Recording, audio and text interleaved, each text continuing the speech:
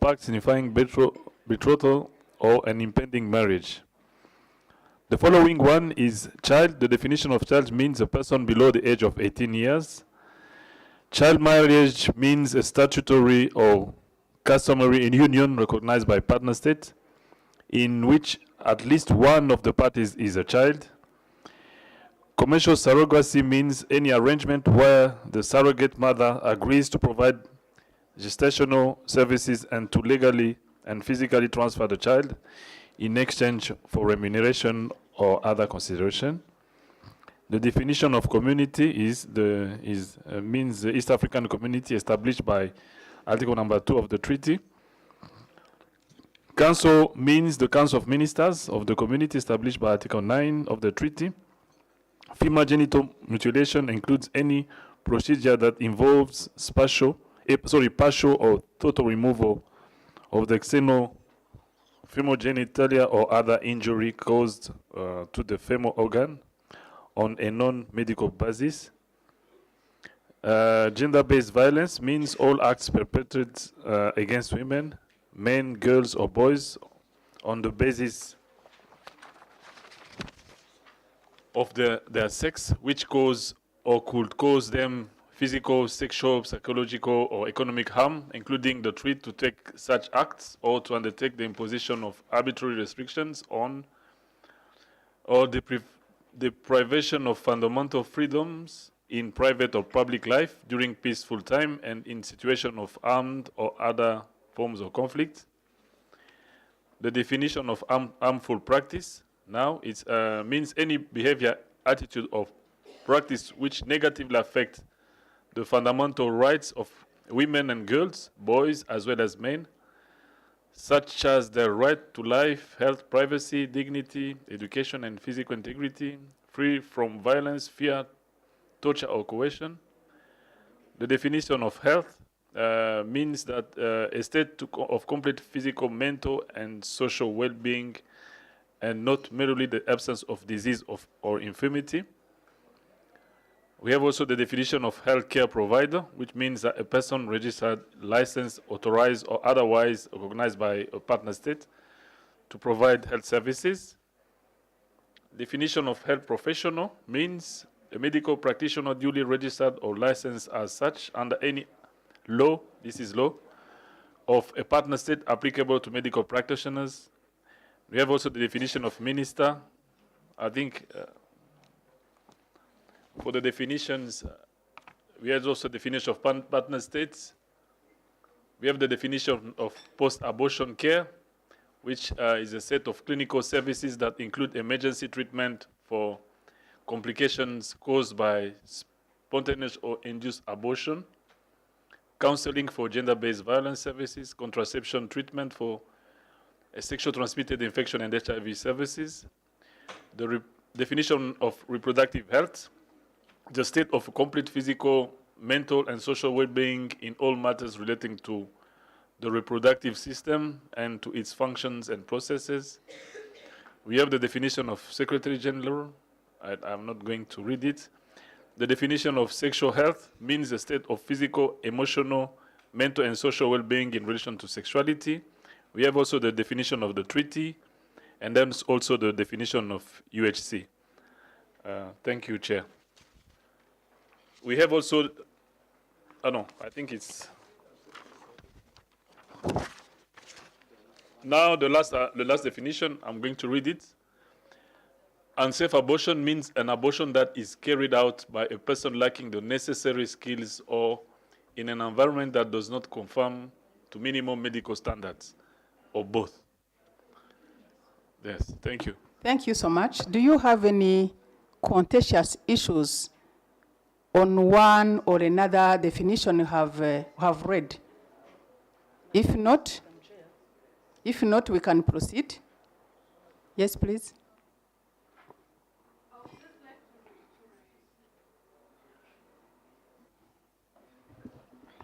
I would just like to reiterate on my colleague's comment about the definition of all persons. What do we mean when we say all persons? Is it possible maybe to add it in the definition to be clear and to really be inclusive? Yes, we took it as a recommendation. Okay. It will be defined. Yes. Honorable Francoise, do you have something to say? Thank you, Madam Chair.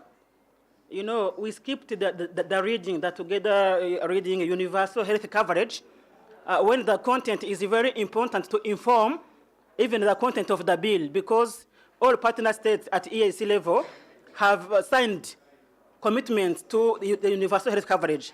So we have to understand why and its content is very important for the bill. Thank you. Thank you, Honorable. Let me read again the UHC.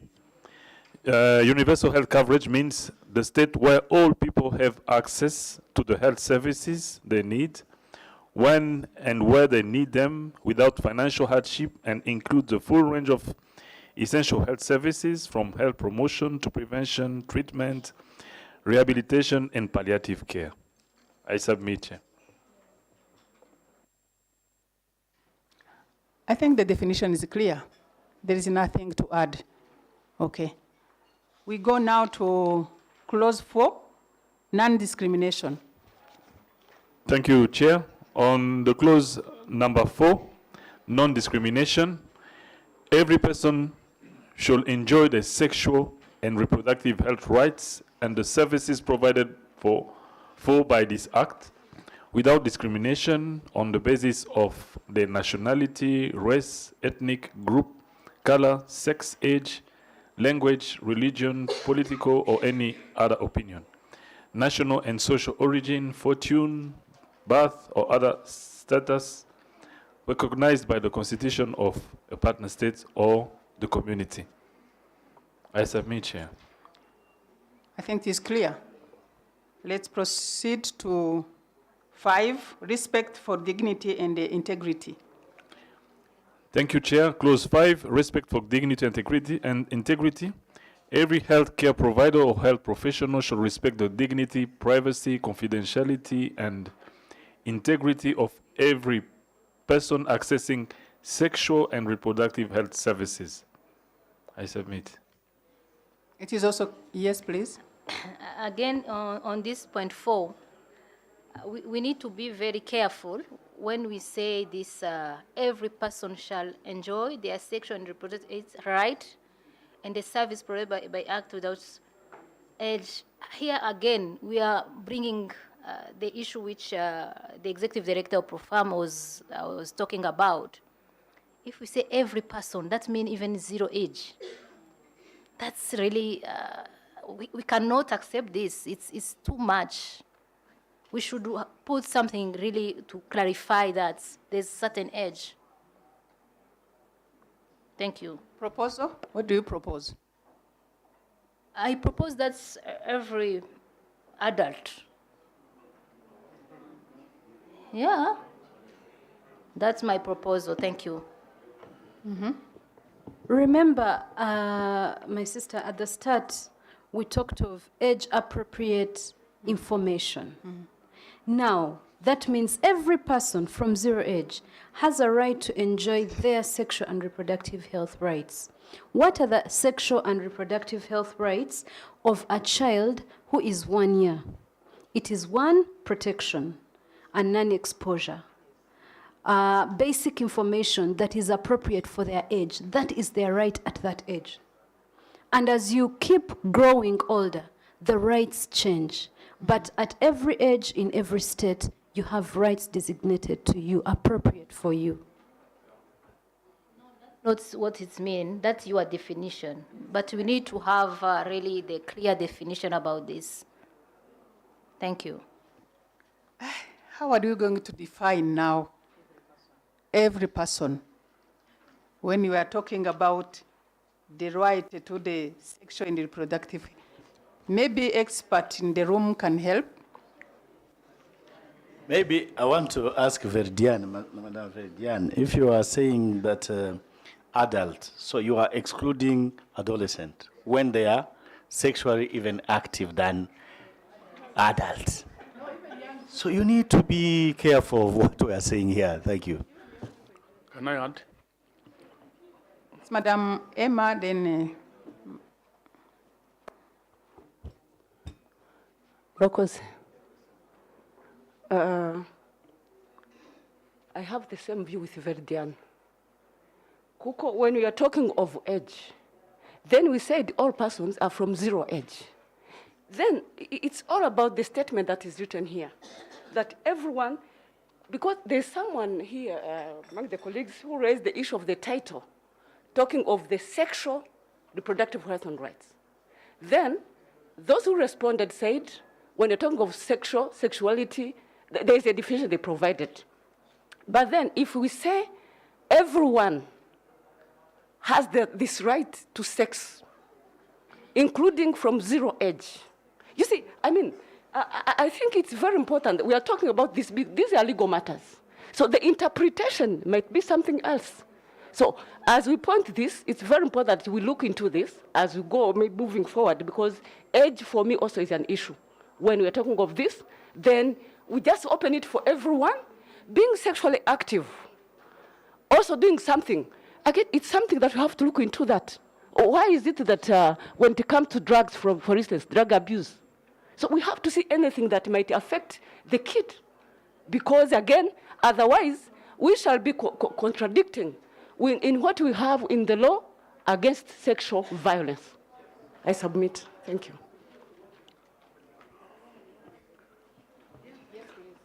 My suggestion on this, what it means for me to say every person, it means that here we are talking about information in the services, which means that within a child of 0 or 1 year, as he said by that lady, it must be protected from sexual abuse. And then, what I can suggest here is to add age appropriate to know exactly what we are saying here. Yeah.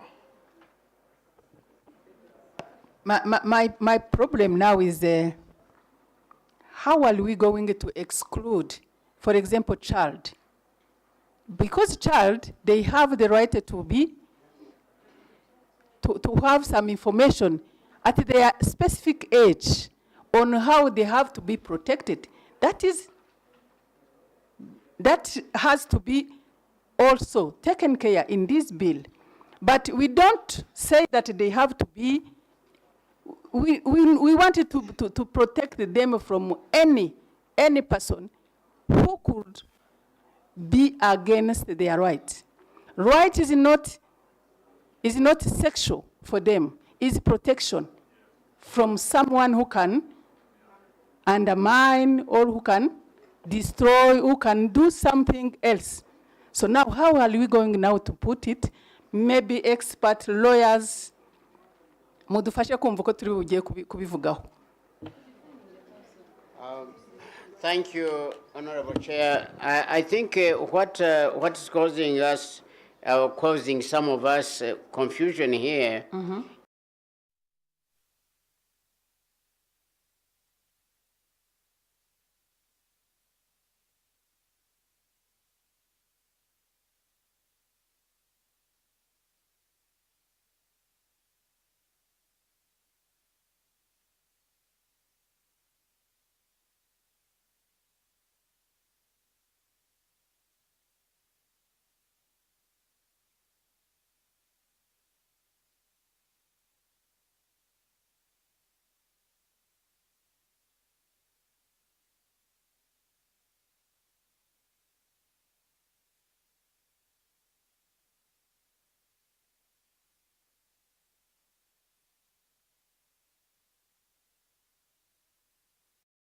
So tugomba kurebera hamwe uburyo ibi bintu nibishyirwa mu kinyarwanda bitazahindura ko nakoze. Before mana nawe yari yasabye ijambo mbere. Okay? Okay, go ahead. Okay. Murakoze. Ndagira ngo ibintu bya non-discrimination ntituze kubigiraho impungenge bya traduction. Iri tegeko ririho rirakorwa mu Cyongereza, niyo bajya kwanaliza no mu rukiko itegeko bareba langue d'origine mbere yuko bajya kureba iryabaye interprete. Ndiho ndabivuga mu buryo buri legal mu bijyanye n'amategeko kwa. Icyo ni kimwe. Ikindi cya kabiri, non-discrimination ni non-discrimination nyine kuko human right ni indivisible ni inseparable. Thank you. Thank you so much. Yes, I let him go first. But thank you so much, Chair. Just the point of clarification, actually, with the heading. It's supposed to be sexual and reproductive health rights, so that we have everything in. So we should add, like, it's just a matter of, like, the context, the right. Everyone is entitled, like he said, to a right. Whether you are 0 age, the 0 age young kid has a right.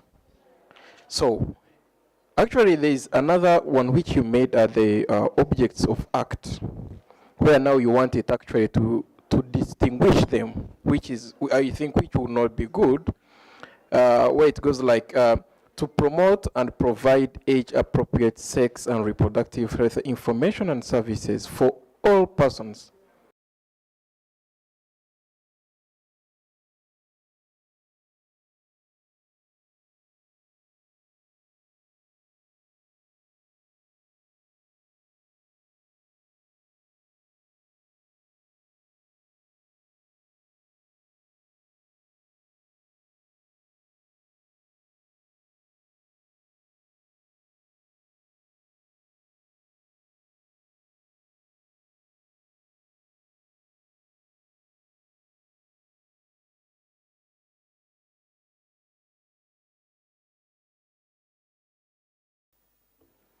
Thank you, Madam Chair. Actually, it's not easy to guide, but nanjye munyemerere mvuge mu Kinyarwanda kugira ngo tubashe gukomeza, kubera ko mu by'ukuri nkuko twabibabwiye twagiye tuganira tugenda tureba terminologies turi kumwe ndetse n'abadepite bagenzi bacu. Ubu nka mugenzi wacu Honorable Musorine ndetse na Honorable Alice turi kumwe hano, ndetse n'abandi batabonetse nka Honorable Berlin, bari bahari Nairobi meeting, bari bahari tugenda tuganira tureba ese imvugo itazagora mu rurimi rwacu rw'Ikinyarwanda ni iyihe. Ari nayo mpamvu hano tuvuga ngo every person shall enjoy their sexual and reproductive health. Nkuko twabuze tubivuga, twere kubyumva mu buryo bwo kuvuga ngo abana bacu bagiye guhura n'abagabo.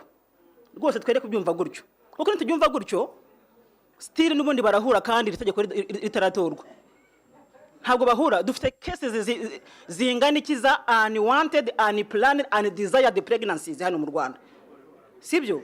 Kandi ntabwo ariho honyine. Regional dufite icyo kibazo cya unwanted pregnancies byabaye nka disease mu byumve gutyo.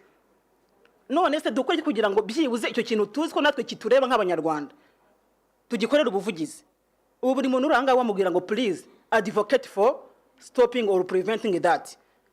Ndababwiza ukuri, leta y'u Rwanda yaragerageje irakora, RIB yagiye kuza, RIB muzi ko ari investigation, sibyo? Igerageza kureba ngo ubundi ko Abanyarwanda bafite ubutore, ko Abanyarwanda ari abantu ubundi bumva abagabo bafite ikihe kibazo, sibyo? Kandi noneho abagabo nabo muri iyi biri barimo. Nituvuga ngo non discrimination, mureka turebe na wa mwana mutoya uzaba raped, sibyo?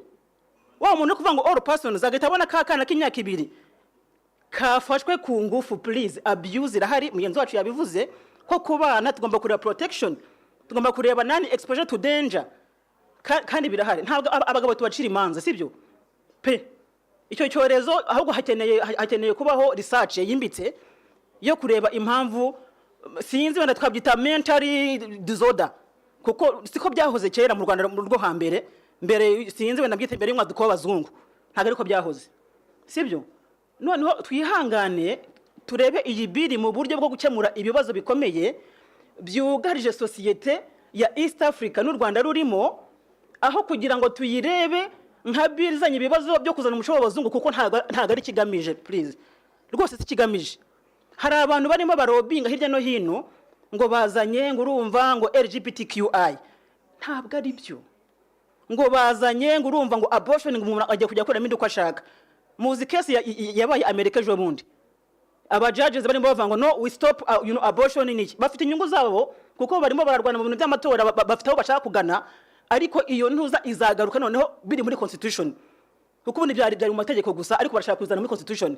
ntabwo rero twabagenderaho ngo urumva ngo ubwo Amerika yavuze ibi ngibi ngo twemba ngo who are we are nkuko Reverend Bishop yabivugaga dufite umuco wacu dufite icyo dushaka guprotectinga nka East Africa ndetse nka Africa niyo mpamvu azazamo na wa muco cultural norms n'iki turifuza ko harimo norms z'umuco zahinduka kubera ko arizo ziteza za harmful practices twaje tuvuga mu bagore no mu bakobwa turabyifuza ariko ntabwo byahita bikunda akakanya tudafite amategeko adufasha guhuza uwo muco murakoze cyane honorable madam Cheya twose nk'abanyarwanda munyemere tugende tureba twere kwiboha kuko turimo turareba citizens ba EAC n'abanyarwanda barimo turebe ukuntu twabafasha murakoze icyanyuma nongeraho nuko iyi clause 4 mu gusoza kwayo ivuga yuko ibi byose bigomba kuba ibyemewe by the constitution of a partner state or the community.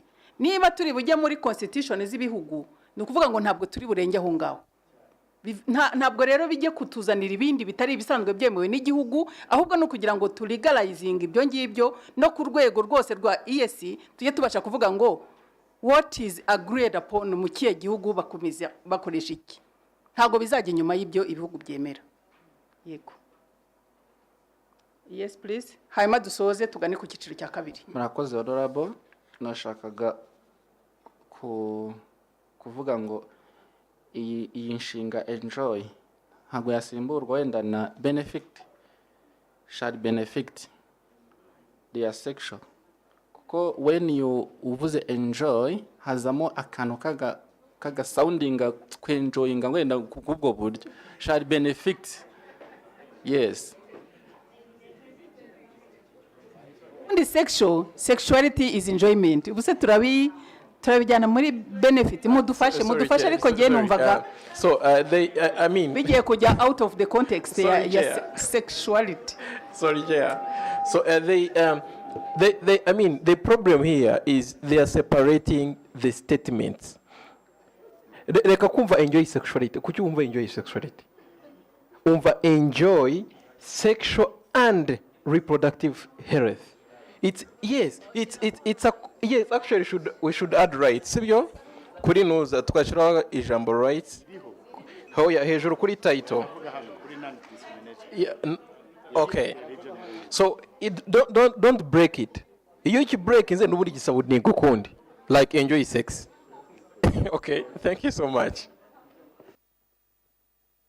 Murakoze cyane ndaza gusaba executive of profama ze kumfasha kuri ako kantu nagira ngo dutange background y'iki kintu cya sexual productive and rights.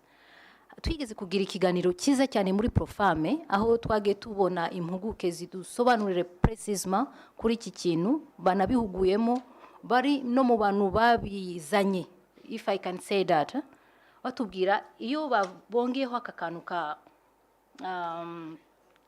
executive araza kumfasha cyane reproductive health right sexual and reproductive health and right no kuvuga iki hano no kuvuga ko umuntu wese icyo baba bashaka kugamije afite uburenganzira bwo kwenjoyinga sex yes niko afite uburenganzira bwo kwenjoyinga izo services zose zitangwa yes that's right afite uburenganzira bwo kwenjoyinga sex utarebye age kuko bo baravuga bati umuntu wese wavutse afite uburenganzira bwo gukora sex igihe cyose abishakiye n'igihe abishakiye n'uwo babishakana yewe n'umupfu icyo gihe badusobanurira ko bagenda ugasanga ari warakora sex n'umuntu wapfuye so icyo kintu cyaratugiye mu Emma aze kumfasha kiraduhahamura twese twari turi muri iyo nama kandi ibi bintu abantu bamwe baragiye barabipromotinga cyane ku buryo u Rwanda rwaranabyanze icyo gihe u Rwanda rwaravuze tuti ibi bintu twebwe ntabwo tubisinya so giwe icyo nifuza niki ndifuza ko imyandikire ni ikintu gikomeye cyane kuko umuntu ashobora kujyana iki kintu cyanditse gutya akavuga ati uw'imyaka 3-5 akavuga no I have right on sex I have right on service I have right on this because ntabwo byanditse neza nasabaga ko aba expert babi difference ya vraiment bakabyandika ati at a certain age cyangwa category bafite right kuri services zose kumenya makuru prevention and so on and another category of the people they have right to enjoy sex yes we have all right to enjoy sex nimba byemerewe kwa ariko riturekera iyi phrase hano iraza kwangiza les valeurs n'umuco culture yacu nk'abanyarwanda. Murakoze. Reka mbabwira akantu gatoya wenda kugira ngo nongere mbagarure muri context ya evolution y'ino bill. Itangira yitwaga Sexual and Reproductive Health Rights Bill.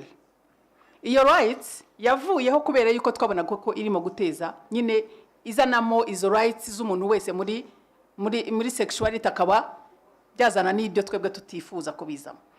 Nibaza ko hano muri iyi paragraph cyangwa muri no clause iyi rights ishobora kuba nayo igomba kuvamo kugira ngo let's express myself kugira ngo icyo dushaka hano ni iki cyane kigambiriwe ni iki ni services and information niko bimeze ni naho twabigarukirije kugira ngo twavoidinge izo mindset zindi zazaga zigatuma biri yose iba nkaho yagiye muri tendency ibihugu cyangwa se imico ya Afrika cyangwa se East African Community dashaka. So rero yewe aho impagaze none ahangaha nkurikije evolution yayo nge nasabaga ko nubwo ndi part of ya initiators ba bill nasabaga ko kakantu bibaye ngombwa kavamo kugira ngo tubashe gukomeza tureba ikijyanye na service tugereba ikijyanye na information kuko nubundi nibyo throughout the bill nibyo turimo kugenda tuvugaho. Icya gatatu nagira ngo mvuge nuko icyo tuvuga hanga icyo twita marriage hano ni marriage y'umugabo n'umugore ntago ari marriage mu bundi buryo bwose bwaba bwagutse. Icyo nacyo kigomba kujyamo kugira ngo twumve when you are talking about sexuality here in this bill we are referring to marriage cyangwa se sexuality hagati y'umugabo n'umugore atari ibyitiriro bindi umuntu asigaye aza yitwa she kandi ubundi tuzi ko ari he cyangwa he ari she. Ibyo ngibyo bikaba bigiye iruhande twe tukagomezanya n'icyo twita umugabo n'umugore mu buryo busanzwe Imana yaremye abantu. Icyo ngicyo nicyo nagira ngo nsabe Imana igumugisha. So niba rero twumvikanye nicyo twumvikanye cyangwa se murashaka ko nimumfashe kiganiraho reka mfite abantu babiri bashaka kuvuga Kagaba hanyuma okay ni Christian cyangwa ni Akoze nyakubahwa chair ndizera ko abatranslating neza ndavugisha Ikinyarwanda kuko kugira ngo turusheho kumvikana turimo turavuga ku itegeko rizajera ibihugu byacu 6 cyangwa 7 byumvikane neza ko bishaka kuba bifite n'amategeko atandukanye. Ibi bindabona abantu bateguye rino tegeko bariteguranye ubuhanga. Hari ahangingo bongeramo bakavuga bati or any other status organized by partner state. No kuvuga ngo by'iki gihugu kitemera ntabwo rino tegeko ryaza ngo rigire. Ariko ndashaka garuka ku Rwanda. Ndashaka ko tudiskita turi informe n'amategeko yacu. Icyambere ikintu twamaze kucyita non discrimination. U Rwanda ruri very clear. Hari grounds bavuga bakongeraho mu itegeko nshinga ryacu and any other status. No kuvuga ngo discrimination iyo ariyo yose mu itegeko nshinga ryacu ntabwo yemewe. Nta nubwo naba comfortable ko twakumva ko hari ibintu twazimije kugira ngo twemere discrimination. So non discrimination ni valeri iri mu itegeko nshinga ryacu, iri muri politike y'igihugu kigenderaho ya 7-year program ivuga leaving no one behind, ni ibintu biri very clear. Twaravuze tuvuga biriya byagenda tuvuga ibiki byose urangije turavuga and any other status. Nuvuga ngo nta tegeko twagira rivuga ko abantu kanaka bagomba kuba discriminated n'abashakira n'ingingo ya constitution yacu.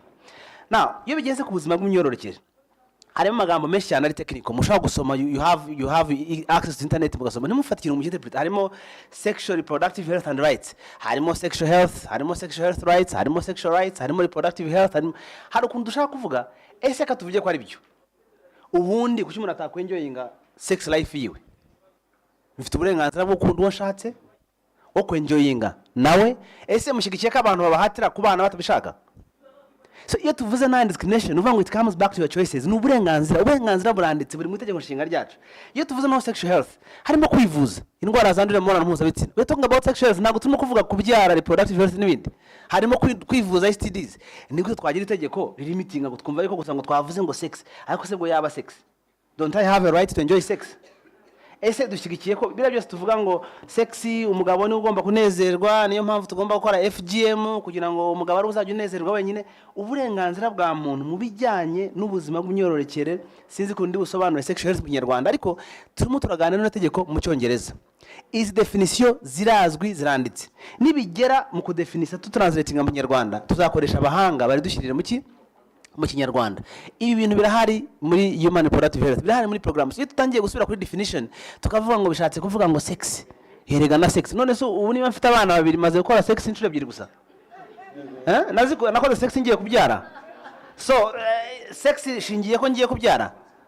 Come on, reka icyambere turaza kugenda tureba ni ryari umuntu yemerewe, twagiye tuvuga ibiciro by'abantu, turaza kuvuga ngo bemerewe iki, bigenda gute nitugera, ariko hano turimo turavuga sexual and reproductive health.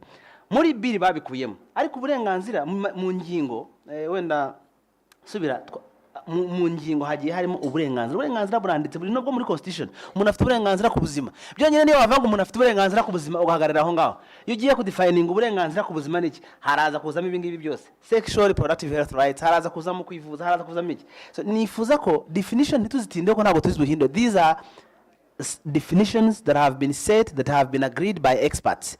Now, how we interpret it, I think Honorable Francine has talked about something very important. Iri tegeko kuva ryatangira abantu bagiye bavuga ngo any other status means homosexuality, it means something hidden. Ariko itegeko nshinga ryacu ryarabidukemuriye mu Rwanda. Ubwo ngarutse hehe? Mu Rwanda.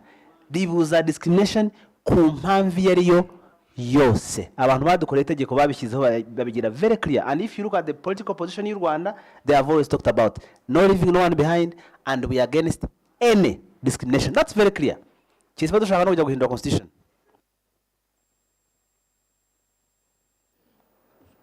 Arakantu gato cyangwa kongeraho. Murakoze, ngira ngo murakoze ku mijambo, ngira ngo wanabivuze neza.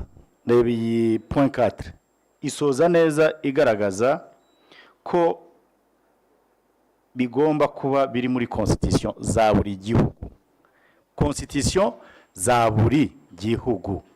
None ubu ngubu turi muri national consultation already, igihugu cyacu kiri clear on that.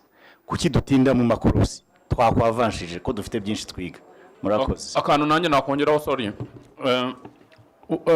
wenda nagira ngo muri mpungenge abantu bafite ikibazo ku bana, niko ndi kumva cyane, kuko ngira ngo kugeza umunsi convention tugena z'abana, yaba UNCRC, yaba African Charter, even our constitution cyangwa ICRP tugenderaho, non-discrimination principle is one of the 4 main principles of child rights. Icyo cyumvikana neza. Icyo numva rero nkuko nabivuze mbere mbitangaho nk'icyifuzo no kugira wenda ngo abantu babyumve neza, kuko sometimes most of us we don't have background in terms of legal terminologies. Ikintu bita age appropriate, ako kantu mukongeramo kugira ngo abantu bumve yuko buri wese agira ikimugenewe mu gihe runaka. Murakoze. Okay. So now the consensus is we keep this definition, but we add age appropriate. Is it? Okay. We take it, then we move. Sorry, Chair. I wanted to submit very shortly on this section 4, and I can confidently confirm that the genesis of section 4 in this bill is actually from the Constitution of Rwanda, Constitution of Tanzania, Constitution of Kenya, Constitution of Uganda, Constitution of Burundi, Constitution of South Sudan, and probably the Constitution of Congo DRC. All constitutions in the East Africa, and I have had an advantage, I went through them all. The very important principle in those constitutions is the principle against discrimination. And it also goes with the words, every person. What does that mean? It's that the rights we are speaking on here, unfortunately, we are only limiting our minds to the sexual intercourse. We don't think of a girl of 8 years who falls pregnant, and unfortunately, she cannot give birth. If she tries to give birth, the life of the lady is put into danger. Then this bill is saying such kind of a lady should not be discriminated from being given health services. And that should not only be limited to that, it goes far. That lady should not be discriminated because of her religion, because of the sex, because of language she speaks, the province she comes from. All those should not be imposed against that lady. She should be free to access the service.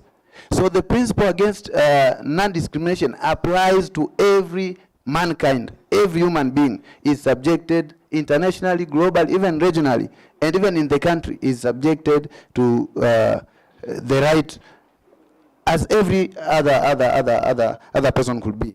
The effect of qualifying this section will create another group who even suffers any challenge. They cannot get help, and they cannot challenge because they are segregated from the bill. And any law that goes contrary to the principles in the constitution of respective countries is no law at all. So if we qualify this, automatically this bill will be going contrary to the constitution of our partner states. And that is why, if we are fearing of issues of culture, I must also admit I respect African culture than ever. And I've gone through this bill more than 5 times. I can confirm to you, cultures are preserved. And that's the genesis of the word age appropriate. And very interesting, madam, it is not only age appropriate. Who will say this is appropriate in Rwanda? The bill, when we go far, we'll see. It is the religious leaders, the cultural leaders, the people with disability, if we add that, the children, the parents, teachers, government officials from the ministry, all these will sit as a task force to say, what should we take to our children of below 5 years? What should we take to... So the aspect of culture is really considered, and even religious leaders. So I submit that this section remains the way it is if it pleases the stakeholders, so that everyone's right is protected. Thank you. Thank you so much. I think what we are discussing now is to see how we can make this provision according to the age of persons who are enjoying the sexual and reproductive health rights. Yes. If we add the age appropriate, I think there is nothing we are losing. So I think maybe If I it say, is now accommodating everyone in the room, why not putting it? it's okay, but Let's take it. Chair, I was submitting that in every, it's okay, it will affect nothing, Yes. but in every law or bill, we have general provisions and specific provisions. As if you go in here, you'll find a specific provision for adolescent girls, specific provisions for children, specific provisions for people with disability, specific provisions for men. There are those specific provisions. But this one is that those specific groups shall all not be discriminated. If it does not affect here, let's put it, then we move. It's okay. Okay. Thank you so much. Let's move because we are now running out of the time. Chair, it will affect. Chair, allow me to speak to you as a legal drafter. Yes. Honorable. If you qualify it and say age appropriate, another person will say we should also include culture appropriate. Another person shall say we should also include political appropriate. But if you leave it general as every person, then whether you are a cultural leader or a religious leader or whatever your concern is, you're included. Honorable Muzana. Murakoze. Thank you, Madam Chair. Reka mvuge mu Kinyarwanda. Ntabwo mvuga byinshi kuko ibyinshi banabivuze, ariko ndashyigikira my colleague opinion atanze kubera ko mu nteruro ya nyuma turimo turibanda ku ijambo rimwe ariko nyamara igisobanuro kiri complete.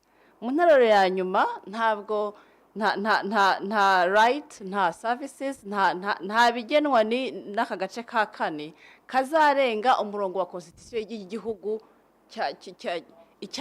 kigize EAC y'amategeko dusanzwe dukurikiza. Byarasobanutse rero, turimo turatinda rwose ku bintu bitari ngombwa. Maybe something we need to understand is when you go to Article 29, that says the Council may develop regulations in the implementation of this act. Most of those things are going to come there. The things you wanted to give them detailed part of it, it will come in the regulations. So probably I've just gone to the last part of it, but we need to understand that this is just a bill, but in order to implement this bill, there should be a regulation developed. So those other age-appropriate things, what can come up in the regulations. Thank you. I submit. Ikiza gihari nuko bitazajya inyuma y'amategeko y'igihugu. Mureke noneho ubwo tubonye advice ebyiri zitwereka yuko nta na kimwe kizakorwa kirenze ku mategeko. We can keep the clause as it is. Is it okay? Okay.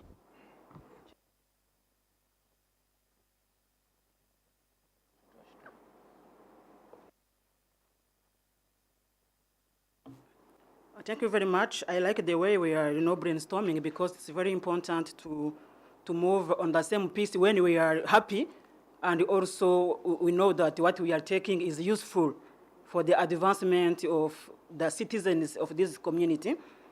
I would like to tell you, as I already mentioned, that I participated in the background of the development of this new bill.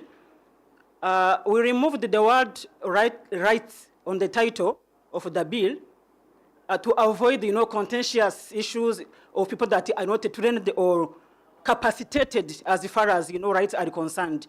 But we still have to discuss the content of the bill, because we can't just remove rights everywhere in the bill because we don't have it in the title. We will be like the ostrich bird that is hiding the head in the sand when the remaining part is exposed to any danger or any enemy. Because rights, uburenganzira, nkuko twavuze tubivuga, buri part of commitment of our country. Those are rights. And all partner states committed to allow their citizens' rights. But we agreed when we were discussing, should we include the word rights or we maintain just sexual reproductive health? The word rights should be included and defined in EAC context as far as the content of the bill is concerned. Dutanga n'ingero, right for women to have access to skilled birth attendance. Ubwo ni urugero ndimo nanga. Ntabwo mbivuga byose, ariko nagira ngo tugire idea y'impamvu twagumanye rights as content of the bill, kuko hari rights zitajyanye na biriya nyine twikanga bya LGBTQ n'iki abantu baba bafite kandi bagomba kubungabungirwa mu Kinyarwanda. Rights of children, girls, uburenganzira bw'umwana turabugira mu Rwanda. Women and men to be protected against preventable deaths. Ariho handi abana turabakingiza. Immunization, screening for hepatitis, for instance. Ninde muntu se utaba screened kubijyanye na umwijima, hepatitis B, C n'iki muri twese. Ubwo buri part of uburenganzira dufite kuri health coverage. Niyo mpamvu navuze ngo dusome universal health coverage content, tuyisobanukirwaho, tumenye n'impamvu ibikubiyemo biri cross cutting across EAC kugira ngo twumve ko bwa burenganzira dushaka kwiyambura, ko turashaka kubwiyambura twebwe mu gihe tubusibye. We are deleting our own rights by ourselves. You see, by ourselves, we can't do that. Right for young people to know how their body functions from puberty or how to remain safe. How to remain safe. Ubwo ni uburenganzira, ntabwo ari need.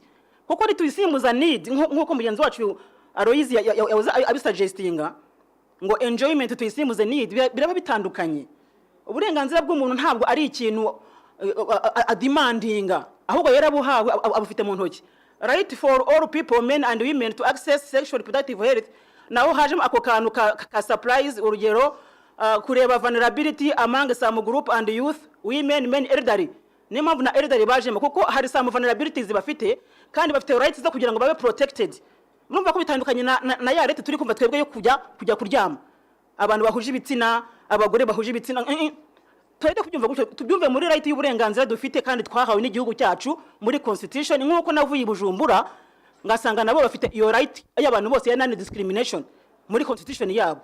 Hanyuma akanyuma wowe nagana ku musozo kugira ngo tuze, kuko iraza kuri page 10 n'urugero hagiye kure, turaza kubona yuko ijambo right riraza kugaruka page ya 10C.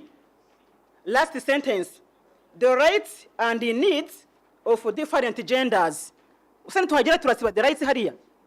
Dusigarane needs of different genders. Turimo twisha nka ausirishi mu mucanga. Thank you very much. Let's proceed and we take rights as EAC context is concerned. Thank you. Thank you so much, Honorable Francoise. We are now ending up with the preliminaries. As expected, we thought it will be the shortest part, but you see, it has been the longest. But let's hope that as far as you have understood well that part, the rest will be quicker than. Then we will be able to finish at the time we have decided to be ending up at the evening. So I hand over the second part to my colleague to discuss part 2, sexual and reproductive health services. Over to you, Honorable Chair. Yeah, thank you so much. And thank you for leading the first part of our bill hearing. The second one is the part 2, sexual and reproductive health services. It's going to be, I think, a walkover because it's now about services, unless you don't want people to get those services. But rather, if you want them, then you should be able to see even how to add more services that are required. So it might not be a very contentious part. So let's go to 6, clause 6. We will have presentations from the stakeholders on what they think this bill might contain, also will contain at the end. So if the faster we go, then we will look at the positions of the stakeholders as a group. So we'll take diverse kind of presentation from the stakeholders. Because some people might have heard this from some rumors on the corridors. So they may have some thought about it. So let's also hear their thoughts from the corridors. And those who have gone through the bill, let's also hear what they have to say about it. So let's go to 6. Thank you, Chair. The first one on the integration of sexual and reproductive health services in partner states, UHC, universal coverage. Number 6, each partner state should integrate sexual and reproductive health services in the universal health coverage of the partner states. The second one, should I continue? Every partner state should provide adequate, quality, accessible, and where they are not free, affordable sexual and reproductive health services to facilitate the realization of the highest attainable standard of health by every person. The sexual and reproductive health services should include accurate information on sexual and reproductive health, evidence-based, age and culturally-appropriate comprehensive sexual education. C, for voluntary testing, prevention and treatment for HIV, prevention, screening and treatment for sexual transmitted infections, prevention, screening and treatment for reproductive cancers, including cervical cancer. Just sorry to interrupt you. You know why we are reading it? In other partner states, there are people who say they can't read. People with disabilities. So we may have them in the room. So that's why we have to read for them to hear. Okay? So that's the reason we are reading this. Thank you, Chair. Prevention, detection, and treatment of reproductive tract infections, family planning and contraceptive information, education, and services, accessibility, availability, and education on contraceptives, counseling relating to sexual and reproductive health, preconception, prenatal, delivery, and postnatal health care, including emergency, obstetric, and newborn care and nutritional services for women during pregnancy and while they are breastfeeding. K, exclusive breastfeeding for at least 6 months and humanization and treatment of early childhood disease for infants.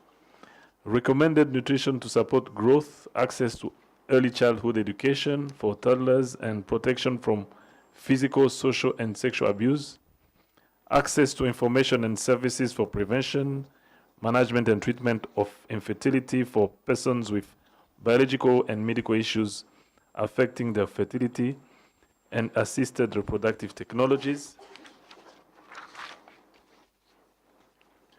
We have also access to permitted, safe, and effective abortion services, access to sexual and reproductive health services for people living with disabilities, sexual and reproductive health services for older persons and the elderly, including physical as well as psychological rehabilitative measures aimed at maintaining the functionality and autonomy of older persons.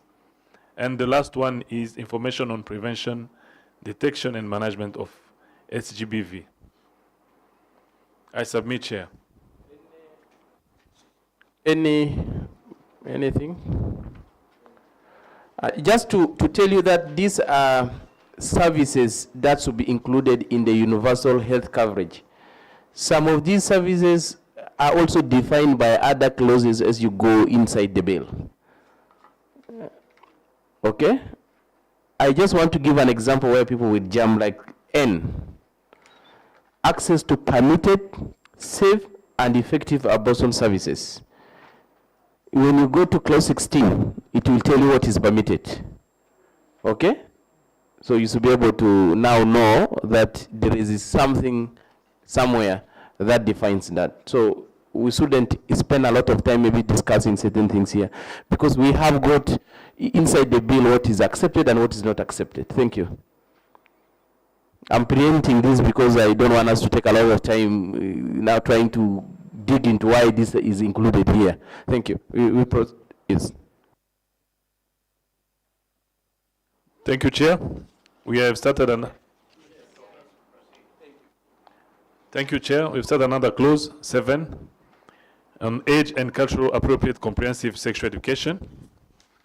Number 7.1, every partner state should provide and include in the curriculum scientific-based age, gender, and culturally appropriate sexuality education for the health and well-being of adolescents and young people. We have not defined young people. Maybe that's where at the end we will come to define who is a young person. It has never been defined here, but it has appeared severally in the bill itself. So we'll look at who is a young person. Thank you. Thank you, Chair. The second one, the comprehensive sexuality education should include in-school and out-of-school programs designed to cover the life cycle of an individual. Number 3, sexuality education should be accurate, science and evidence-based, and should take into account the following: the age, evolving capacity, needs, and understanding of individuals at each stage of the life cycle, the national, cultural, and social values of the individuals at each stage of the life cycle, the right and need of different genders,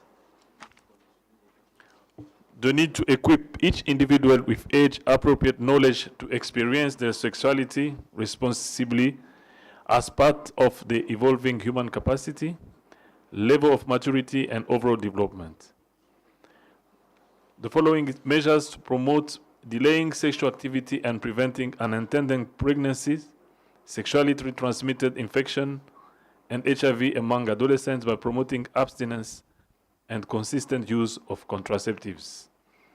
F, the need to protect children and adolescents from sexual exploitation and abuse, including abuse on online platforms, information on menstrual health, hygiene, and sanitation awareness, information on sexual and GBV prevention, management, and mechanism of redress, availability, accessibility, acceptability, and quality services for older persons, including counseling, screening, and treatment of reproductive health complexities related to advanced age, such including chronic conditions such as vaginal atrophy, reproductive cancers, erectile dysfunction, genitourinary conditions, and gynecological malignancies. And G, the need to equip every individual with age-appropriate skills and knowledge to reduce sexual and reproductive health risks, including STIs and HIV, unintended pregnancy and reproductive health cancers, including cervical, breast, testicular, and prostate cancer, and information and skills to deal with subfertility and infertility, menopause, andropause, and sexual dysfunction. Thank you, Chair. Yes, thank you. So many of the terminologies that appeared here are medical terms. Maybe, is there anybody who may want to know certain terms? Or any question regarding, yes, madam. Sorry, I don't know your name if I say yes, madam, or yes, gentleman. My apologies, huh? Yes. That's good. Thank It's you. okay. Thank you, Chair. Okay, I don't know how to put it. Thank you, Chair. That's okay. So my concern is on, sorry, maybe when our brother who was reading it mentioned it, I couldn't really capture the concern. But on point number C, the way it is stated, I feel like there is something missing. How about we say each partner state shall integrate sexual and reproductive health information and services in the universal health coverage of the partner states. And the reason why I'm point 6, page 8. Yeah. The reason why I'm mentioning this is because information can be really a challenging part for some groups. You know, some groups are really challenging, are getting challenged by the access to information, simply because some of them are still not seen as sexual beings, you know. So that's why if we don't really add the information part here, for me it will sound a bit exclusive, not inclusive as possible. Information and services. Okay, please. This has also come from South Sudan, I think, information. So please, Secretary, take note of that and record it.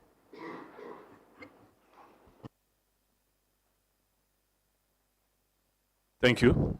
Even if we have it even in point A, we can add. Yeah. A, no? We have it in 3A. 3A. We have it in point A. 3A. Accurate information on sexual and reproductive health. Madam, I don't know whether you are madam, so. Okay, thank you. Yes. I saw it. Yeah.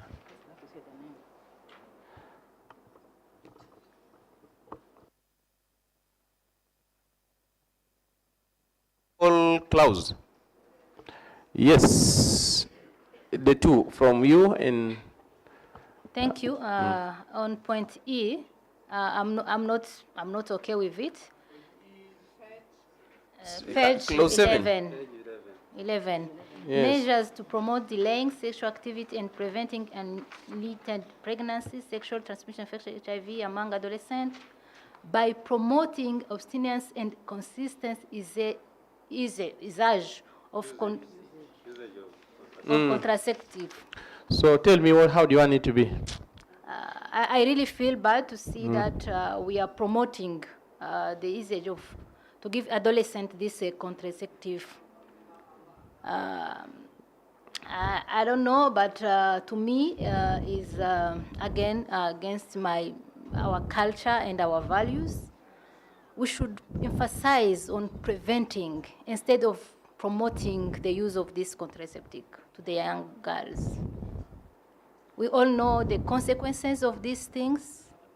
We know by experience, I may say even myself by experience, when I use those things, all of them, I failed to use them until, you know.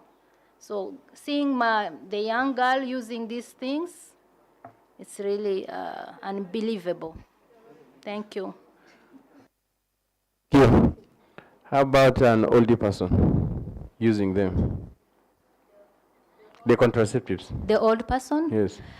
For them, maybe sometimes because you don't have choice, you can use them. But for the young girls, I'm talking about experience, actually. Oh, okay. I'm one of the person who use them. I use them. But if I go on the consequences of this, and when you started at that early age, you can imagine the inconvenience or the consequence in the later age. So I'm not really supporting this. Thank you. Thank you. Maybe Yes. I would like to, for the, Bishop.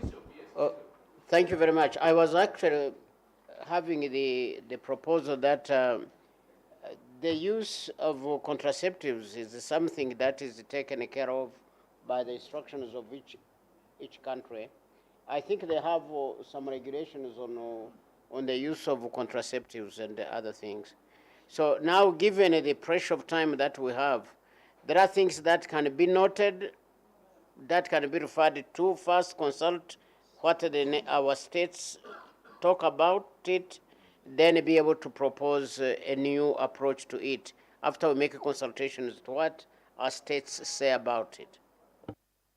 The problem with this thing, contraceptives, that appeared severally, and it's even in the definition of it. So she's specific on, I'll come to you.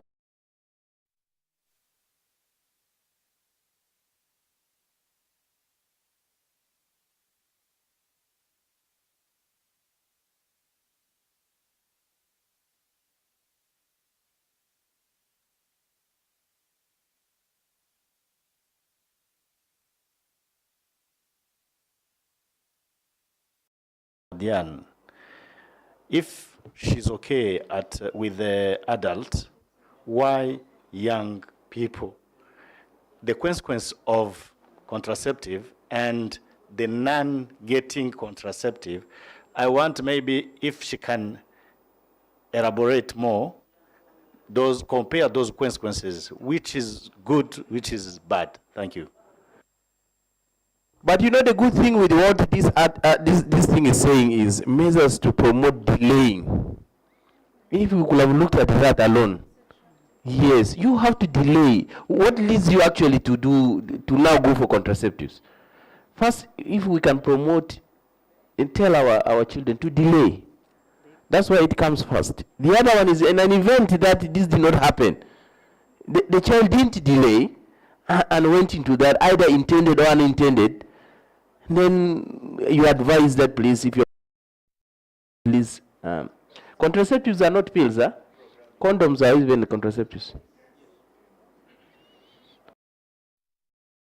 Yeah.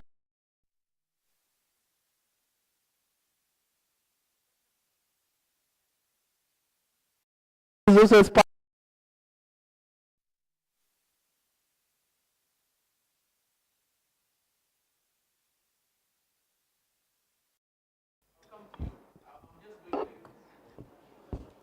Thank you, Mr. Chair, for the opportunity. I have something on the previous one, on point O. First, let's settle the issue of that one. I'm coming.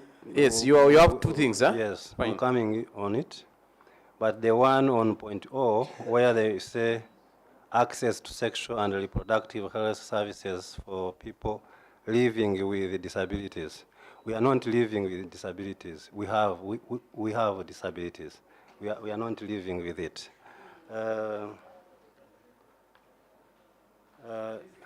Not of those, it also came somewhere about persons or people living with disability, something of that kind. It also came up, you just correct that. Those are clerical errors. It's just with the disabilities.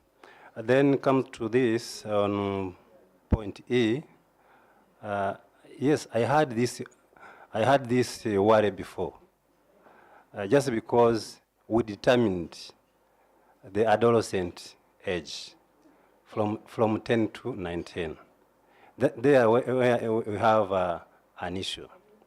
So, meaning that in point E, as we are dealing with the adolescent age of 10 to 19, this, because this article, it includes the kid of 10 years. Here, the worry is now, courts of law and lawyers here present, we use the two articles and defeat the case, because we determined the 10 years, and now here we are mentioning to her, him of that age to use the contraceptives. So these two articles, we need to be careful with the lawyers and whatever when it comes to cases. Thank you. Yeah, Honorable, we have a legal drafter here. Has there any case gone to court of somebody using contraceptives? Like somebody has been taken to court because he has swallowed pills. What we are saying, that's the way I understand the thing myself, is that we want young people to first delay sexual activities. That's the first thing. This will help them prevent getting pregnant. Okay? This will prevent them from getting infections.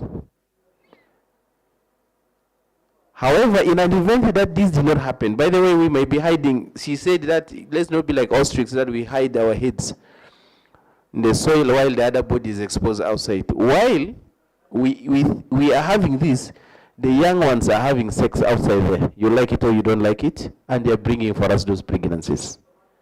What do we do? Then we go to the next stage and say, in case you cannot do that, be mindful of the following contraceptives. We are not going to tell, maybe there are different kind of contraceptives. There are pills, condoms, whatever, they are there.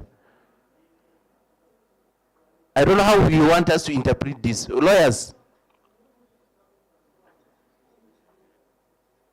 Okay, I'm still here because I'll come to those people. So we have Madam and gentleman. Okay. Yes. Thank you, Honorable. I wanted to clarify on particular issues regarding this provision. There is a misconception that, and this is something I would want to caution everyone, that when you're reading a bill, read it in totality. It's supposed to support and flow. So if you miss to read the ground floor, if I use stairs, if you miss to read the ground floor, when you go to third floor, you'll say this building is floating. So if you look at E, it talks about measures. What do we understand by measures? It means programs implemented by either government or parents or partners who are working within any society to be able to deal with those particular issues, dealing with sexual activity, preventing unintended pregnancy, STIs, and HIV. In our community, we have numbers and statistics that prove that very many young people who are under the age of 18 are pregnant, teenage pregnancy. All these things we know are a crime. First, having sex with a minor is a crime, defilement, in all member states. But sometimes due to our cultural practices, not everyone is arrested. And some culture promote the continuous marriage of these children. When they come to a healthcare provider, who we are going to meet in the next floor, what this healthcare provider finds a challenge in providing services to this person. Why? Because he does not have any basis. This person is not intended to be having any sexual activity. But she has been married off, he has been married off, has come to the facility with a UTI, a sexually transmitted disease, either syphilis also, or this person has come with an ectopic pregnancy. Should this healthcare provider tell the young girl, you please go away, you are too young to have sex? So what we are looking at is that governments within the partner states, and you looked at non-discrimination, these things flow to each other. We will come to become very sensitive on the language and leave the healthcare providers, who are the ultimate people who provide services at our facilities, with their hands tied, that they cannot provide services because the person intended by the bill or the legislation is not captured. So we need to also see that, for example, here, by promoting abstinence and consistent use of contraceptives, I will tell you for a fact, in certain communities, and I will give you an example of Kenya, not every person, young person who uses a contraceptive is sexually active. Some is a preventive measure. We do know that girls are raped in universities, right? So they use the contraceptive to ensure that if that ever happens, sexual violation, they do not become pregnant. It is not that they are sexually active. So if you say you deny them the service, you have already predicated that they are having sex, and they are not. So we should look at these provisions as an inclusive. We don't want to exclude anyone. The bill should be inclusive. We cannot predict all the scenarios that will happen to young people, to even us as adults. So the bill needs to ensure that it is progressive. When you say progressive, it means it takes into account all the scenarios that can happen. I just wanted to mention that. Thank you, Chair. Thank you. The other person behind you. I'm careful in the use of the word madam now. Yes, please. Thank you, Chair. I'm just thinking of the contradiction and the confusion around this, and I completely put myself in everyone's shoes when it comes to that. Therefore, have a suggestion. If the confusion and contradiction, then you can suggest. Yes. Looking at the flow of other of the previous, components around that, I'm thinking the way it's written, I think it's straightforward. By promoting abstinence and consistent usage of contraceptives, why don't we borrow what the way other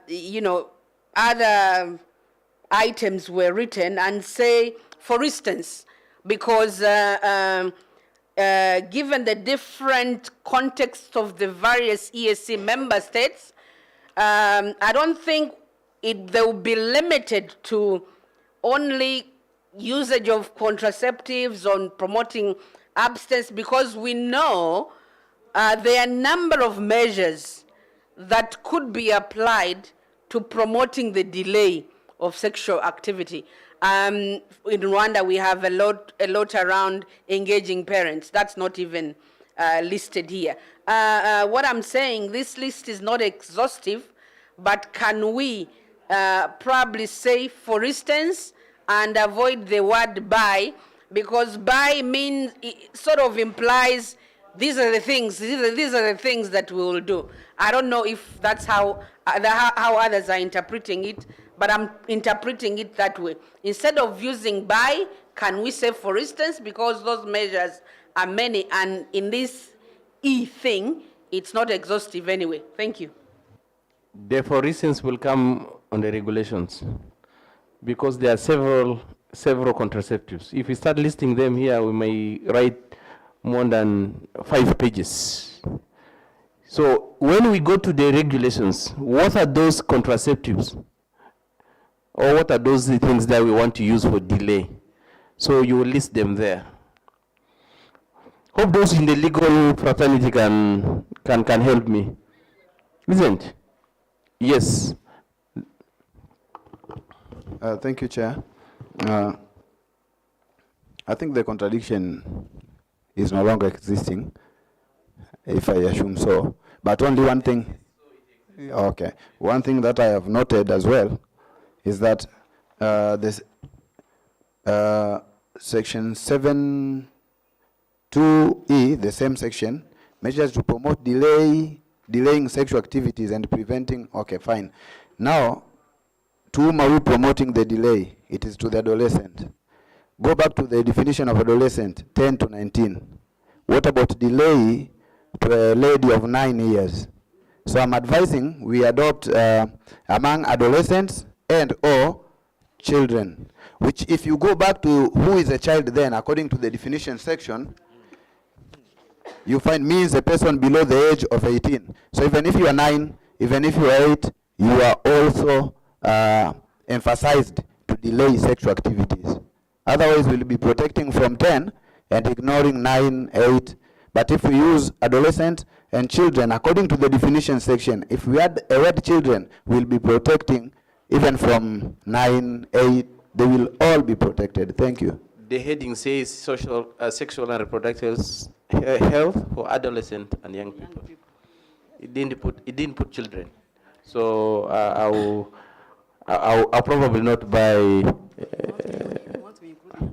No, you cannot include children. He said 9. We have not defined who is a 9, who is a young person. You see, we will be contradicting the heading itself. Agaba, please. Yeah, thank you, Chair. I think when you look at this provision or sub-provision, if I look at it, it intends to curb teenage pregnancy and STIs. And it goes ahead, it provides all measures. It's an inclusive statement. Talks about focusing at delaying sexual debut, which is very important. It talks about abstinence, talks about use of contraceptives, but also I agree with Donata that the lady who spoke, that these are not the only options. So we could, for example, just mention them, because they're important, we could mention them as such as, so that we don't, for example, there's being faithful. We're talking about adolescents and young people. We do understand that this may be controversial, but when we say adolescents and young people, we are talking about 10 to 24. For Rwanda, it can even go up to 30, because for us, youth goes up to 30. Yeah, we started from 35, we have moved to 30, next time we'll go 24. So when I look at that age group, so we talk about abstinence, yes, I agree. We talk about contraceptives, and I like what Honorable Mukuria talked about, use of condom. There's being faithful. So there are different options that are intended to help us reduce teenage pregnancy and STIs. So I would mention these ones as examples. Yeah, being faithful. Huh? That's one of them. Yes, yeah, if you look at ABC action, that's one way to go. But because maybe we cannot list all of them, we can even give them as examples. Because I know you have touched on religious abstinence, I agree. But sometimes abstinence doesn't work alone. You may need to look into condom use to prevent STIs and teenage pregnancy. Actually, we recommend that. But the young person will not have that choice if they don't have information, if they don't have the services. So these are measures that are intended to reduce. If you look at our countries, in Rwanda last year we had 23,000 teenage girls who got pregnant. I don't know how many in South Sudan. I don't know how many in Kenya. Numbers are very high. And these young girls, I believe that we are responsible. We cannot keep ignoring. We need to put in place measures to respond to this issue. And I think this is very good to remind partner states that we need to put in place measures, clear measures that are inclusive. So we can mention these two as examples. Okay. Because they, Secretary, check. Yeah, Yes. I wanted more guidance from the lawyers. So do they recommend that we will replace the word by using such as? Such as, so yes. if we use that one, now we have closed the case. Yes, so it's such as ABC. Yeah, okay. So you can now So we can move. define the ABCs there. So proceed. And consistent with, yeah, such as being faithful, delaying sex, that's abstinence, and consistent use of Someone help me contraceptives. read that sentence by fixing in the new word that you're suggesting. Then we can proceed. Just read and make it the way you would want it Okay. to be. I would say measures to promote delaying sexual debut and preventing unintended pregnancies, STIs, and HIV among adolescents, such as promoting abstinence and consistent use. But I can even take it to the first measures such as that also can be possible. Because I'm giving these ones as examples of measures, not exhaustive, because there are other measures. But are we not leaving it for anyone to interpret? We're Madam? making it more ambiguous, I think. Yeah, first, because if you are saying such as, Because it when you means look at the you have to close. title, the title of 7 says Age and Culturally Appropriate Comprehensive Sexuality Education. And I don't know if we relate to that title, I don't know what is at risk if the sentence is as it is right now. Because we are looking at what is culturally and age appropriate, and we have gone specific. We have spoken about abstinence and consistent use of contraceptives. I don't know what What we more. have missed there is being faithful only. Maybe being faithful. That's all. It can be considered a contraceptive. Sorry? I think we have not missed it, because how do you abstain? How do you By abstain? being faithful? By being so, yes, if you are faithful, you are Seriously, abstaining. yes, I agree with him. Allow me to concur with him. If I'm faithful, means I'm abstaining as well. Listen. Yes. No, let me tell you. Actually, let me interpret his sentence. You abstain as a single person that does not have a legal partner that you should have sex with. But as a married person, you abstain from sex with anybody except Your the wife. sexual Yeah, partner. your partner. To open the Pandora box, that's why I'm saying give examples, because if you say, I know, if you say by being, usually when we say faithful means you are not having multiple partners. So as a young person, I may be having my girlfriend and my boyfriend, and we are only having sex, only the two of us. Do you want to say it here? I want it to open the Pandora box? I don't know. That's why again, by putting only, when we say by, it means we are proving that these are the only two measures. That's why I would want to leave it open without opening the Pandora box. But we know young people, for example, are sexually active. So being faithful may mean, if I'm 17 and I have my boyfriend, who is 16, no. Being faithful means we are not having sex with other partners, but us, we can have sex. So then can we, Yes, I'm trying, I'm Mr. faithful to you, so I can have sex with my partner without adding other partners. It's the same thing. Okay. That's the problem with English. Yes, exactly. So when we translate this in our languages, it may not have that complication. That's also the problem with English. Yeah. Yes. So I have two. This is now English. If we can find something that can, by promoting abstinence and consistent use of contraceptives, if we can find a more uniform word for that, maybe promoting. I'm trying to look for a word like maybe promoting. Not evidence-based. Your guidance, please. I think so. I think. And then we say that these My colleague here to examples, put it in Kinyarwanda, among others. translated from Kinyarwanda to English. Yes. Okay, it's not a big deal because we were trained on that in Kinyarwanda since our primary school. I can recall that I was trained kwifata ubudahemuka n'agakingirizo. Nibyo ngibyo batwigishije. Twebwe njyewe narifashe kugeza igihe mboneye uwanjye. Naho muboneye ngerageza kudahemuka. Kandi nk'abantu twubatse dushobora no gukoresha agakingirizo bibaye ngombwa bitewe n'impamvu. Ariko ikibazo hano turimo turavuga urubyiruko. Urubyiruko rero ni ukuvuga ngo ya masomo aboneye ajyanye n'imyaka yabo ndetse ajyanye n'umuco turimo dushimangiraho. Twifuza yuko mbere na mbere ya delay turimo tuvuga ni ukuvuga ngo gutinda kwishora, twita kwishora cyangwa gushorwa bitewe n'imyaka bafite, kuko abatoya barashorwa ntago bishora. Nta consent ijya ibaho ku mwana. Nta mwana ushobora gusinya ngo njyewe byo tugiye gukorana nawe wowe mukuru biremewe, amategeko arabyemera oya. Ahubwo umushora mu busambanyi. Nta nubwo bitwa imibonano mpuzabitsina n'ubusambanyi. Noneho waba wanamufarushije hakazamo kumugira gute? Kumufata ku ngufu. Kuko umwana nta n'ingufu aba afite. Hanyuma ikindi wenda twere kujya mu byo kurondora clause ya bill. Ntabwo bill igomba kuba ikintu kirimo ibintu byose. Ntabwo ari program, ntabwo ari implementation framework. Kubera yuko itegeko iyo rimaze kuba enacted riherekezwa n'ibindi byinshi bijyanye na implementation y'iryo tegeko. Kandi buri gihugu kigahabwa umwanya ample space wo kwidagadura kugira ngo za regulations ziza kuri ya clause ya nyuma yitwa 29 hano babashe kugira gute ku implementinga nanone bagiye bareba ibijyanye na constitution yabo, kuko iri tegeko rigenda ribabwira riti please iki kirahari mufite constitution ivuga gutya, abandi babivuga ukundi nibyo bahisemo, kubera ko under WHO universal health coverage ibihugu byagiye bisinya commitment zabyo z'uburyo bazashyira mu bikorwa ibijyanye no guteza imbere ubuzima mu bihugu byabo. Urugero ibujumbura aho twari turi ejo nejo bundi bo kubijyanye na abortion profile under WHO bo batikinze akantu kitwa in case of a distress ku mugore wenda babona afite ibibazo ashobora no gupfa yishwe n'iyo nda.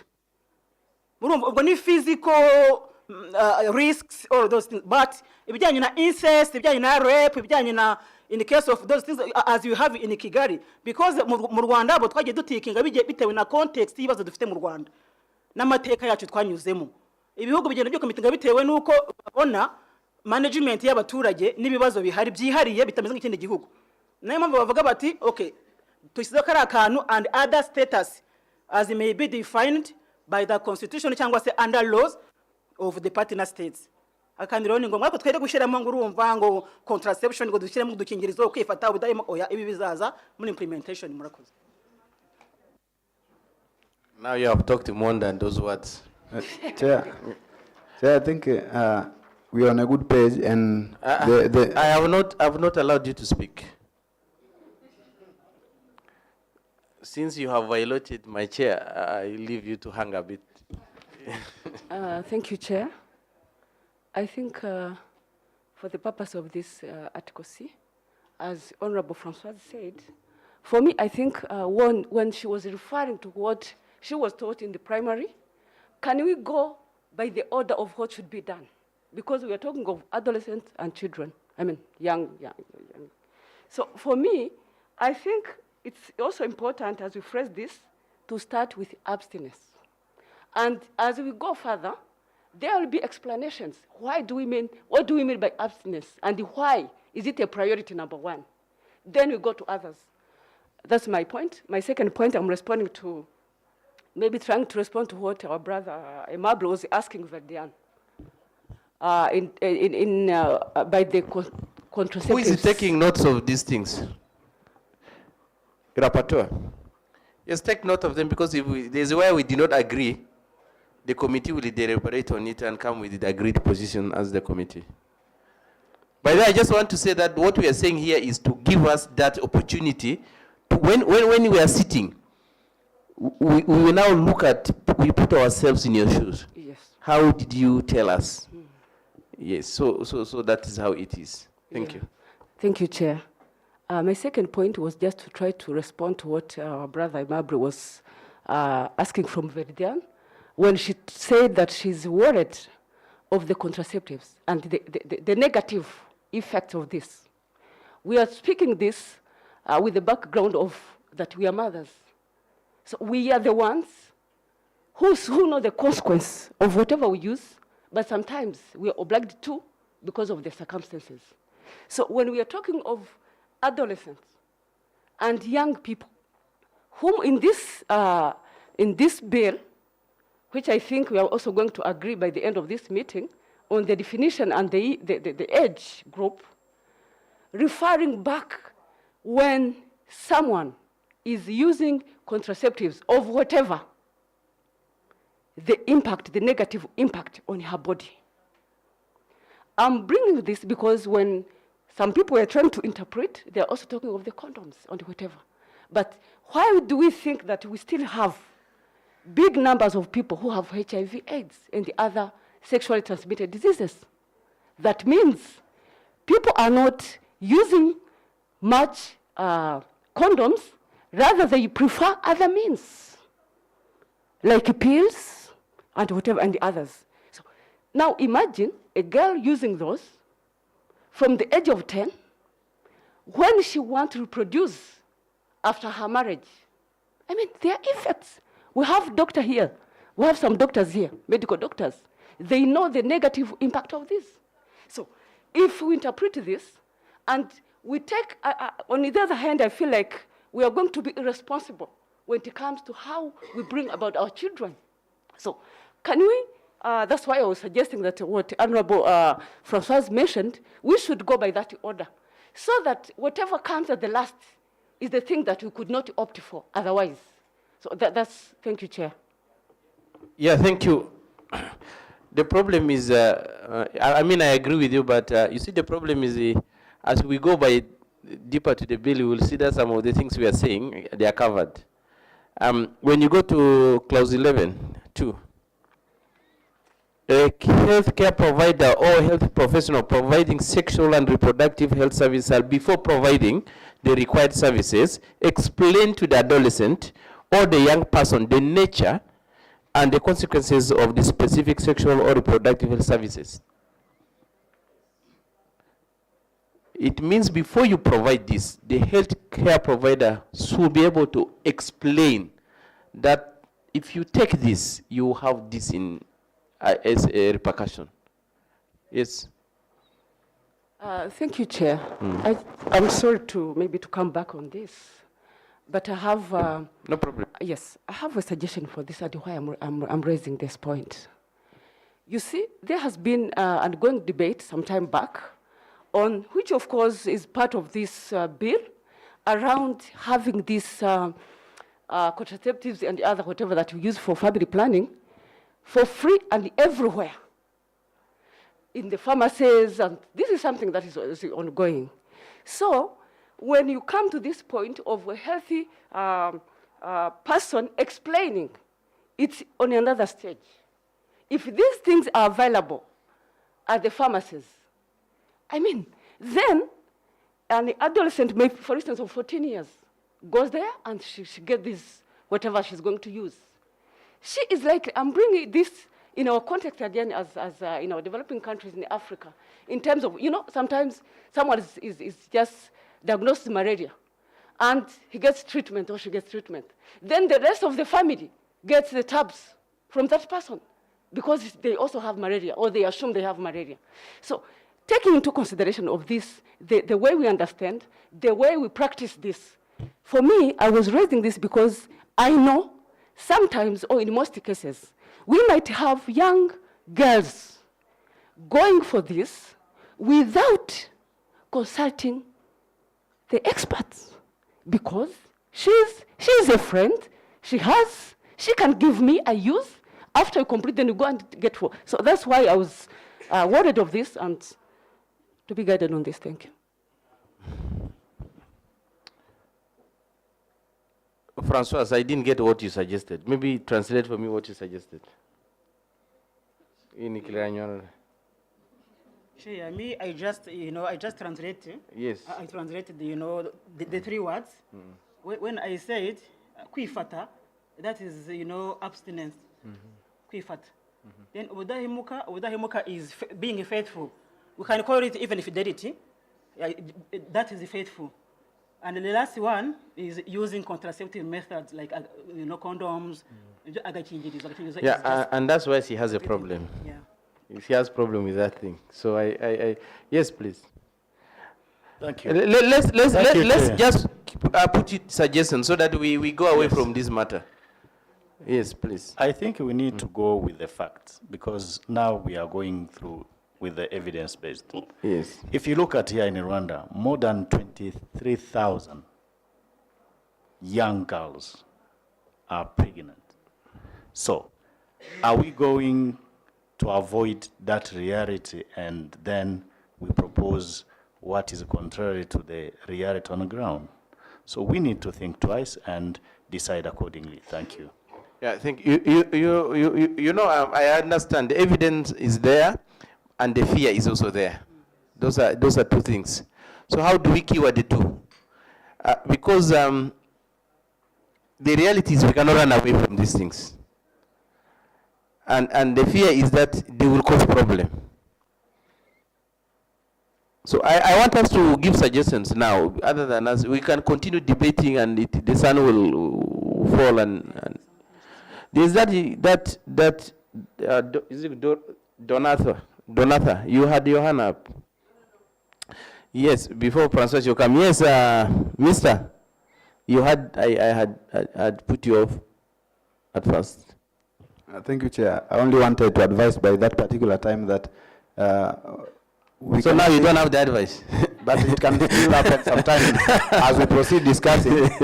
We only put forward our what we propose, what we think, and how it should be. Then I am very confident that Ayala has that draftsman person who will make it, because drafting is an art. You can start drafting here. Thank you. Yeah. Now these two, where is the other madam? She has left. And you, can you give us the text? Yes. You write for us the text. Yeah, thank you. Not to read here, give it to... I will do that. But my suggestion was to start with abstinence. Yes, Then just write everything you feel. I will do. Yes, because I think we need to move forward. Yes, thank you. Yes. And when she comes, put your ideas together and put the text for us to consider. Okay, thank you.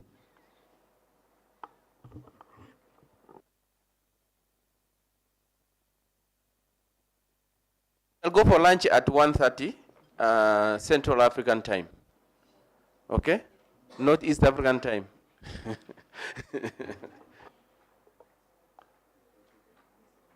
Thank you, Chair. We have 29 clauses, and then we are at 8.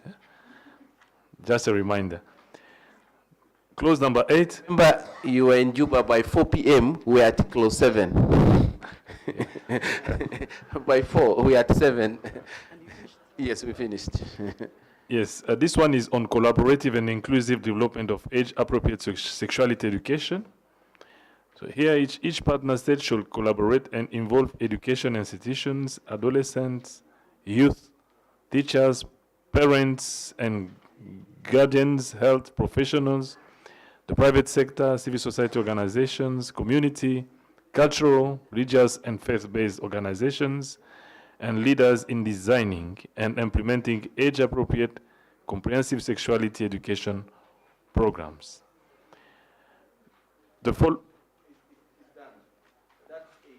I think this is, I want to take that this clause will settle so many of the things when we go to comprehensive sexuality education, so that people will understand how it is designed. We should take this to inform our discussion in the next sections when we are talking about comprehensive sexuality education, because that is where people have misconception. So you can see here that each partner shall collaborate and involve everybody now in the design of that. So, which means it will be kind of, we shouldn't worry what will happen there. So we can give it, is there anything missing here that anyone feels we should include or not? Please proceed to 9. Thank you. The following is on sexual and reproductive health for adolescent and young people. Every adolescent or young person should have access to safe, effective, non-judgmental, and acceptable age-appropriate sexual and reproductive health information, education, and services.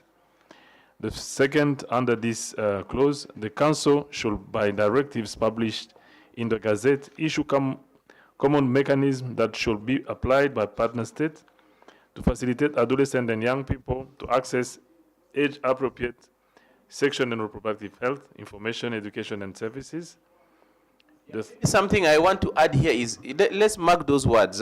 Those last words is information, education, and services. I don't want someone also to come and say, why add services there? Because when you receive the information, and the education part of it, and even that something is missing, you definitely go for the services. You will want it. So I want us to mark those 3 words that they go hand in hand, because they are packaged. We cannot do with one and leave the other one out. So this will be something that we keep in our mind. Okay, proceed. The mechanism under these subsections referred to shall include the role of religious or community leaders and civil society in providing sexual and reproductive health information and services. Number 4, the information, education, or services referred in this subsection, in the subsection 1, shall be confidential, adolescent and youth friendly, and non-discriminatory. Number 5, where the sexual and reproductive health services are not free, they shall be provided at a cost which is affordable to adolescents and young people.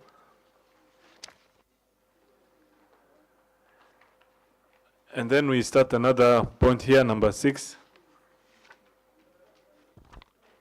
The information, education, and services should include A, the right of every adolescent or young person to exercise sexuality independently, free of violence and coercion.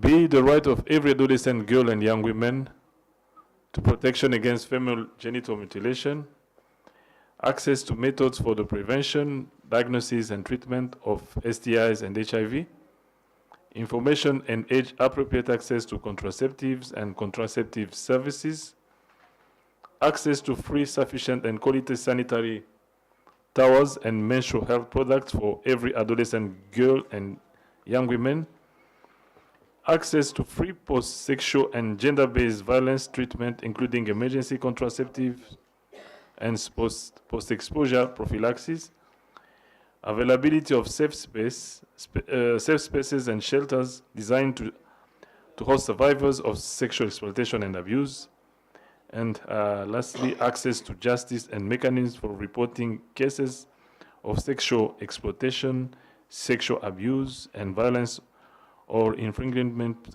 and violation of sexual and reproductive rights. Thank you, Chair. Thank you. We still have 9 minutes, so we can talk about it. Is there anybody who has something to say? Yes. Yes, sir.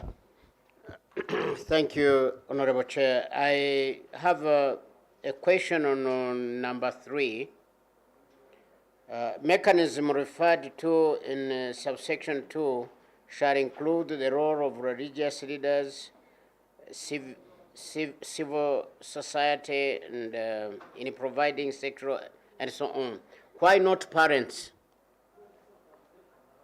Why don't we include the parents? There's no problem, I think. Where? Clause 10. Hmm?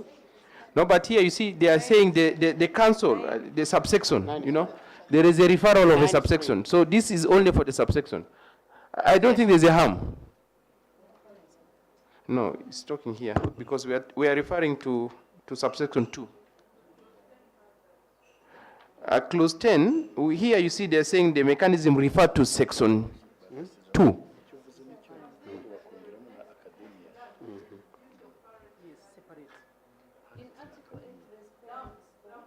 Down, huh? Down on 3.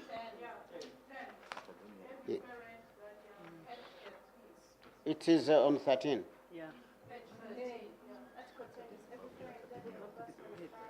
Yeah. Okay. Yeah, and by the way, there is that term community leaders. The definition of community is EAC. Can we also define these community leaders, or we go by cultural leaders? There are some other community leaders who are not necessarily cultural leaders. Okay. But then do we define the other small community?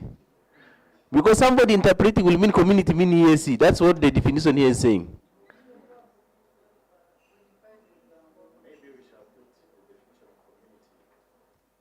But let's see how many times it has appeared. If it is only this, I've seen it twice. If it goes to 5, maybe we shall define it. But if it remains 2, it causes no harm. So we still have 7 minutes. So we can go to number 10. I mean number 6, no? Number 10, yeah. You can go to number 10. Yes.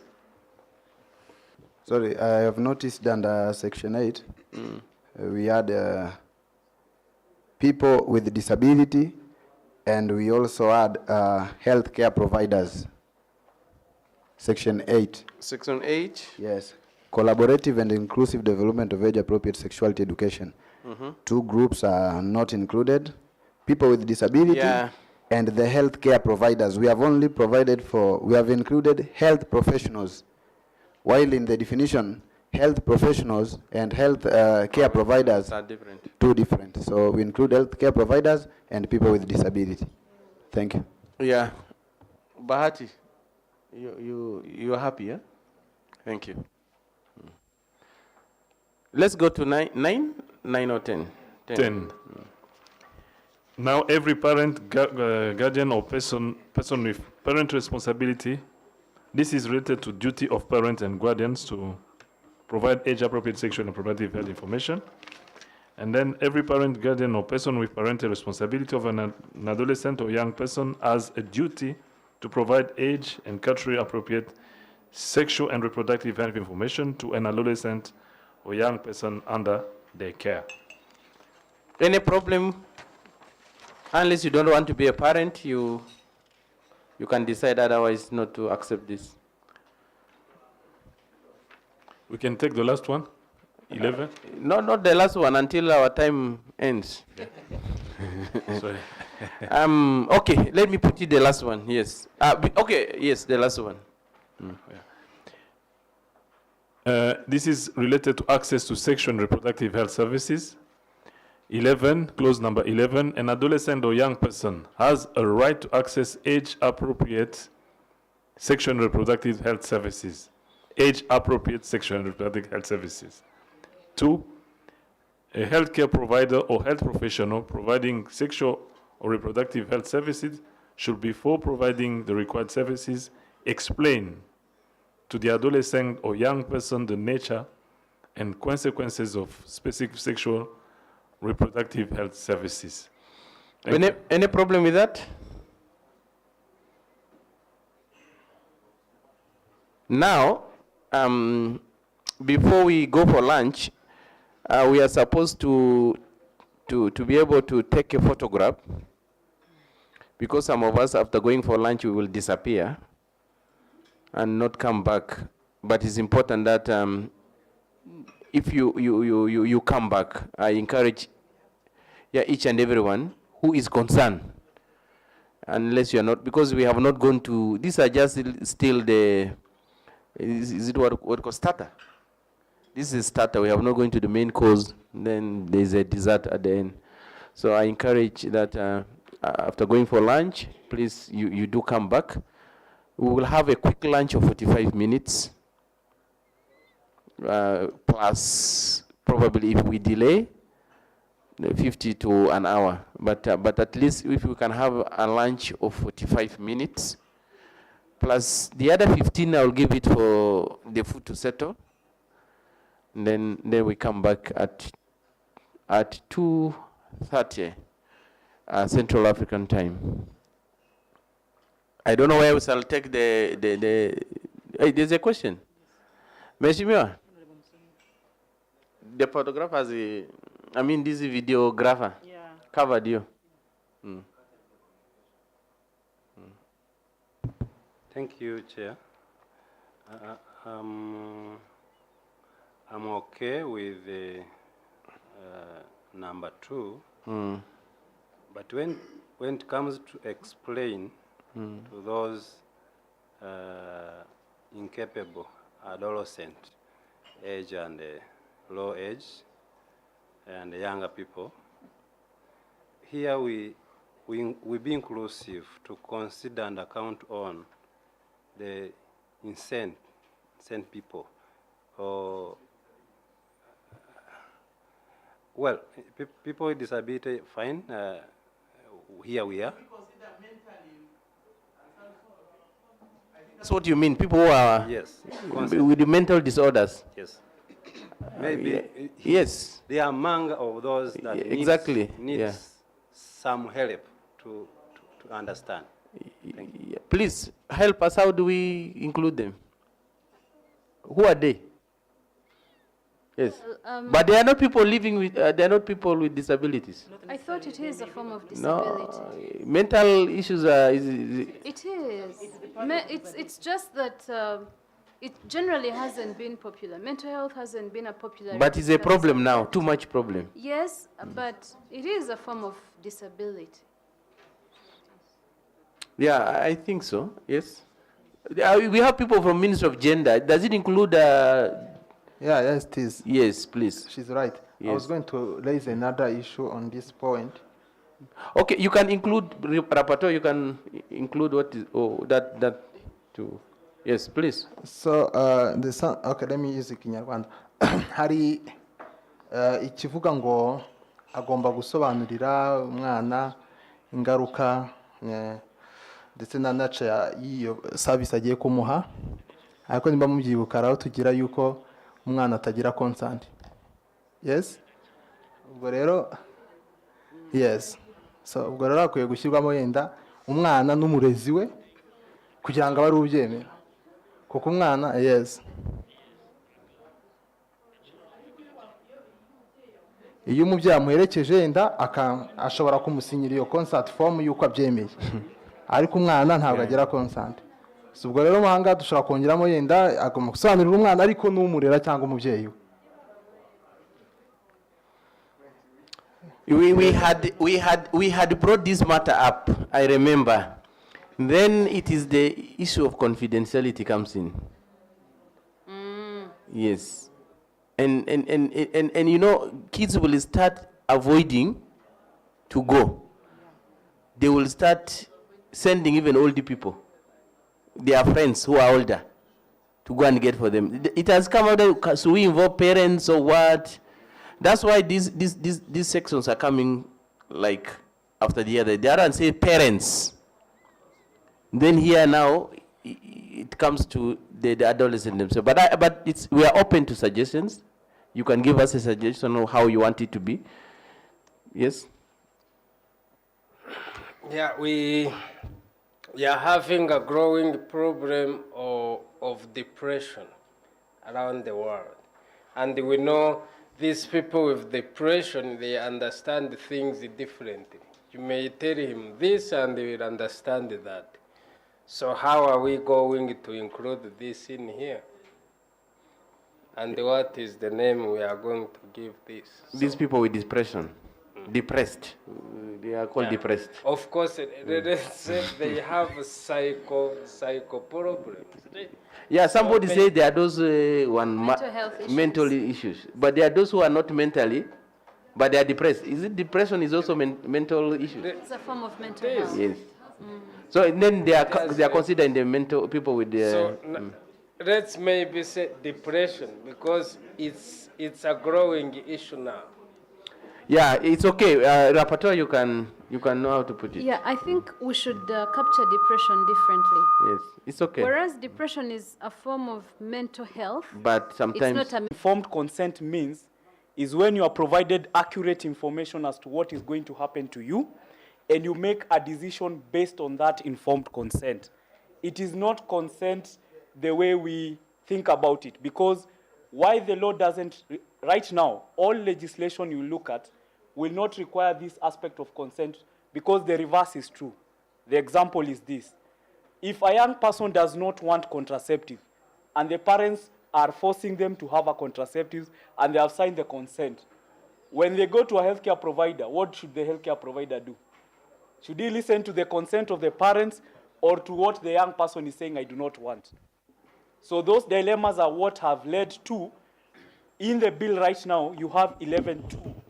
A healthcare provider or healthcare professional will provide information and explain to the adolescent or the young person the nature and the consequences of that specific service they have gone for.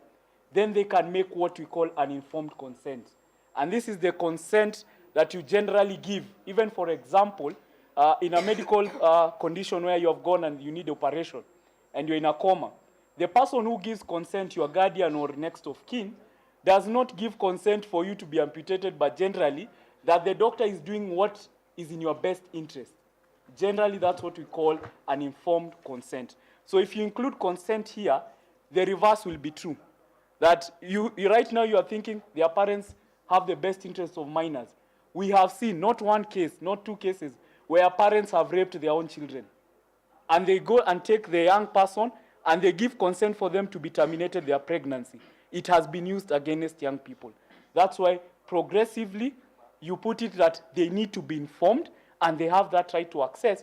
And the provider is given an obligation under 2 to provide accurate and information about the consequences of that service.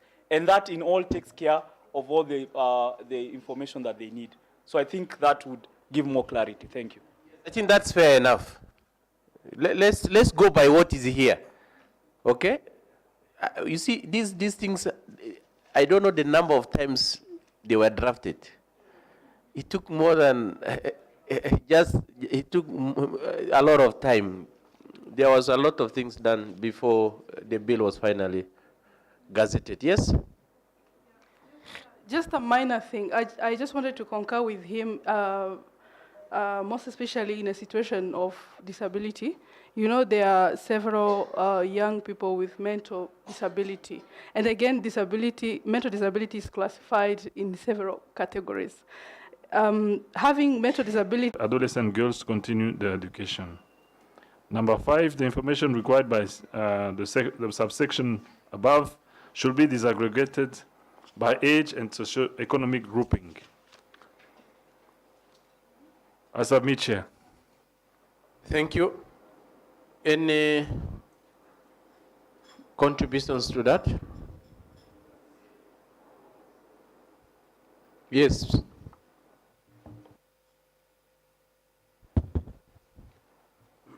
Thank you, Chair. But before we have it in the article, and was it before that are not allowed? It's not in the rights. Because here we are like... Again. You see here they are saying continuation of education after pregnancy. It's as if before this law, this article, was prohibited to continue their studies. Yet, it's it's their right. Other than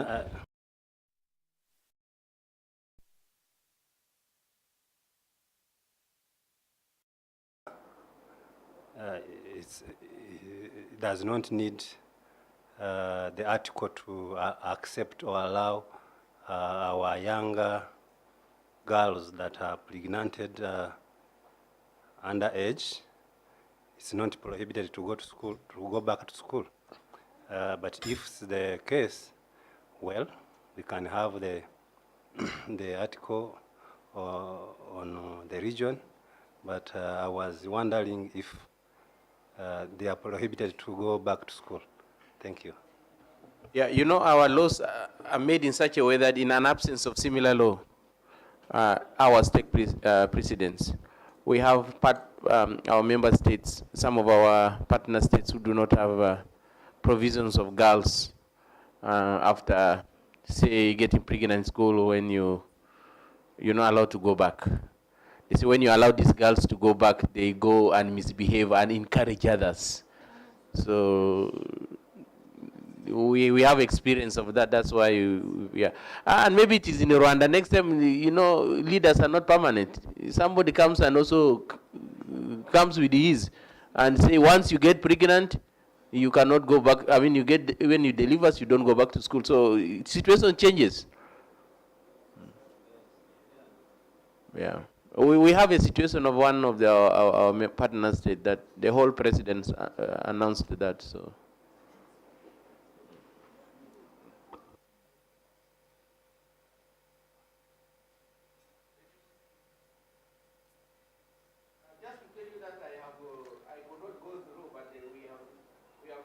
Some concerns from Human Life International East Africa region on the same bill. So we'll pass through them as a committee. So I could not go through them because it's a quite bulky document, 7 pages. And they said they're going for another meeting because they could present and we hear their views on what those items are. Yeah. But just to maybe give an example is one on the memorandum of the bill. The purpose of the memorandum is not for anyone else, it's for the members of the assembly themselves to get acquainted with what the bill is all about. It's going to be removed out of the, when this bill is going to be passed, the memorandum will never be part of the bill. So anybody who has got an issue with the memorandum, please just keep it there. It is just for information purposes. Thank you. Let's proceed to have we finished all? Yes, madam. Thank you, Chair. On 12.5.5, I think we need some clarity on this. When we are saying the information required by subsection 4 shall be segregated by age and the socio-economic grouping. Can I understand what it means by socio-economic grouping? Because I think maybe they're referring to 4 above. When they're providing this data for women, for girls who are being pregnant and who have to go back to school, what does this mean when we talk of socioeconomic grouping? Thank you. It means status of people socially or economically. There are those who are, say, in fragile states, can we put it like that, in a conflict situation.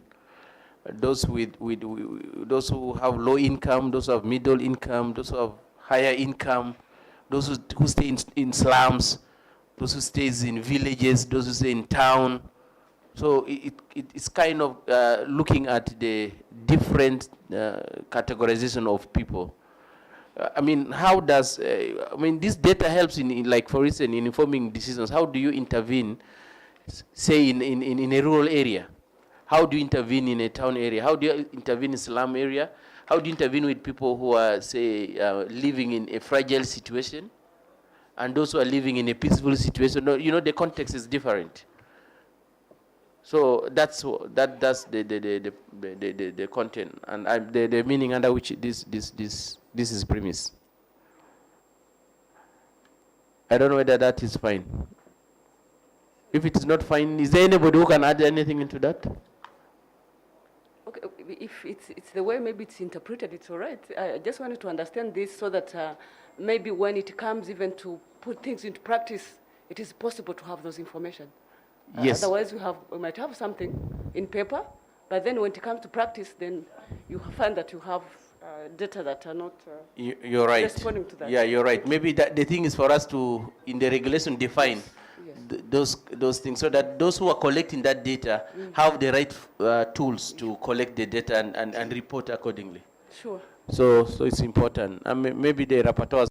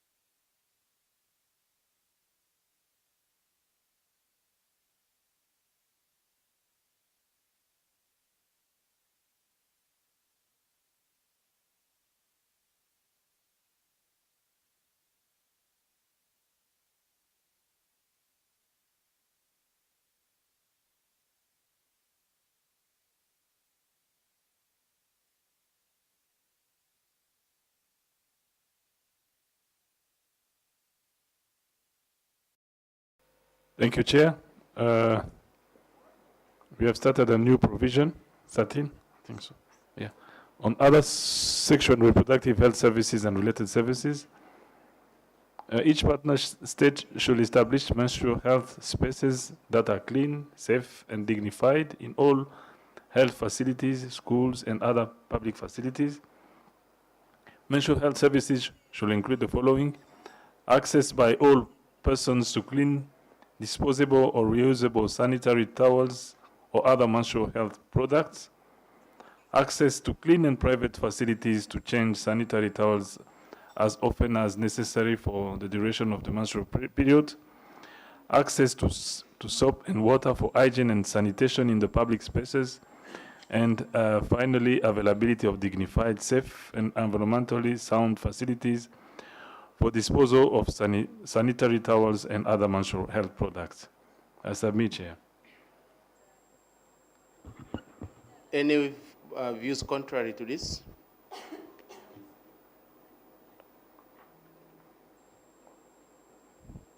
Is the food working badly on us? Huh? Okay. Maybe something is missing next time, you know. Some people will come with an amendment that, please, you had missed this. So that is the issue that we are asking. If there's something missing, you feel it might be clear, but something we might have forgotten it. 14? Yes, Madam. Sorry, Chair. It's a small one. Maybe if I did not read it well, on the same that we have just discussed.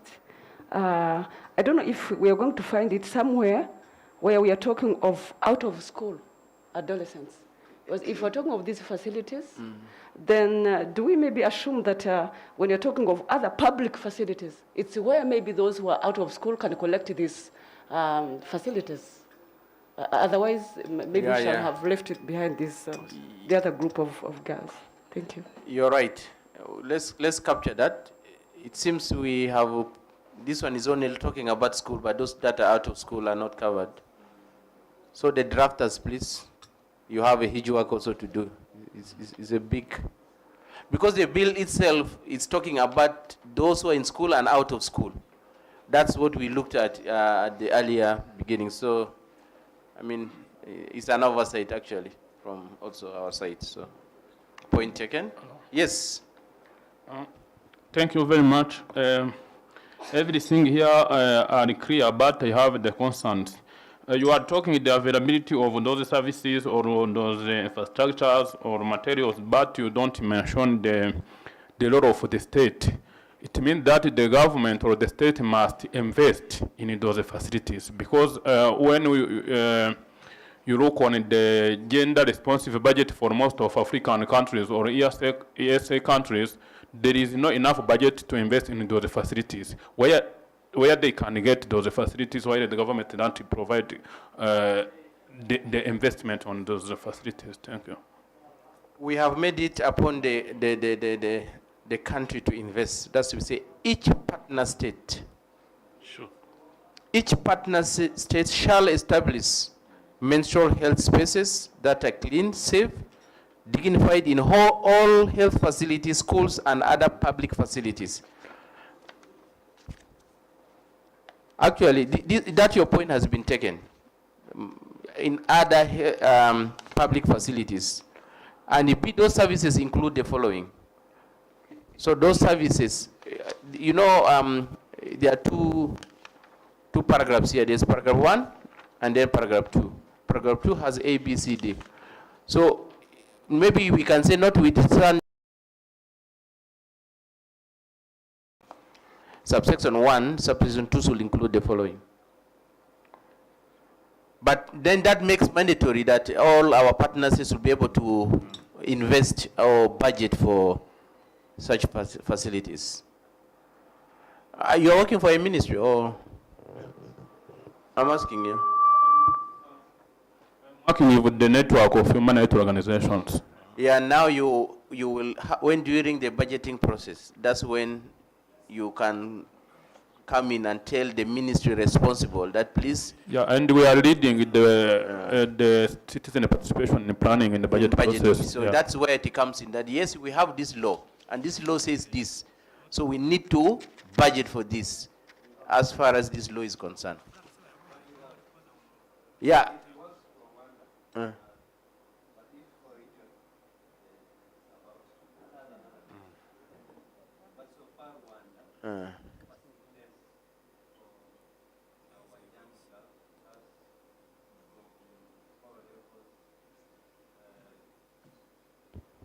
If I can remind him,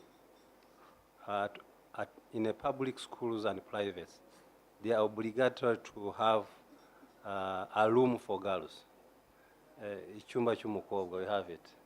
And we are trying to see if we can have enough budget for free giving girls that are reaching in these periods. So I think Rwanda, we have already any plans, and when it comes to region, you fit the shoes. Yeah. You shall explain for us. Thank yeah, you. because some of these things are informed by a study done across the countries in the region. So we feel we need not to leave anyone behind. That's why we have it here. So, but you can do better. Maybe if I go to the market, the public facilities, I may not get those services, you know. They may be there in school, but they may not be there in other public facilities. You understand? Maybe in churches they are not there. You know. How about in churches? In mosques? In markets? In bus stations? Yes, so, yes. Okay, I not bus, this is what we call bus parks. Taxi parks, yes. Yes. Yeah, you know, we may be looking at it in a certain facility, I mean, certain areas, but in some areas they may be missing. So that's what we want to cure. We can proceed, please. Thank you, Chair. Just to emphasize what you are saying, partner state here is defined by Republic of Rwanda, Republic of Burundi. For him, but he's busy. So let's continue. Yeah, 14. Clause number 14. Each partner state shall offer provider-initiated information and develop programs that include reproductive health care services for men, including screening and treatment of disorders of the male reproductive system. We are talking about men now. System including sexual dysfunctions, infertility, urological diseases, and other common sexual and reproductive health diseases and disorders. Information and counseling on managing andropause, preconception information and services. Men, what is missing here? I know they will keep quiet.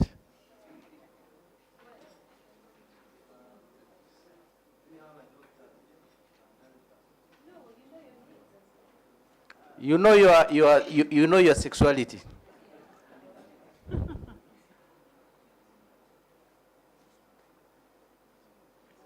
Yes. Thank you, Chair. I'm thinking maybe if we can have, maybe add something, because if here we are talking of men, do we include boys in this? Thank you. They are men.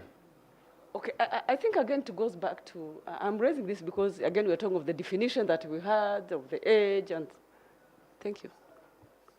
Yeah, because here we are, you know, we have made the bill that it caters for the different age brackets. Yeah. Here we are talking about now the grown-up men, huh? Although the boys are inclusive, but you know, most of these things affect the grown-ups. And for instance, the andropause. Can a young boy have it? No. So, I just raised this because when, again, we are talking of adolescents, because I believe this bill, yes, it goes and looks into maybe young women and men, but then I thought maybe the emphasis is more on the adolescents when it comes to, to these reproductive health and issues. But if then it's the way that this was thought of, talking of men, if again the adolescents will feel like they belong to this group, there's no any problem. But if the interpretation is going to mean the same, the difference, then we can. Yeah.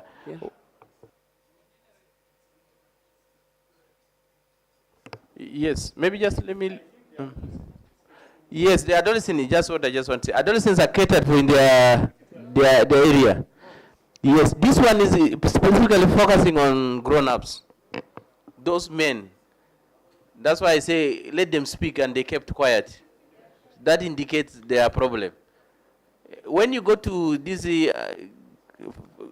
go to hospitals or health facilities, you will never get men there going for reproductive services. If they go, they call on phone. How many people are there? At what times will I come? Maybe you go to their browsers, you'll find that they are Googling a lot of things.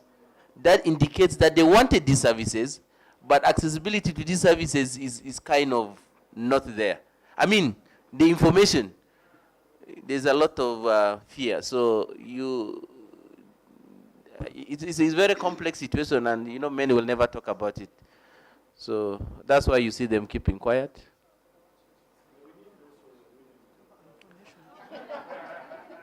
Yeah, please, women talk about them. Yes. Thank you very much. No, because we are at this, Yes, this is shared responsibility, and we are talking of, this is clause 14, isn't it? So we are seeing if there is something maybe left out and that many can take advantage of it, because we are trying to see how we can all of us enjoy our sexuality and, you know, reproductive health and rights, why not? You know, when this new clause was included in this second bill as a background improved, it was because some men have reported kind of findings on their realities in life, that infertility is a dual problem for men, because when we have a household, men immediately think that the issue comes immediately from women. Some men tend even to chase away their wives and look for more wives to try to get a child, for instance. And then the issue remains. So this means that men were missing potential information as far as, you know, their reproductive health is concerned. And also it was identified that men were facing impotence, and they didn't know about that and how they can approach the clinics, the nearby clinics that could help them. Because some men are fearing to go and meet, you know, maybe women curing at, you know, a nearby health center, so they are not comfortable. So maybe here we're thinking screening and treatment of disorders of the male reproductive system, but also availing facilities that can cater for their needs, because some of them are being vulnerable when it comes to, for instance, access to HIV treatment due to prioritizing youth and also women, because of this, you know, movement of gender equality that is bringing more women on board and leaving kind of behind the men. Yet men, in terms of sexual and reproductive, they have a say on this. They have a say also in supporting even those women when they are pregnant. They have to accompany women, you know, for delivery. It's very important that they assist, because they are the givers of, you know, the seed. It's very important. Biologically, men are reproductive up to more than 75 years of age. When for women, we are talking of around 49, because, you know, 49, you know, then they are in menopause. And some men are unable to understand that status for women is also affecting their status as a husband that is still erective all along, you know, their livelihood. And, you know, the consequences are that they are looking for more wives, you see. This is an implication that is related to this bill, and we need to solve some issues based to the, you know, this impotence, infertility, or sexual dysfunction as far as, you know, men is concerned. And also let me say that sexual reproductive health is also considering elderly. When we talk of men here, we are also thinking of elder men and women. So there is as if there is no package for them. It's as if they don't exist anymore. When they are there, they also think, they also reflect, they also need to enjoy their sexual reproductive health, though they are at the elder stage. So information and counseling on managing andropause comes in. And then preconception information and services before they have to plan. Family planning is not only the matter of women and girls, because men also can go what we call vasectomy to make sure they support. Nothing is permanent. You see? It can be permanent, but giving a permanent solution. Yeah, thank you very much. I submit. Now this one wanted men to go for permanent family planning. But it's okay. Thank you, Honorable Francois, for giving it up. And by the way, if you go to our health facilities, there are no facilities that caters for men. Mostly you will find that this one for women, it's there, but for men, it's not there.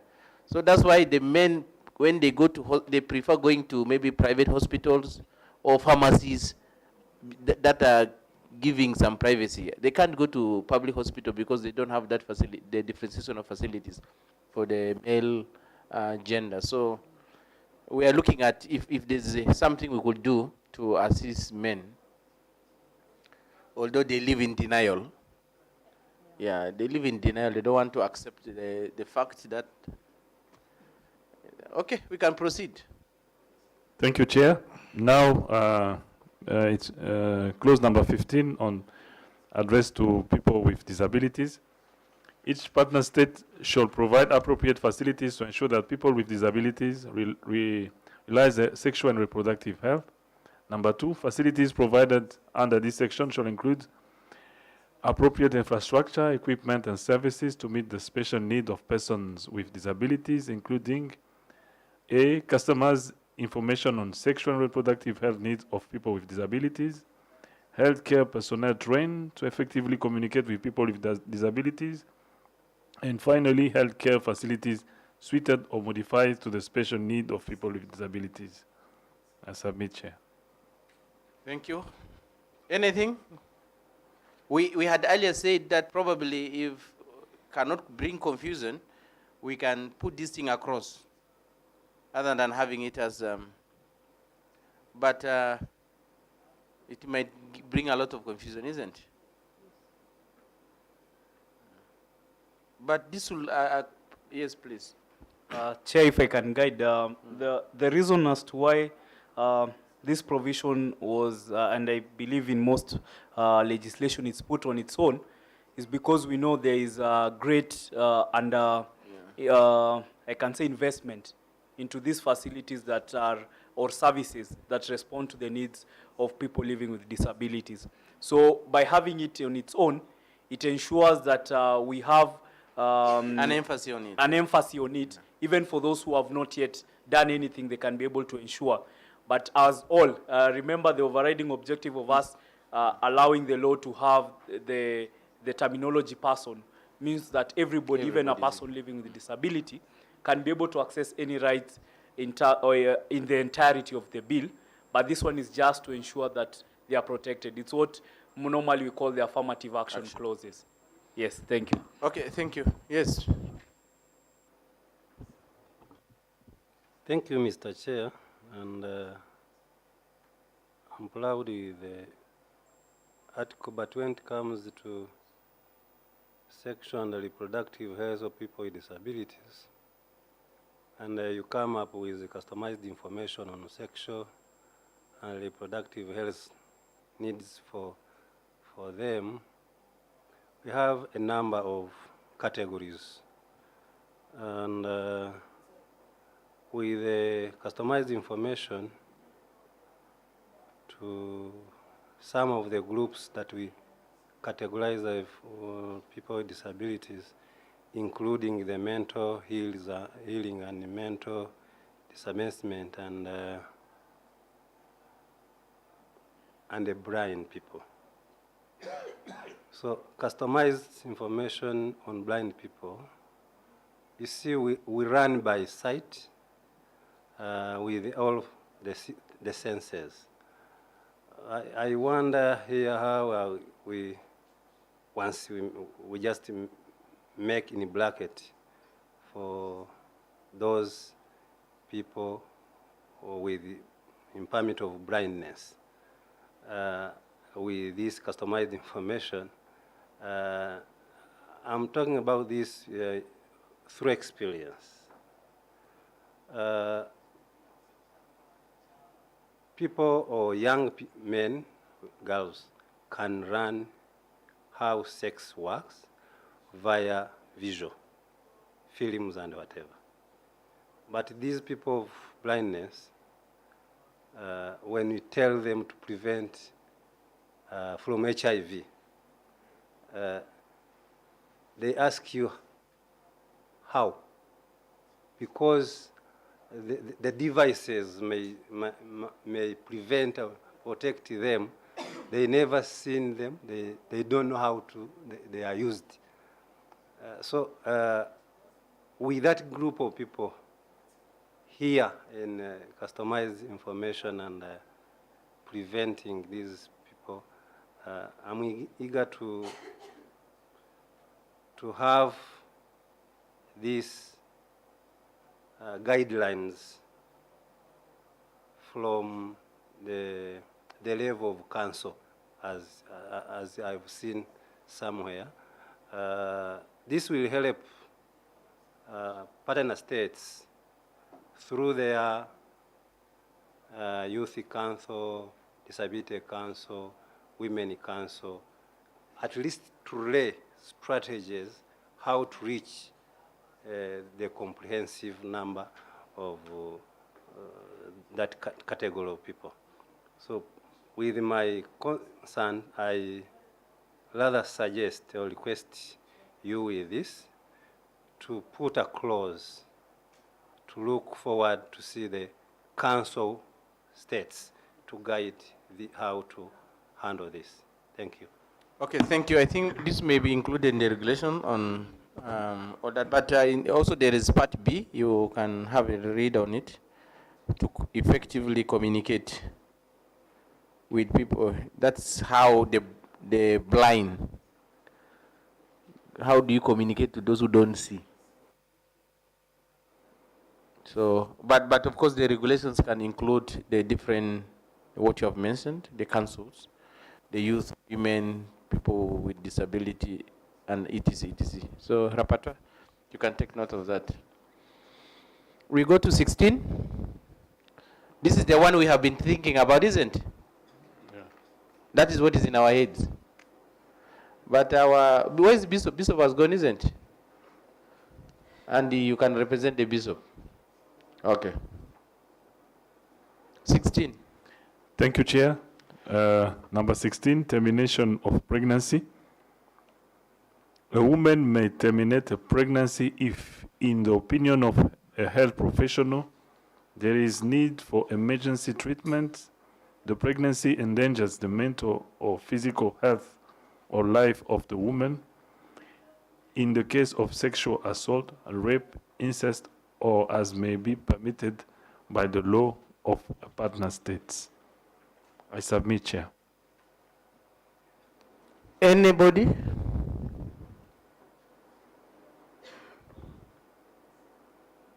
Anglican?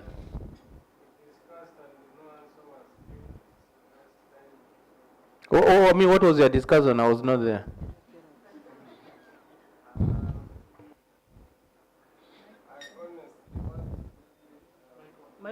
You know, this is why we are holding this. The other ones was a dialogue. This one is now public hearing. That one, we heard about it, is to build our knowledge. This one is now, this is what we are taking to take a decision upon. Yeah, so as I have said even before, honestly, I was trying to balance what we are doing and the input that we are going to put in, because there is an issue of law, there is an issue of religious understanding, of course what we call the biblical understanding, and also the issue of medical personnel. So now, in fact, when we were down there, we are trying to rethink through, because we actually came with some proposition that we tried to raise last time, but we are trying to see how are we going to bring this in this context if there is this kind of debate. So now, for the case of pregnancy. Maybe to tell you, last time when you brought it, it was, as I said, it was in the dialogue, okay? Those are just to inform people about what is happening. Now this is a public hearing. The two are different. We will not amend the bill by having those views last time. Okay. So this time we will amend the bill, taking into consideration what happens from the public hearing. You understand? So that time we were building our case. Yes. Now. Correct. Let me again bring it back. So, let's say both Muslims and the Christians, we have something in common about the termination of pregnancy. So we believe that life starts when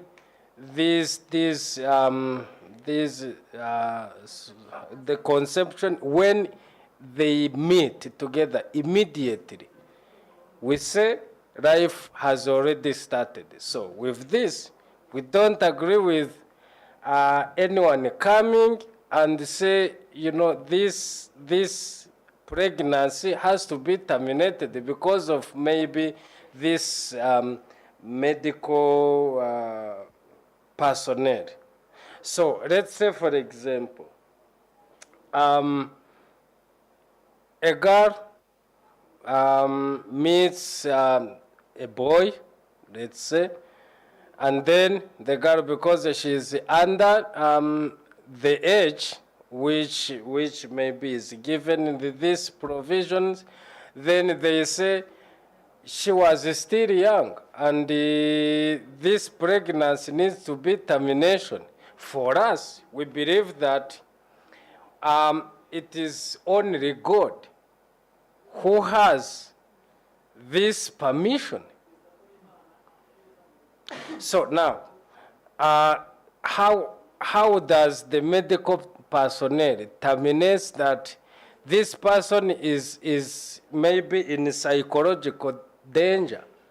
We have many psychological issues that are going on even beyond this termination of pregnancy. The whole paragraph. Yes, yes. What is it saying? Read it for me. A woman may terminate a pregnancy if, in the opinion of a health professional, there is need for emergency treatment. One. Yes, one is it? Emergency? It is emergency treatment. Yes. Probably if you don't give that emergency treatment, if the person dies. So now, yeah, if the person dies, hasn't the medical doctor committed a crime before God? No, the question for allowing somebody to die. The question here is which emergency? In the opinion, for the doctor to determine, that's why I say in the opinion of a medical, in the opinion of, in the opinion of a health professional, there is need for emergency treatment. Yeah. There are some, the doctors will tell us that there are some medicine you cannot administer to a patient when the patient is pregnant. Yes. So the concern here is, let's say, a medical personnel, maybe there is this egg that maybe has gone out of... no, there is no age here. The business of age is not here. Yeah, now... Oh, yes, ectopic pregnancy. Is an egg. Yeah, yes, yes. Which has gone out. Yes, from the outside, so, yes. Now, the problem is the medical personnel, can't he first see another way to take do it this? back? Maybe to do another approach without, removing this baby. Doctors, because please. Still. Doctors, is there a way you can correct ectopic pregnancy? Yes. Yes. To take it back. Yes, because here we are saying a situation according to him. According to pastor. Let me form it this way. Yes, maybe you put it in Kinyarwanda so that he understands. That's fine. Yes. So now, icyo ndimo kuvuga nuko twe nk'abanyamadini icyo twemera nuko ikintu kiza mbere y'ibindi. Iyo uri kuvuga abortion, ni uburyo bushobora kubaho atari uko ubanje kwa botinga umwana, kubera ko twe twemera ko ubuzima butangira guhera igi ry'umugore ryahura na spermatozoide. Guhera icyo gihe twe twemera ko ubuzima butangiye immediately. Ibyo rero biravuga ngo niba umuganga ashobora kuvuga ngo hari emergency ayita emergency bitewe n'iki. Umuganga ubwe ashobora kuyita emergency bitewe n'uko afite amakuru y'uko ashobora gufasha uyu muntu ibyinda bikarangira, gusa akabyita emergency. Ubyita emergency nawe ni umuntu, ashobora nawe gufata decision kubera ko abonye nyine byihutirwa, kubera ko ashaka guhita akemura ikibazo ako kanya.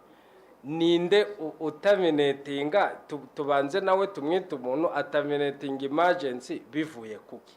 Hanyuma icya kabiri ni uburyo tuvuye kuri emergency treatment. Icya kabiri ni pregnancy, ngo igihe ishobora kwindeginga mental, reka tuvuge physical health iyo tuyishyire ku ruhande, ariko mental ni ikintu kinini cyane. Umuntu ashobora kugira mental issues kubera ko nanone n'inda yavuyemo.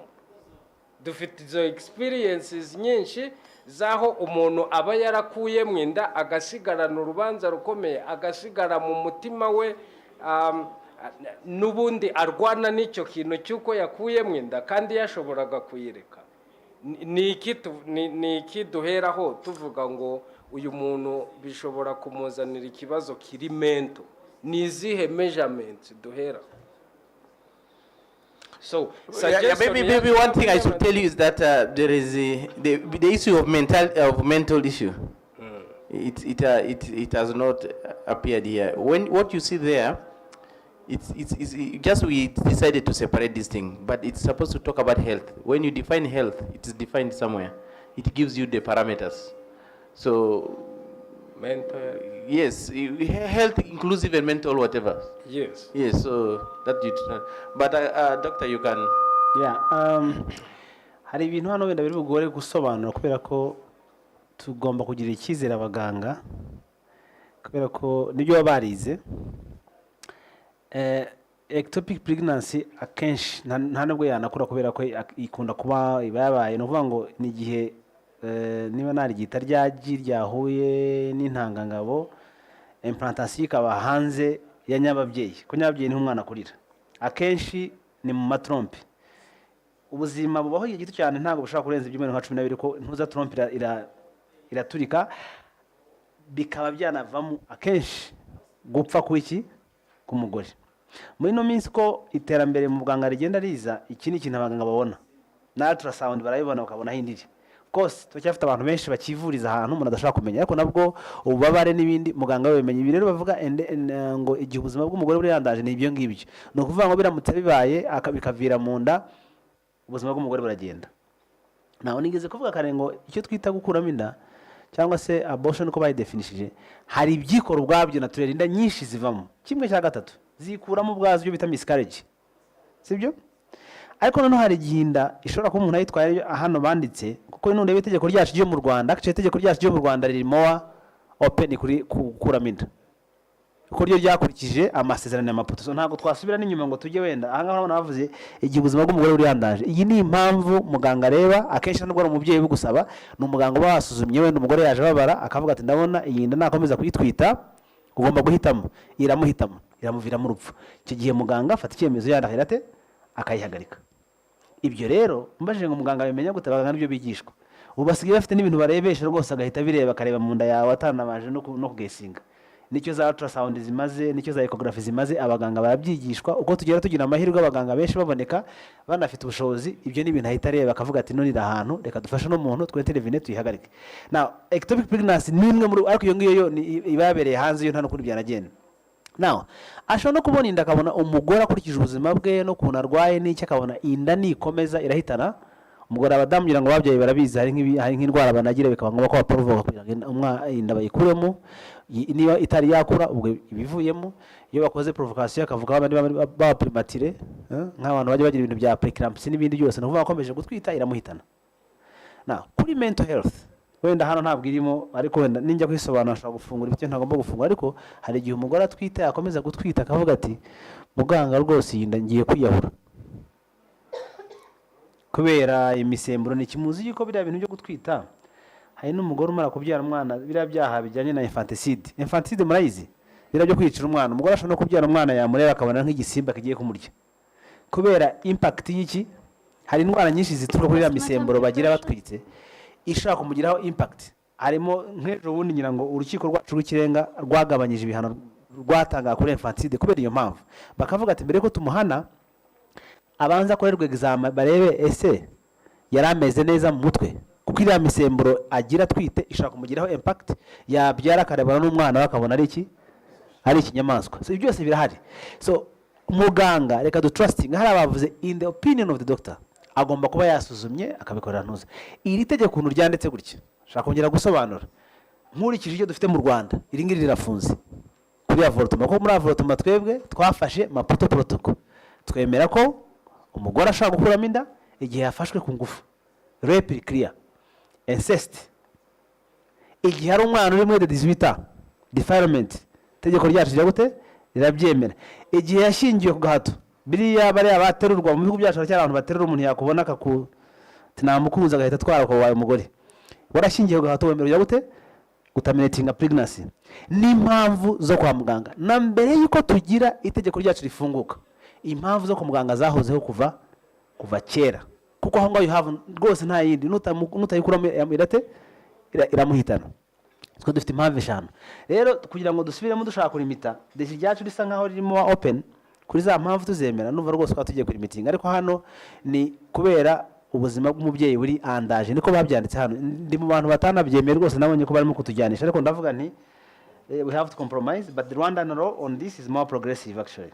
I just want to put out that information and we don't ask any evidence mu Rwanda iyo umugore ashaka kubwira ngo muganga iyi nda mfite bamfashe ku ngufu nta kindi kimenyetso mubaza muganga ntabwo ari umushinjacyaha atanga iki atanga service kandi ibi ni ibintu byaganiriwe kinini cyane and we are progressing on that because we unsafe abortion babonye ko batamuhagaritse reka mbahereza urugero mu 2009 mwumva imyaka ishize twari tugifite igihano kivuga imyaka 15 ku mugore wakoze abortion mu Rwanda imyaka 15 y'igifungo imyaka 15 ku muganga wagize ute wamufashije cyangwa undi atari umuganga ariko mu 2009 bakoze ubushakashatsi bwakozwe na École de Santé Publique yacu na Guttmacher Institute basanze uwo mwaka twaragize abantu bakuyemo inda 60,000 so itegeko ntago ribuza kugira gute kuramo inda murakoze.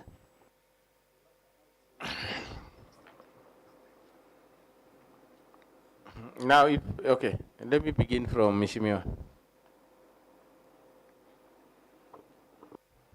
Pleasure, Mr. Chair. Nagira ngo nibwire umuvandimwe when lawmakers when we put laws to prevent our society, we don't forget that we have our beliefs and whatever. We bear with that, but we put laws that at least will protect and guide the society to live. So, ntuze kutwumva nabi, beliefs turarikogonizing role yabo, natwe turi abakirisitu cyangwa abayisilamu cyangwa iki, ariko iyo tupreventing umuntu ni ukugira ngo ubuzima bukomeze bubeho. But Mr. Chair, I need some more input in it here. Rape is wide, and the sexual assault is also wide. We have cases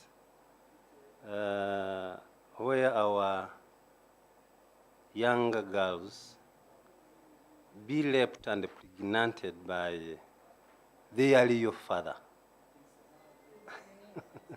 Yeah. Incest. Is it Incest. It is here. Okay. If this is compounding all, Yes. and the uncles And uncles and aunties and brothers. I'm okay. Yes. Thank you. Echo on one thing. That's why in all our partner states, the state and the religion are separate. So this is the basic principle of lawmaking. Because you have separated the state from religion, you don't, I mean, the church can go on preaching to their followers on what they are not supposed to do. And while the state will make the laws on how to govern everybody. Because if we start separating, like, we cannot make a law that targets the religious group or the cultural groups, as well as make a law that targets the other one. We will be discriminating. So now when we make a law, it's up to now the different sects to how to educate their people on what best practice they could follow. That's the purpose of it. Otherwise, if like the Sharia law in a countries, that's why they're governed by Sharia law. The Muslim countries, it's the religion. You have no option. You are there. You bear with the situation, because the state and religion are not separate. But in all our 6 countries, state and religion are separate. Thank you. Yes, you want to say something, and then you want to say something? I saw your hand up. Okay, please. Yes, thank you so much, Chair. Just wanted to make some clarification with the pastor. Yes, you talked about, actually, I just want to focus on this statement. So in your perception or in the belief, when there is an emergency for treatment, do you propose we leave the mother to die or the child to die? You are the one now. No. I'm talking about emergency treatment in case of, pregnancy that endangers the mental. So it's a whole thing. One, emergency. Niba ari emergency y'uwo muntu warembye ugiye gupfa, biri proven, nibaza ngo icyo twahuriyeho twese tuganira, it's possible. Good. Biri proven. So, yes. So now reba ibyo twatinzeho ni ukwibaza ngo igihe umuganga nk'umuntu ahisemo kubikora, birashoboka ko abyita emergency. No. I mean, that's an exception. No, that's an exception. Yes. Okay, because I can do anything because of my interest, right? No, that's an exception. Now you people have left the chair chairless. That's not how we conduct our business. It's now a conversation. Huh? Mr. Chair, so yes, you ask him, he responds, and that's where it ends. Okay. We don't go to conversation to each other. Otherwise, we will finish the whole. You got your answer, please. Yes. Thank you, Chair. In 2019, we had a ministerial order from the Ministry of Health determining the modalities of terminating the pregnancy. And among the condition on Article 11, we have that termination of pregnancy due to the risk of the health of the pregnant person or of the fetus. The first condition, it must be approved by 2 medical doctors. One of them must be a specialist in the area of obstetrics and gynecology. So I think his worry must end from there, and we've got that ministerial order. Thank you. Yeah, in fact, in my country is 3 people. Yes, 3 doctors to approve. Yeah. And by the way, you are covered here by saying that as permitted by the laws of the partner state. So if Rwanda says 1, there is no problem. If it's 3, 4, 5, it's okay. So we also have a caveat here, as per the laws of the partner state. If the partner state does not permit, there's no harm. It's up to them.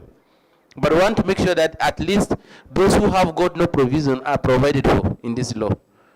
Do we need to say something? You want to say something and you are saying but remember this is their opinions. So not our opinions will not be part of the, okay, rapporteur. We just talk, but what we say should not be captured. Yes. Yeah, Chair, thank you very much for the floor. Remember that we are here just to try to understand better maybe the, why this bill. Why? Because we didn't get opportunity to have prior capacity building together so that we can move on the same rail.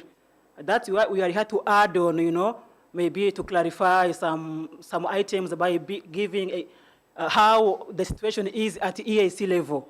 So now we are in Rwanda, but remember the bill is advocating for all the citizens of EAC. When we were dealing with the previous bill, we thought about ethics and varying understanding of abortion services at EAC level. And the question we are just discussing about here, about medical abortion, also was tackled on by giving some examples from the medical doctors we were with at that time.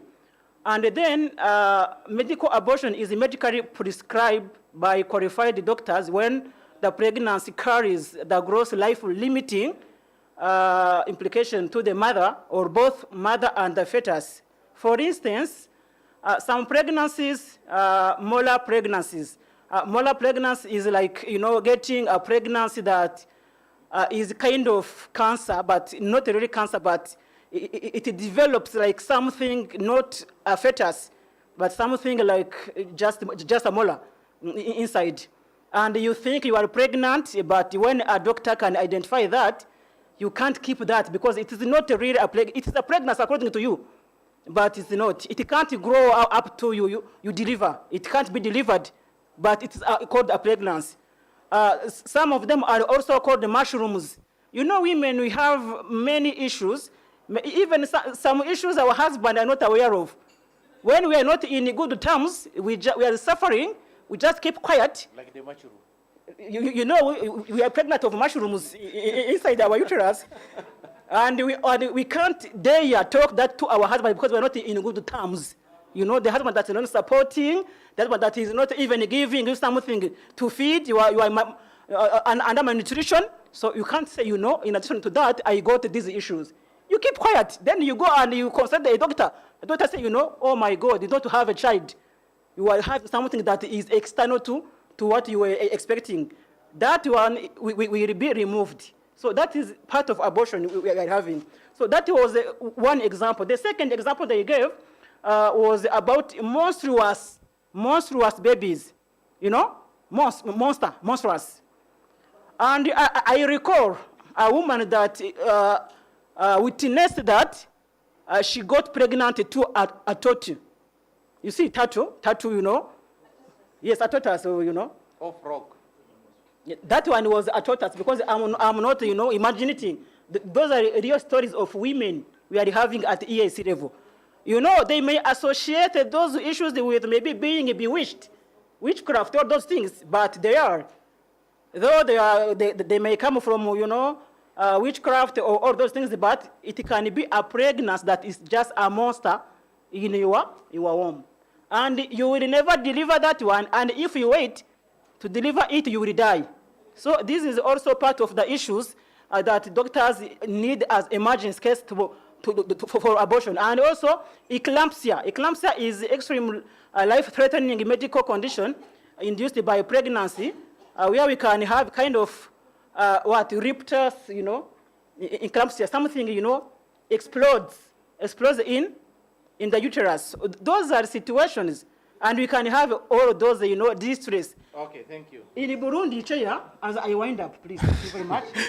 In Burundi, because I talked of the country profiles as far as abortion is concerned, in Burundi, they just ticked because it was a WHO status in Africa, where countries, even EAC countries were part of that. They had to fill a form. I will just mention of Burundi because I've been in Bujumbura recently. They have just ticked, we accept abortion, but in the case of these issues that are threatening the life of the mother. Just take that. But in Rwanda, the form is here. I'm not going to read everything. But the legal status of abortion in Rwanda, and this is per 2019 data. It's current data. Rwanda ticked. You know, we have abortion on request. Rwanda said no. You see, on request. The wife come or the mother come, you know, me, I want to abort. Without any reason, maybe she has her own reasons. But Rwanda said no, on request, no. And then for economic or social reasons, because in Western or America they can abort because they can't afford social or economic reason. They abort. I don't need this child.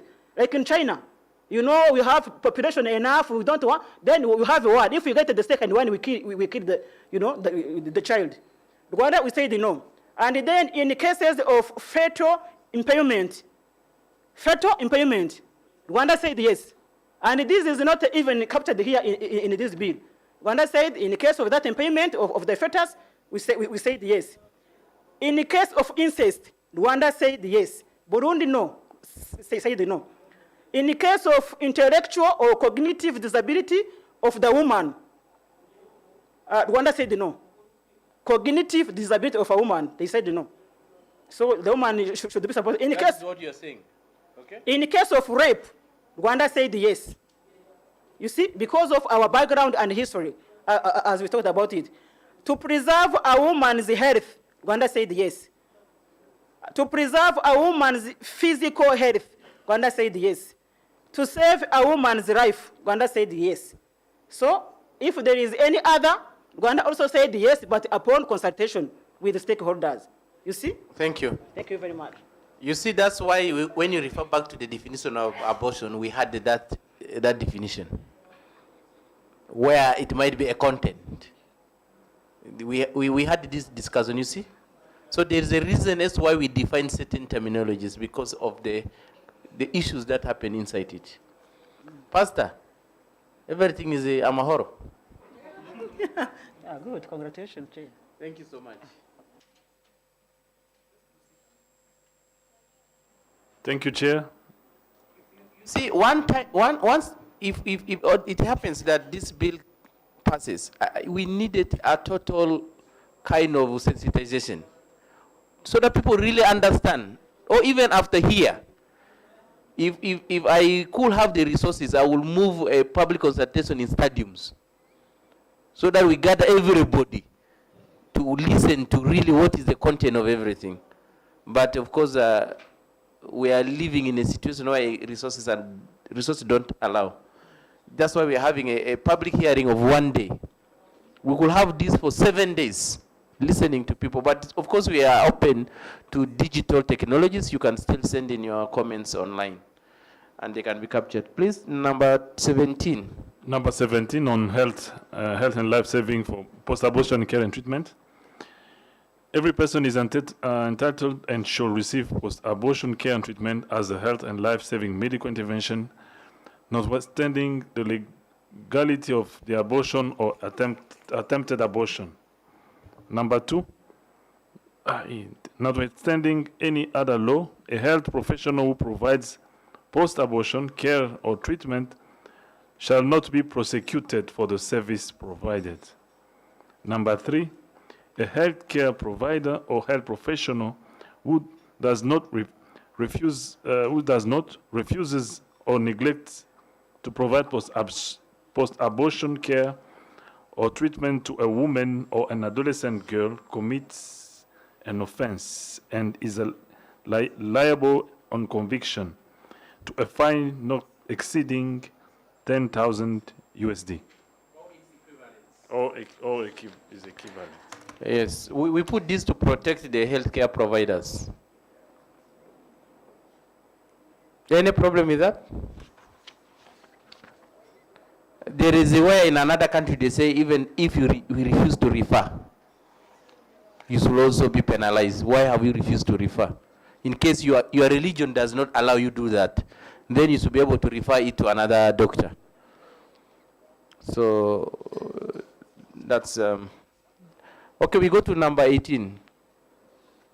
Number 18, On family planning and contraceptive education and services, a person may freely and responsibly determine whether to have children or not, the number, timing, and the spacing of the children. 2, each partner state shall facilitate and promote the right of every person to make the determination referred to in the above subsection by making family planning, education, services, and contraceptives available and accessible to every individual as part of the integrated health services provided in the partner states. 3, family planning and contraceptive services shall include information on the availability, family planning methods and commodities for both men and women, counseling, screening, and treatment of sexual transmitted infections, HIV prevention, testing and treatment, counseling and services for subfertility and infertility, and lastly, measures for detecting, preventing, and managing reproductive cancers, including cervical, breast, testicular, and prostate cancer. I submit. Yes. Thank you, Chair. Sorry to take you back, but my concern is on clause 17 that provides for a fine of that much. One, we missed adding the word its equivalent, though we added it verbally.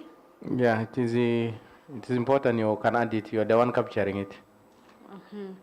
2, I don't know whether this is the time to raise that concern, but there's generally, because EAC regulations, or what are they called? The laws, whatever, the EAC acts are usually implemented on the principle of goodwill. No, they are not. Yes. So I'm actually wondering about the possibility of enforceability of this, in case it's not in the member You can states. seek redress at the East African Court of Justice. Although they cannot enforce it by having police to drag you, but remember your records goes into the files, and internationally your human rights records will be poor.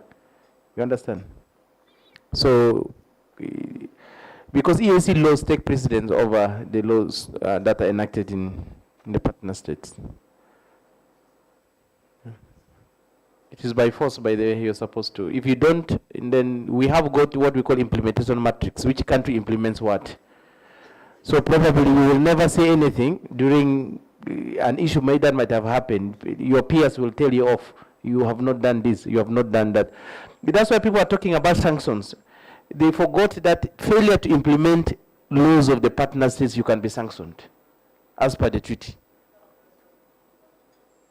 Is it Article 134 or what, something of that kind? Yes, sanctions. They are developing actually what we call schedule of sanctions for partner states that may not comply.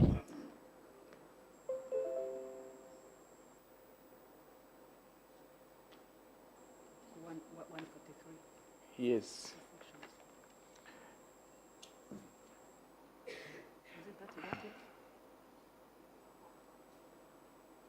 That's financial.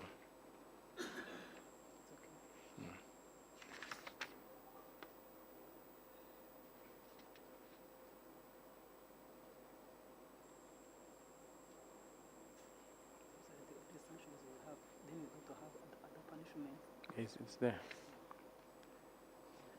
Yeah, what I'm saying is that generally there are schedule of sanctions that is being worked on. A partner said that one does not implement the laws and protocol will be sanctioned according to what the schedule is saying. A partner state that does not meet its financial obligation will be sanctioned as per what the schedule of sanctions are saying, or in other provisions that the partner state has not done so. So even harmonizing your own laws to conform to the laws of the East African Community, you can as well be sanctioned. So, yes. According to your explanations, the sanctions are at state level. And this The sanctions are at state level, as per your explanation. But this fine is individual. Yes, you can seek redress at the East African Court of Justice. Yeah. You see, what happens is that those days, the East African Court of Justice is an interstate court, which means it's maybe if there's a dispute between Rwanda and Burundi, you run there. These days you can take Rwanda. If you can't get justice here, you take it there. Yes. Yes. Since you've said that the EAC Act supersede, Yeah. it means if I feel that a doctor in Rwanda has denied the service, I can take them to Rwandan court before I go to the East African Court of Justice. Because the moment Rwanda accedes to this law, it is part of what regulates what has to be done. Yes. So someone can sue a Rwandan doctor in our court, Yes. and if they are not happy, they go to the East African Court of Correct. Justice. Correct. You first seek local remedies. If you are not satisfied with the local remedies, you escalate the matter. Yeah, that's how it works. Yes. But you know, some people are having total loss in their courts. Instead of you paying a huge amount of money here, they run to seek it from there. But the danger with that is if you fail there, you have nowhere to go. So that is the bad part of it.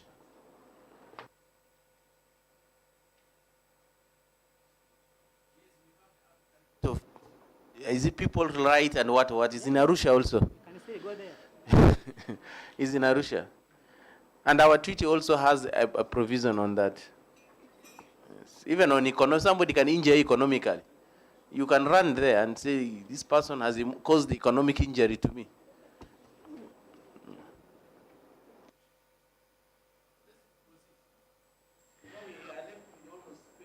Ten. But we are doing well. So, number 19, each partner state shall facilitate and promote the right of this is on protection from HIV and STIs, facilitate and promote right of every person to self-protection and to be protected against sexual STIs, and including HIV and AIDS. Number 2, for purposes of subsection 1, every person is entitled to information relating to their health status, including the HIV and AIDS status. Number 3, disclosure of the health status of an individual shall be made in accordance with internationally recognized standards and best practices, including the counseling required before disclosure.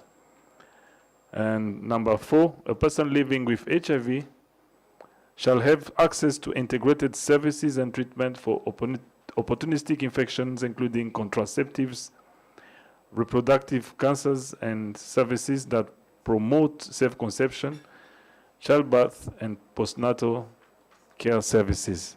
Thank you. Do we have anything? Unless you are living with HIV, I don't think you should comment here. Because you shouldn't remove anything. If I am to put, I will add more.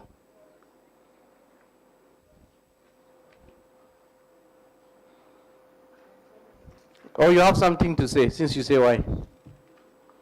I said why because the statement sounded discriminatory. No, it's not. Yes. Thank you, Chair. Maybe it's a kind of writing. On number 2, every person, I think we cannot say they have status, we can say his or her, because it's every person. Am I right? It's okay, no problem. Thank you. Yes. You can add more, please. Huh? It's okay. Unless it's a different two. For purposes of subsection 1, every person is entitled to information relating to health status. They wanted his or, yes, they wanted their health status, including their HIV.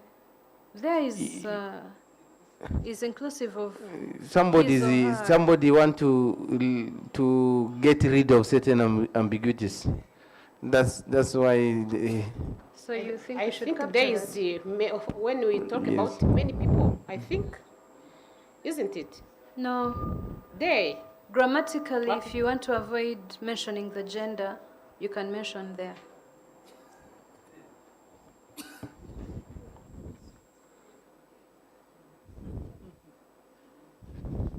May I see no problem? Gender is defined by anybody's. So putting him or her there to me carries no meaning. Yes, because I don't know whether I'm a woman or a man. Depends on what I will think about myself. So please, to avoid certain thoughts, that's what I want you to do. So put it him or her. So who is he and who is she? Depends.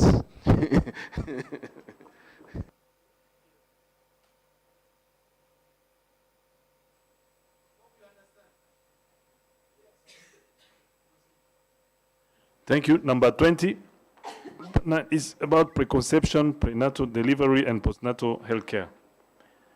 Every partner state shall promote the right of every woman to safe motherhood, including the right to access information and quality services throughout pregnancy, childbirth, and postpartum period with the desired outcome of a live and healthy baby.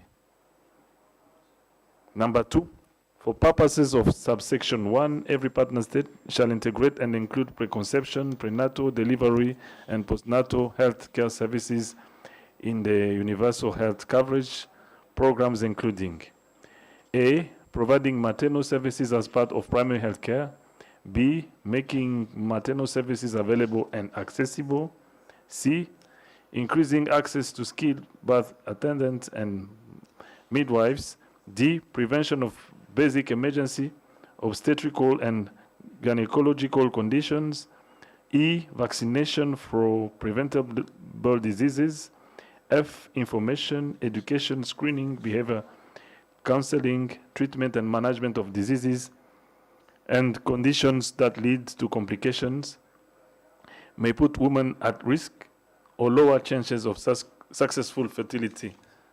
And finally, services relating to mental health and postpartum complications associated with childbirth. Thank you.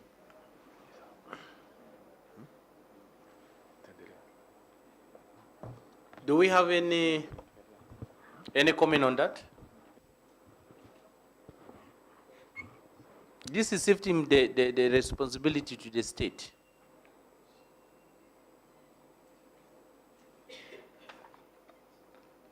Maybe people from the ministry, since you think it's going to cause a charge on you, is that fine? We have education, gender, etc., etc.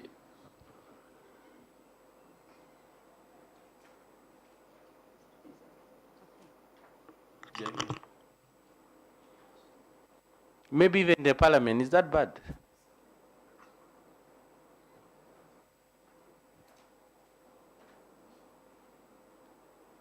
Okay, 21. Now it's my colleague Andrew is going to go through.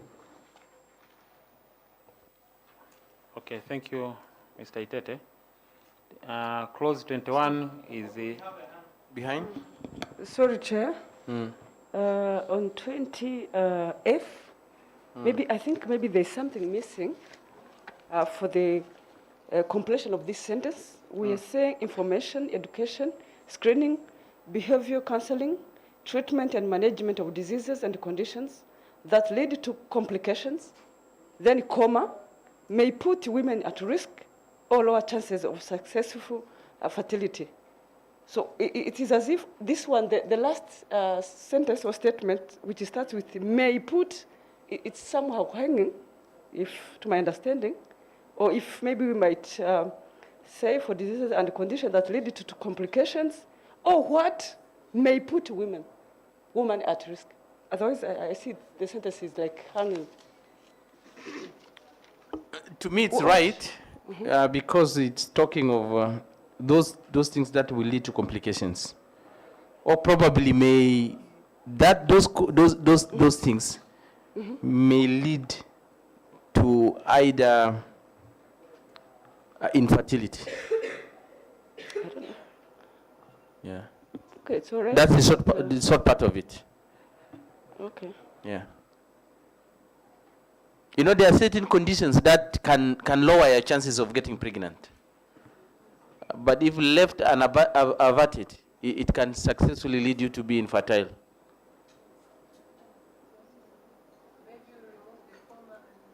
Yeah, maybe you can remove the comma and put and.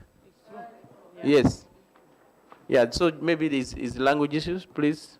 You can correct that. Yeah, the reason is why that comma is there is because of part G. That's why there's a comma here at the end, then you see part G. So that's actually the whole thing. But if we can put comma and then full stop is fine. I have no problem. Yes.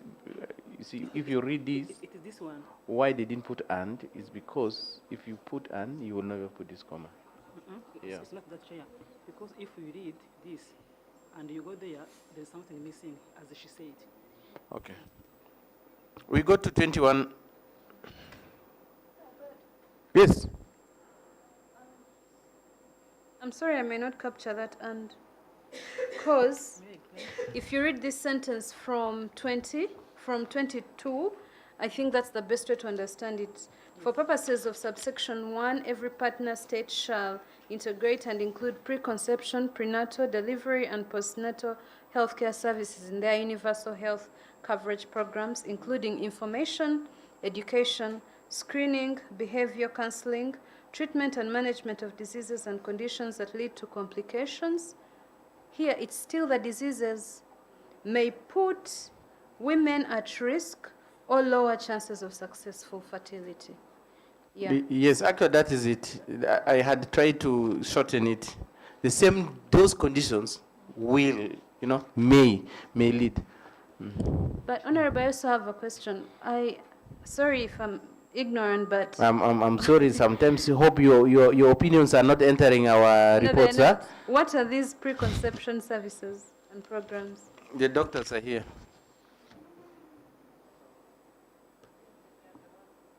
Like when to get pregnant, for example. Before you conceive, you should be told. Yes. Yes. Yeah. You're supposed to, before you get pregnant, you should plan. Yes, you should plan to get pregnant. You shouldn't just get pregnant. That's become an intended pregnancy.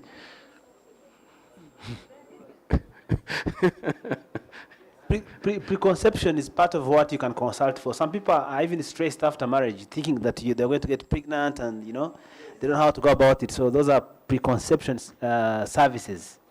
Sometimes you can go through counseling programs. They tell you what's going to happen to you, the change of the body, the hormones. So we're supposed to get all those lessons before, but sometimes you just go into it and you manage accordingly. But those programs are there. You look that the man is going to run away, you say, okay, let me let me tie him down. So you're supposed to make that, okay? And also it has to be, those informations have to be given to the women and the men, both. Otherwise, it is a situation whereby when I am pregnant, I see that the man is not ready and I am kept away. While if we have been together and he knows the responsibility he will be having, he could have acting in another way. So those are things we are thinking on this clause. Yeah, thank you so much. Although men are always busy, so they don't have time to. Yes. If I could also just clarify, the important thing of calling this healthcare is because care is beyond what you normally conceive, because it also involves nutrition. Preconception services mainly entail nutrition, because most of the people do not understand that even the food that you eat plays a part into how the healthy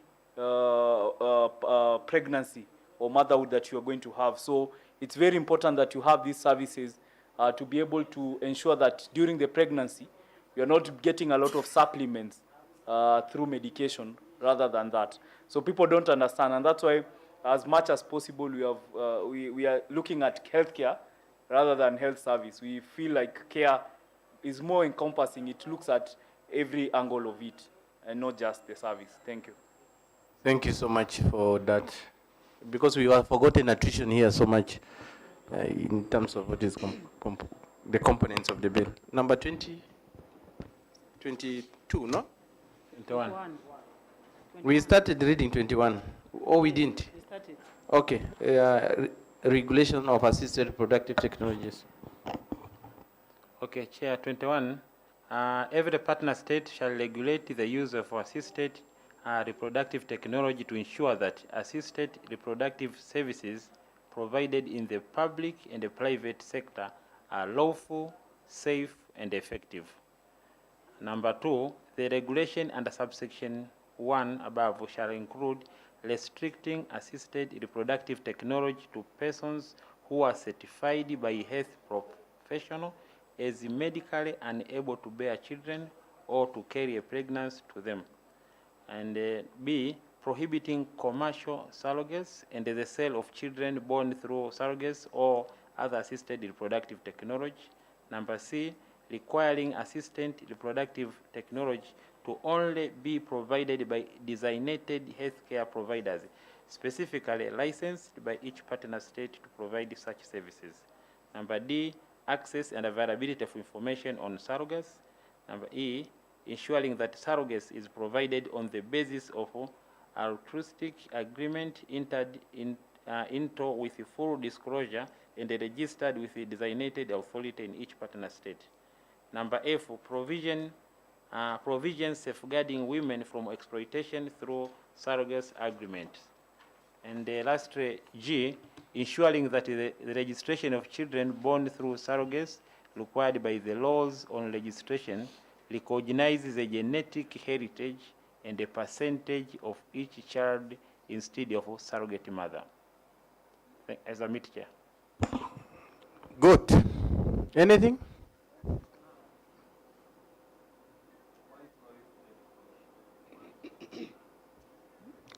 People will get rich through it.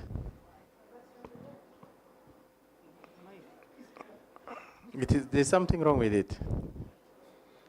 We shall have many people who will not get married, and we shall have men who want marriage, and they will not get it. Because people will run to get money.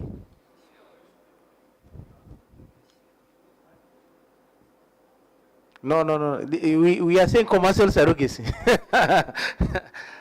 Yes, I'm just joking on that note. That's not the purpose of restricting commercial surrogacy, okay? That's not the purpose. I'm just joking. Yeah. Yes, please. Maybe if I can explain the intention for this particular provision is commercial surrogacy when it comes to, sorry, this is still playing. It's not allowed. Yeah, I'm just putting it.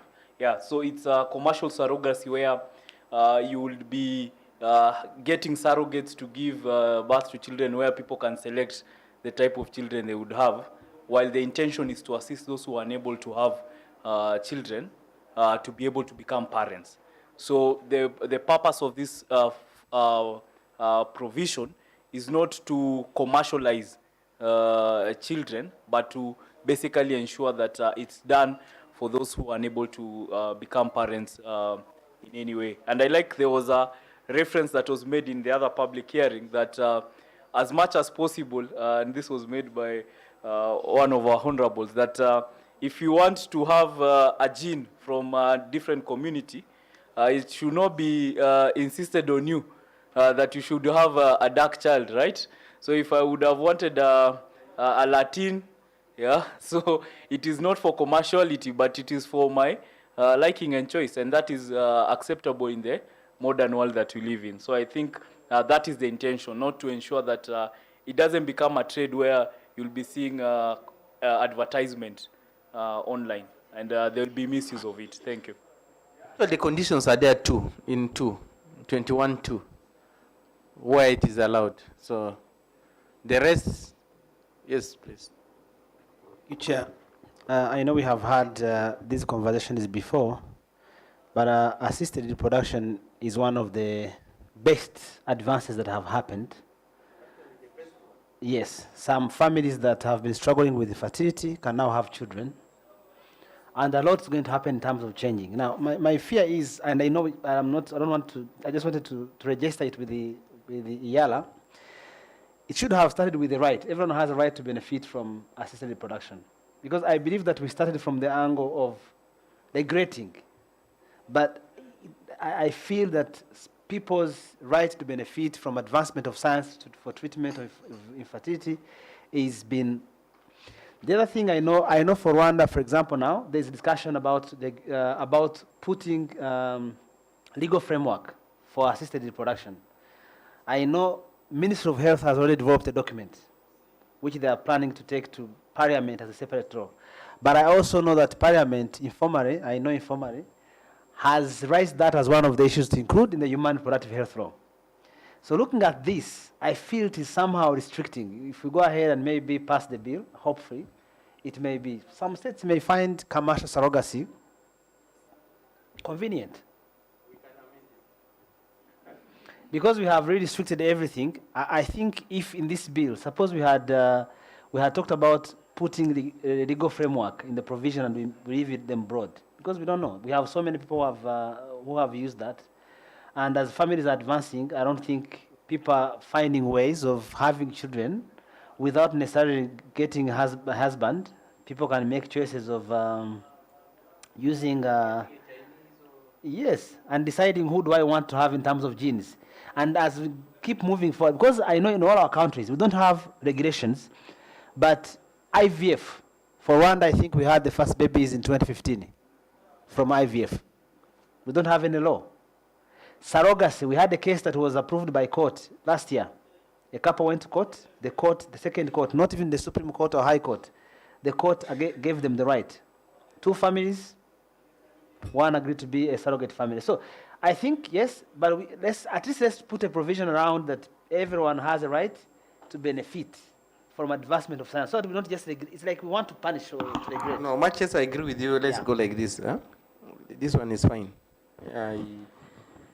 By the way, just to say that there's maybe I don't know which partner state has an objection to this. Literally in all the partner states, yeah, they are very okay with this. So that indicates that that's why when we change something, they will say, last time we. So let's keep it like this because it's actually across the partner states. There's nobody who has objected to this. Yeah, so let's keep it at this, and we'll see. When they see the advantage of it, we will amend. Yeah, we will amend because somebody. Okay, fine. It's okay. Let's move ahead. I think this is where I stop.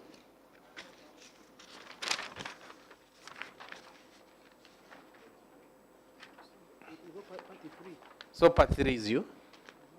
Yes. Okay, I think we can proceed. So thank you for the time you have given, and your opinions are important. So we can proceed to part 3.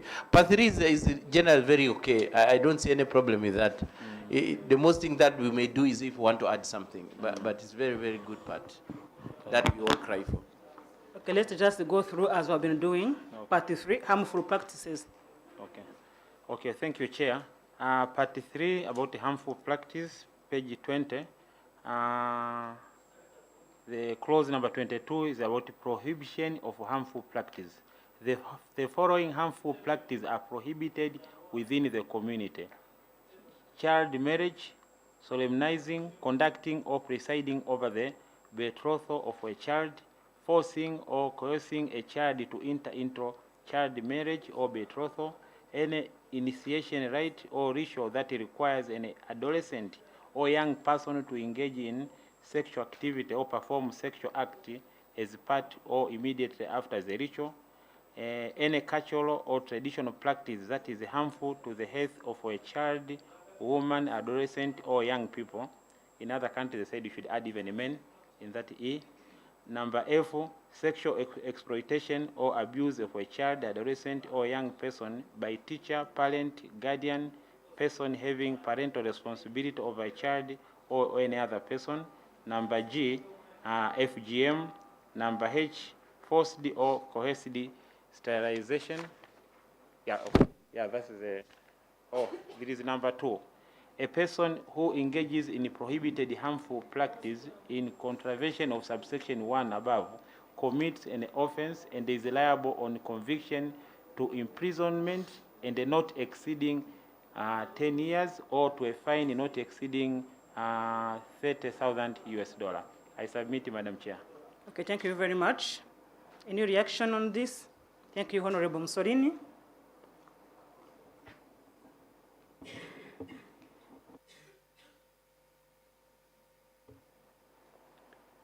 Thank you. Ibi ndabivuga mu Kinyarwanda. Nta mwana ushaka. Umwana arahohoterwa.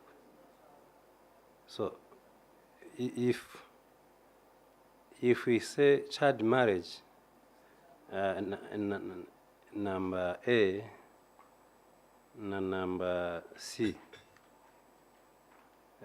ubwo njye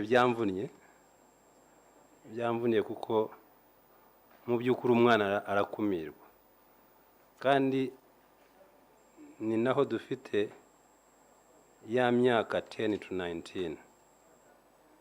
So uyu mwana turimo tuvuga ngo child marriage, we rather say child abuse. Murakoze.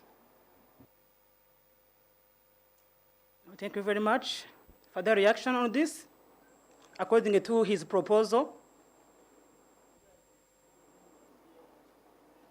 Any reaction? Okay, reka nanjye muhe feedback kuri iki ngiki impamvu yiswe marriage. Nuko murabona nanjye navuga mu Kinyarwanda izi clauses zindi sub clauses zindi ziyiherekeje mu by'ukuri zirimo zirasobanura ko ari harmful practices kandi noneho zitwa gutyo iyo bazikora gutyo n'impamvu ziri harmful ziba zitwa gutyo ko umwana bamushingiye. Ubwo nimubona nayo magambo yandi agiye ari munsi nk'iyi solemnizing betrothal mu by'ukuri cyo bisobanuye yuko ari ukugira gutya ugakora nk'indahiro. Ni ukora indahiro yuko umwana wawe uramushingiye ukamushingira umuntu runaka, umwana nta ruhare yabigizemo, bishobora kuba ko kanya cyangwa se bikazaba na nyuma y'igihe runaka waramaze kurya ibyo bita inkwano. Wenda mu Rwanda ntabwo nzi niba iyo practice mu by'ukuri yo gufata inkwano mbere ubu ihari, ariko nk'i Burundi aho narindi harimo stakeholders barimo bavuga yuko hari igice kimwe ntavuze izina aho ababyeyi ubu ngubu basigaye bakosha abana babo bakiri batoya, urumva bafite nk'imyaka bari muri primary. Ubwo uwo bamukwereye akazamutegerezaho gato, urumva niho gato, ariho bya bindi byitwa marriage kuko bakora n'iyi mihango nyine tubona hano. Solemnizing ni nka celebrations, akenshi bikunda kuza muri traditional religion cyangwa se ibintu bya traditional practices that are part of harmful practices muri EAC. Kandi iyi bill iba ivugira abaturage bose ba East Africa. Wenda mu Rwanda impamvu byakugoye nka Honorable Mussolini nuko gushingira abana ntabwo ari ikintu gifite ingufu nko muri South Sudan. South Sudan, my colleague is from South Sudan, so child marriages really they celebrate the same ritual as we do for adults, you know. Biba ari kimwe n'ubukwe, bara celebratinga bakamukwa inkijana, imodoka 500 niba ntakabije amatike noza nsameje bundi ibirori. Ni ukuvuga ngo banabashyira muri auction, ni ukuvuga ngo ibyo bita muri cyamunara byarabaye n'ubu biracyaba. Bivuze ngo iyi biri mu by'ukuri simbizi nkatwe tumaze igihe tuyiganiraho, haraho ugera ukumvurwaye n'umutwe kuko ni ikintu utari tukemura none ahanga utazanye itegeko. Nabo barabivuga nko ngo twatambukije mu nteko, twatambukije already a resolution kugira ngo Council of Ministers egerageze kuvugana n'ibihugu barwanye ikintu cyitwa child marriage. Kandi noneho ni nako amategeko amwe namwe u Rwanda rwagiye rushyiraho umukono ndetse n'ibindi bihugu bya East Africa ni nako byitwa child ending child marriage under universal health coverage n'iki kuko ni ukubashyingira nyine ariko batarageze igihe kuko kubafosinga kubarepinga n'iki biri ahandi byitwa ukundi kugira ngo hatabaho confusion. Ndumva aho ngaho ngerageje gusobanura dukurikije issues we are getting ni ukubashyingira nk'uko n'ubundi bikorwa bagakora n'iyo mihango yose y'ubukwe.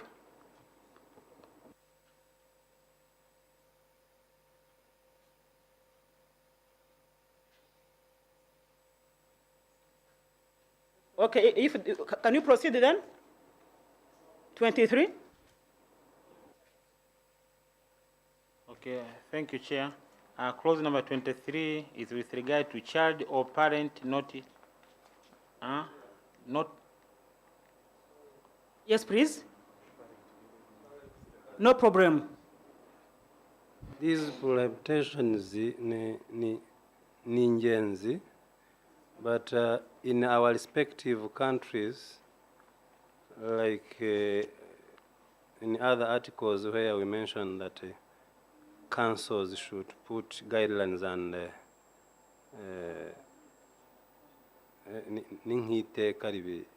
preventing. I would wish if we have the respective state partner states councils to list and put in place the principles guiding prohibiting these ones, because here we are not exhaustive of the list. So if we leave the space to our partner state councils as ministries to deal with this and exhaust it's better. It was my request, Madam Chair. Okay, Sorry. thank you very much. Well noted, but if we proceed, because even 23, even 24 clauses are about child marriages and the duties of the persons that are going to practicing those. So let's proceed, and then you will understand that the regulations may come in later, because that is the purpose of clause 29. That's the last clause. But as we proceed, we will understand better about child marriage, because they are. Thank you. Okay, thank you, Chair. Clause number 23 is about child or parent not to consent to child marriage. Number 1, a person under the age of 18 years does not have capacity to consent to a marriage or contract a marriage. Number 2, any child marriage purportedly entered into or solemnized is void. Number 3, a parent, guardian, or any person with parental responsibility over a child shall not have authority to consent to a child marriage. And lastly, a parent, guardian, or person with parental responsibility who consents to or purports to give consent to a child marriage commit an offense and is liable on conviction to imprisonment not exceeding 10 years or to a fine not exceeding $30,000 US. I submit, Honorable Madam Chair. Okay, I suggest that we go up to 25, because they are about child marriages and protection, so that we can have a holistic understanding on that word. Thank you. Thank you. Clause number 24, duty of marriage officer to establish age of parties. Every person authorized by the law of a partner state to solemnize a marriage or conduct a marriage ceremony shall establish, verify, and record the age of the parties to an intended marriage before solemnizing, conducting, or performing the marriage ceremony. Number 2, for the purpose of this section, a person authorized to conduct a marriage may require the parties to an intended marriage to produce a birth certificate, national identification document, or other document issued by the partner state as evidence of the age of a party to an intended marriage.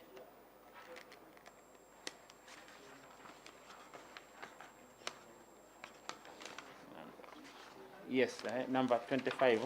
25 with regard to protection of children in substituting child marriage. The minister responsible for social protection or children affairs in each partner state shall design, publish, and implement measures to protect the children who, at the commencement of this act, are already victims of child marriage. Number 2, the measures developed under subsection 1 above shall include the following: identifying and recording children in child marriage and the specific communities where they are found, reporting persons engaged in solemnizing or conducting child marriage, protecting victims of child marriage from physical or mental violence, injury or abuse, neglect or negligence, treatment, maltreatment or exploitation, including sexual abuse and exploitation. Number D, opportunities for a victim of child marriage to opt out of marriage. And number E, rehabilitation and psychosocial support to victim of child marriage. Close number 26. We can stop by there because that was about marriages, child marriages. Then 26 is the other thing. So we can give our reaction on this, if any, of course. Yes, please, Honorable.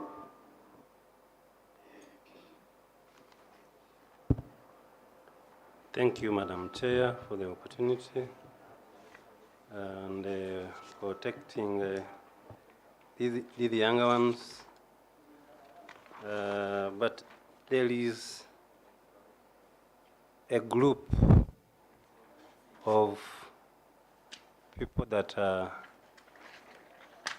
not mentioned and well protected, and in our member EAC countries have these challenges of harmful acts on people with disabilities, albinos.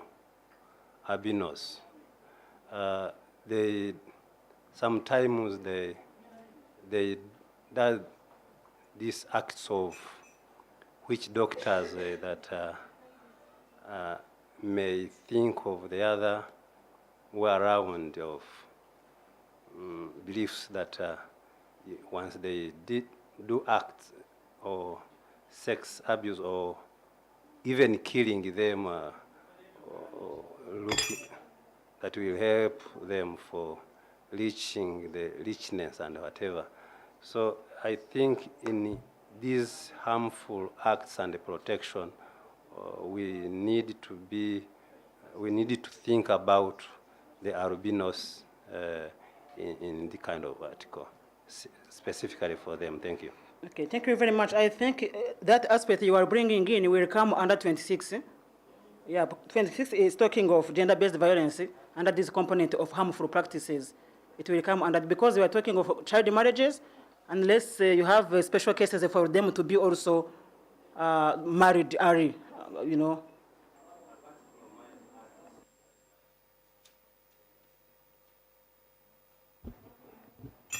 They even defile or do other wrongful acts on them because of the culture and the beliefs that once you reach the albinos, you may get A, B, C, D.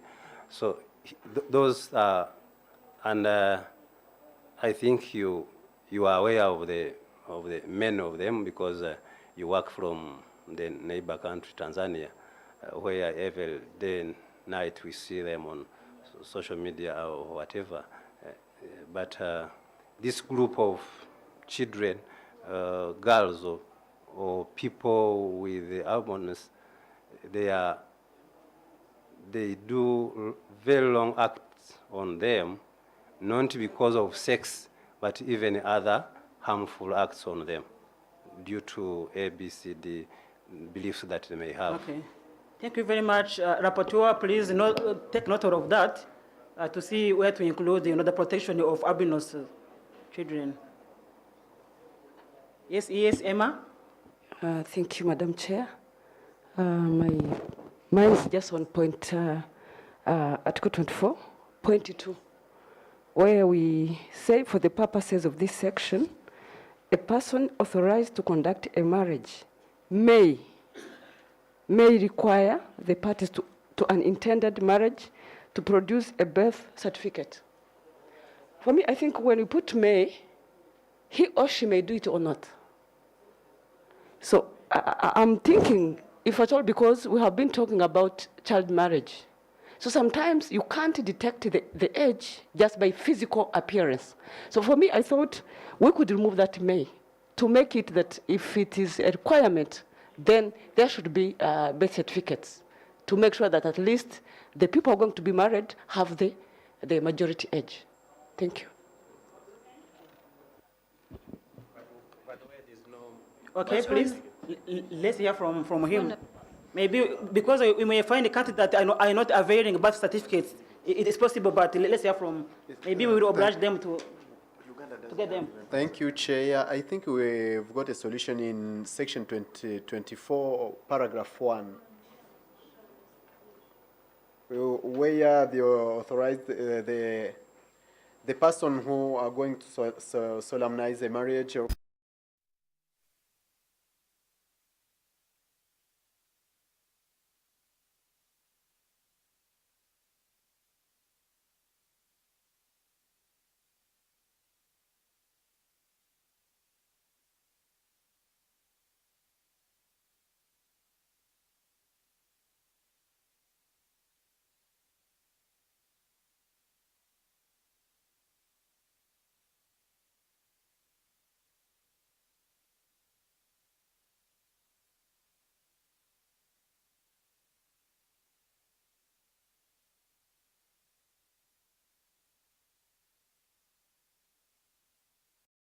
like so you're given a card. So the birth certificate is not like a, yes. So we have to take into consideration those dynamics. Okay. Yes. It's all right, but mine was like, if at all, of course, we are considering these partner states, and we have different realities. But I think maybe when the initiators were doing this, they had in their mind that sometimes people cheat. Even in the birth certificate, they cheat. Yes. But again, when it comes to sometimes the legal terminology, then we say we may do this on, anyway. I was just and we have those children because- that are born even not nearer to any health facilities. Yeah, but yes, I know. But this is one of the advantages some, I'm saying some of the men, because not all do this, have been using, and this we see them around because... So you want us to put shall? That's what you want? That's what you I don't have any problem with that. Yes, that is quite good. Yeah. Is there anybody who has got... Okay. Yeah, I think it's fine, putting share to make sure everyone is complying. I said that there is no harm with that. Chair. Christiane? Thank you, Chair.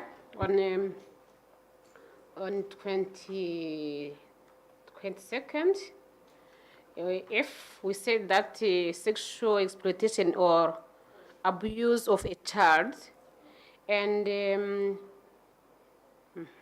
the fine. Number 2, a person who engaged in a prohibited harmful. I think this article is controversial with our, maybe in Rwanda, when a child is defiled, the perpetrator has imprisonment of 20 years and above. And here we say not exceeding 10 years. I think here we shall give the flexibility to party states to link with the internal regulations, because here in Rwanda we really wanted to avoid the people to defile children, and they have to go to above 20 and above. Did you get my proposal or my concern? Yeah, I got it, because partner states are operating, differently as per this bill. That's why we will have, as per may be determined by, the law in place in the partner states. For instance, in Rwanda, the age of marriage that is allowed is 21, but this bill is talking of 18. So this does not mean that Rwanda is going now to come, to 18. No, Rwanda will still implementing 21. This bill intends to help those countries that have nothing. nothing that can, regulate their sexual reproductive health rights or that are abusing what does exist already under the agreement and commitment they signed for the international and, continental covenant or laws they are committed to. You see, for instance, in Tanzania, the age of marriage can be 14, 15, and so on. When they are committed to child rights commitment at 18. So this bill will just regulate and harmonize the things, but we are not going to change those ones that are not abusing the child. Okay, have you got me? I think all our partner states have got the marriageable age, but Tanzania has 2. For mainland Tanzania, separate, and for Zanzibar, separate. So we have to use the international defined age, which is 18. But depends on what your state says. If it is 35, no problem. But I just want to say we have one of our colleagues who is online, and he would like to greet us. We want to register his presence. Honorable Kim, if you're online, please. Who has the online thing? I don't know who has the link. Yes, he.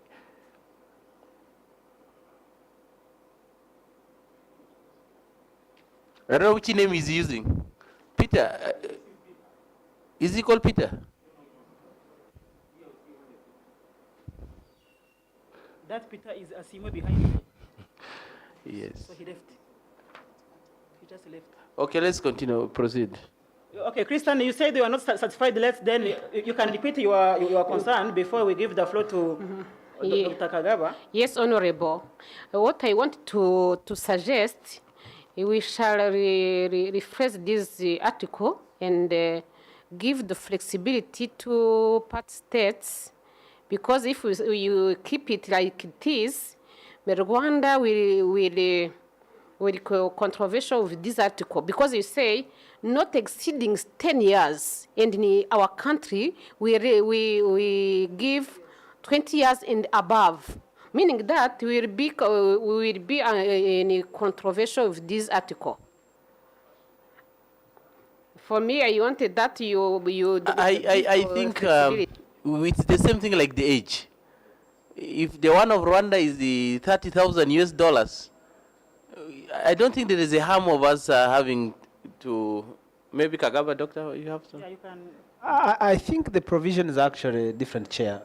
This is talking about a person who marries her child, who consents to her child's marriage. It's not talking about defining a child, if I read it very well. Because ours that we are referring to of punishing 20 years refers to a defiler, someone who has defiled the child, someone who has had sex, let me say it, with a child. But this one is talking about a parent, guardian, or person with parental responsibility who consents or purports to give consent to a child marriage. Like someone wemereye ko umwana wagira ate ashingirwa. So it is specifically child marriage, ntabwo natekereza gutandukanye n'iyacu. Yeah, I get you, because the one of defilement is provided for by another act. Yes, so it's not provided for by this act. For child marriage. Yeah. Umubyeyi wemeye ko umwana we amushingira. Nagira ngo mbabwire yuko number F iravuga. But in the other one, is it not there? Maybe that's the thing we should look at. Munyemerere wenda mbagaragaza igitekerezo cyanjye ni muri number F. Bavuga yuko nawo ari ubwoko bwa harmful practice, sexual exploitation or abuse of a child. Muri abuse harimo defilement, if I'm not mistaken. You defilinze umwana, twebwe mu gihugu cyacu baguhanisha igihano cy'imyaka 20 kuzamura hejuru.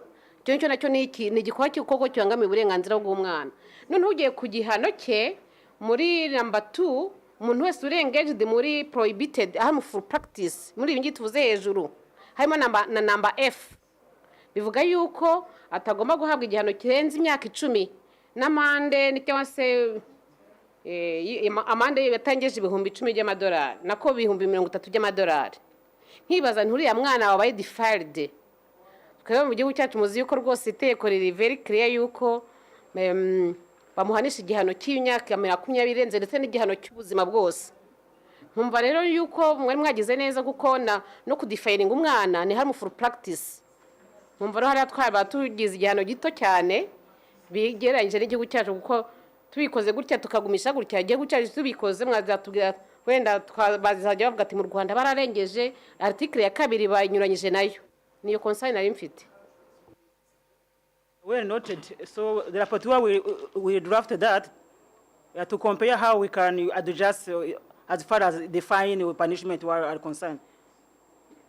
Dr. Kagaba first, eh? He was the first. You will follow. Thank you. Aimable. Nena tanze igitekerezo ariko hari indi ngingo wari uvuzeho ya child marriage y'imyaka yo gushyingirwa hano wenda nabyo ndabiregisteringa ko hano hari abadepite n'abandi dufite ikibazo cy'abana bari hagati batari bageze 21 arengeje 18 tuzi neza ko mu masezerano mpuzamahanga yose 18 ni umuntu ufite imyaka yo consenting ayo twasinye yose avuga ko age of consent is at 18 after 19 ashaka gushyingirwa. Ni debate nayo nubwo tuvuga ngo turi kuri 21 ikeneye to take place kuko umwana uramwangira iki ko ari uburenganzira bwe kwagejeje kwifata icyemezo. Dufite n'abaterwa n'inda bafite 19 kasanga wenda nabyaye afite n'umupartner bashaka ko bagira bate babana ugasanga muri iyo myaka 2 none habayemo n'ibindi bibazo byo kubyara n'abandi bantu batandukanye. Mbere twari utegeko ryemeraga yuko Ministeri y'Ubutabera yatanga uburenganzira tubikuramo turavuga ngo age of marriage 21. Ubure dufite abantu bari hagati ya 18 na 21 batemeye gushyingirwa barimo bahura n'ibibazo. Ubwo nagira ngo just imbere registering wenda bishaka kuba bitaganye ni context ariko it's a debate to continue having. Thank you. Thank you very much. I think it's well noted, especially with our national parliamentarians. We will keep talking, discussing, because we are trying to find what can be best and better for our citizens to help them. And then, Aimable. Murakoze Chair. Mfite impungenge sinzi uko muza kudufasha kuzabyara umuniza. Murabizi neza ku itegeko iyo rigiyeho riba supersedinga irya national. Kandi ikigenderewe hano ni harmonization. Hari aho turiho dusanga ibyaha bikakaye ahandi bidakakaye. Mere no kucyo Kagaba yarari havuga turavuga 21 hari izindi partner state ari 18 mariage iri officiel national laws zabo. Aho naho muraza kudufasha uburyo muzabyara umuniza. Ikindi nacyo ni kuri iki kijyanye n'ibi bihano urajya gusanga ugasanga hari ama states ibihano bitangana. Ese murateganya kubyara umuniza gute? Murakoze. Murakoze. Nagira icyo mvuze kuri iki Dr. Kagaba yaravuze. Nibaza ko tutakomeza kuguma tureba ahandi uko bimeze ahandi uko bimeze. Mumvaga twakomeza tugafokasinga ese mu Rwanda igishoboka ni ikihe. Ntanze nk'urugero at the age of 18 umwana bakiri mu ishuri, umwana bataratangira gufata responsibility kuko muri iki gihe kuvuga ngo ugiye kuba married udafite n'ubushobozi bwo kuba watangira gufata inshingano z'urugo. Turabizi ko ari umugabo ari umugore baba bakeneye gufatanya bagashakira urugo. Niyo turebye environnement turimo muri iki gihe ukuntu harimo ama divorce menshi kuko abenshi tuvuga duti bagenda batiteguye bagenda bahubutse. Hari ibintu byinshi, hari facts nyinshi zirimo zigenda zituma societe turimo muri iki gihe igenda yangirika. Kandi nibaza ko rero igikuru si gukomeza kureba iby'abandi, ahubwo jewe numva igikomeye ni ukureba ese ibi bintu byose biriho bitubaho muri iki gihe birategwa n'iki. Ese birategwa nuko tutigana abandi cyangwa birategwa nuko twataye inshingano cyangwa turiho twigana abandi. Pourquoi pas? Jewe rero numvaga abanyakubaha bari hano abadepite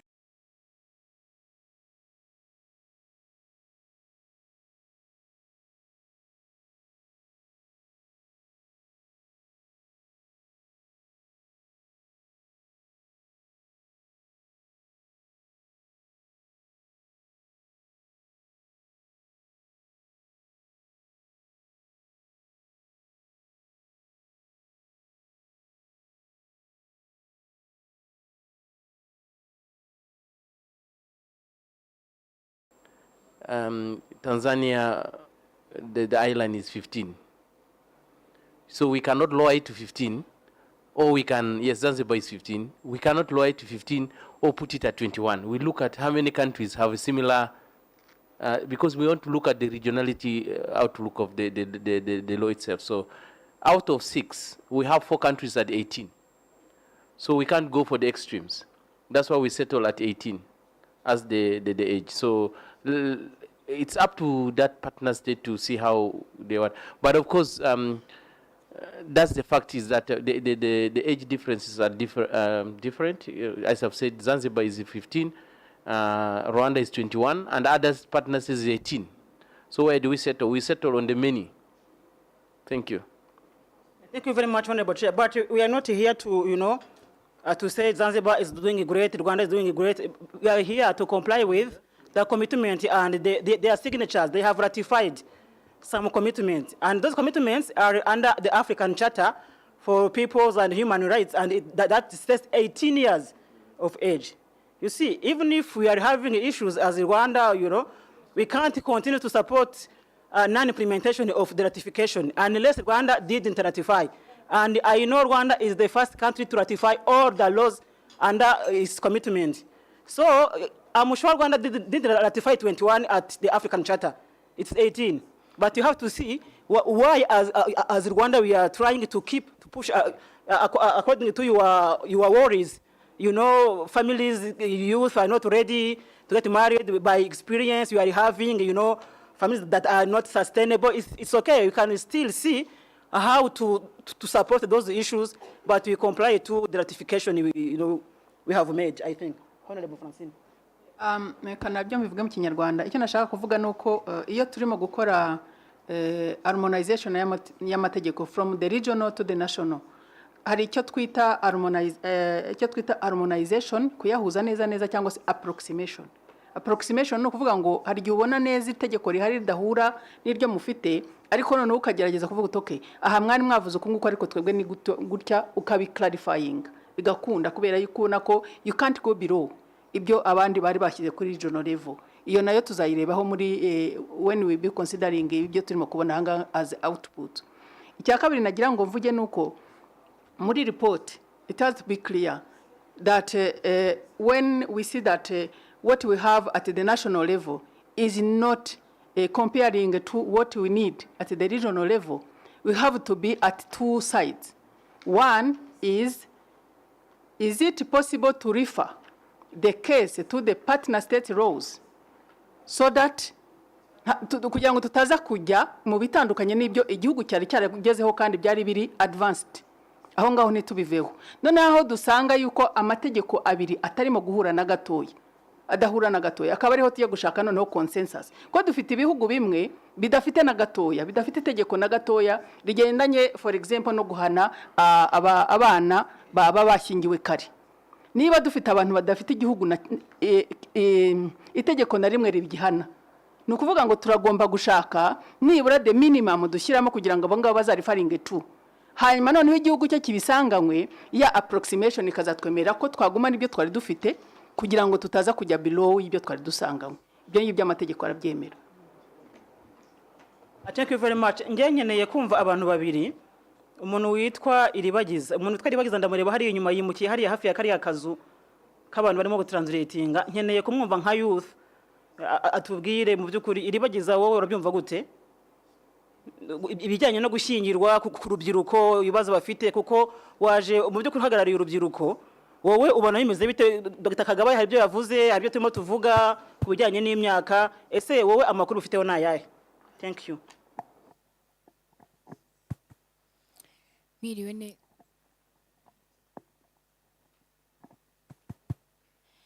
Mwiriwe neza nanone. Abantu bakomeje kubivugaho. Maybe icyo navugaho nuko child marriage ni ikintu gihangayikishije cyane cyane noneho bikomatanyije na teenage pregnancy. Hari cohabitation, uretse ko nubwo tuvuga child marriage n'ibindi byose cyane cyane mu bihugu bya Afrika ariko cohabitation.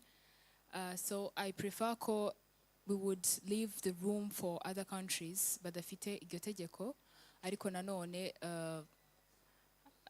u Rwanda narwo aho rugeze akaba ariho ruguma.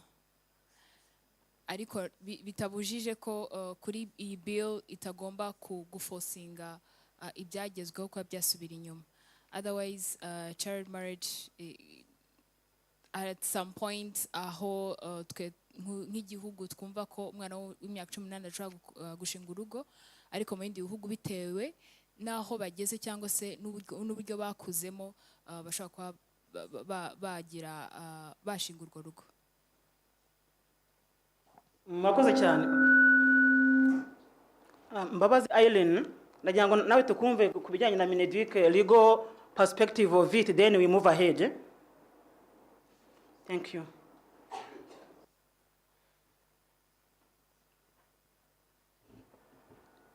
Urakoze Chair. Icyo navuga kuri child marriage nuko aho ntagiriye impungenge nuko bari bavuze ko igihugu kizakoresha itegeko ryacyo, kandi nzi neza ko turifite twebwe rijyanye no kurengera abana. So nkumva ko ni byiza ku bantu batari bafite itegeko na rimwe, bizafasha abana, ariko twebwe aho tugeze harashimishije. Ntago tuzareba ngo dusubire inyuma kubera ko turimo kureba iyi bill, ahubwo tuzakomereza aho twari tugeze. Murakoze. Thank you very much. I think we can proceed. Point taken.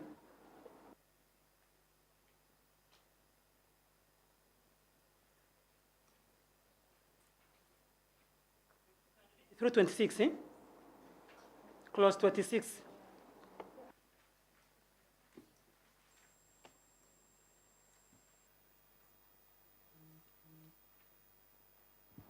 Okay, thank you, Madam Chair. Clause 26, detecting and preventing sexual and gender-based violence, GBV. The partner state shall develop and implement common strategies for detecting and preventing sexual and gender-based violence within the community. The common strategies shall include the following: mechanism for detecting and reporting sexual and gender-based violence, empowering girls and women to report sexual and gender-based violence. Number C, engaging traditional, religious, and community leaders as partners in detecting and preventing violence.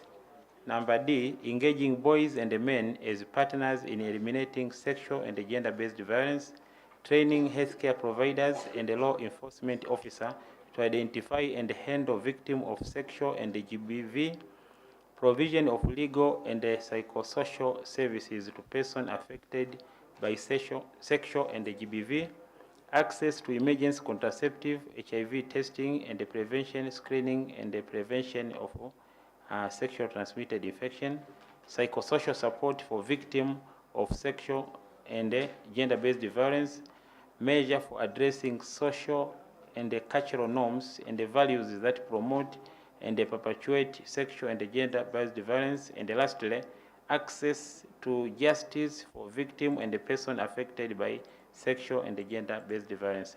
I submit, Honorable Madam Chair. Thank you very much.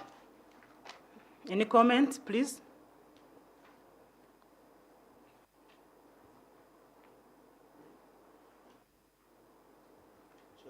Yes, Christian.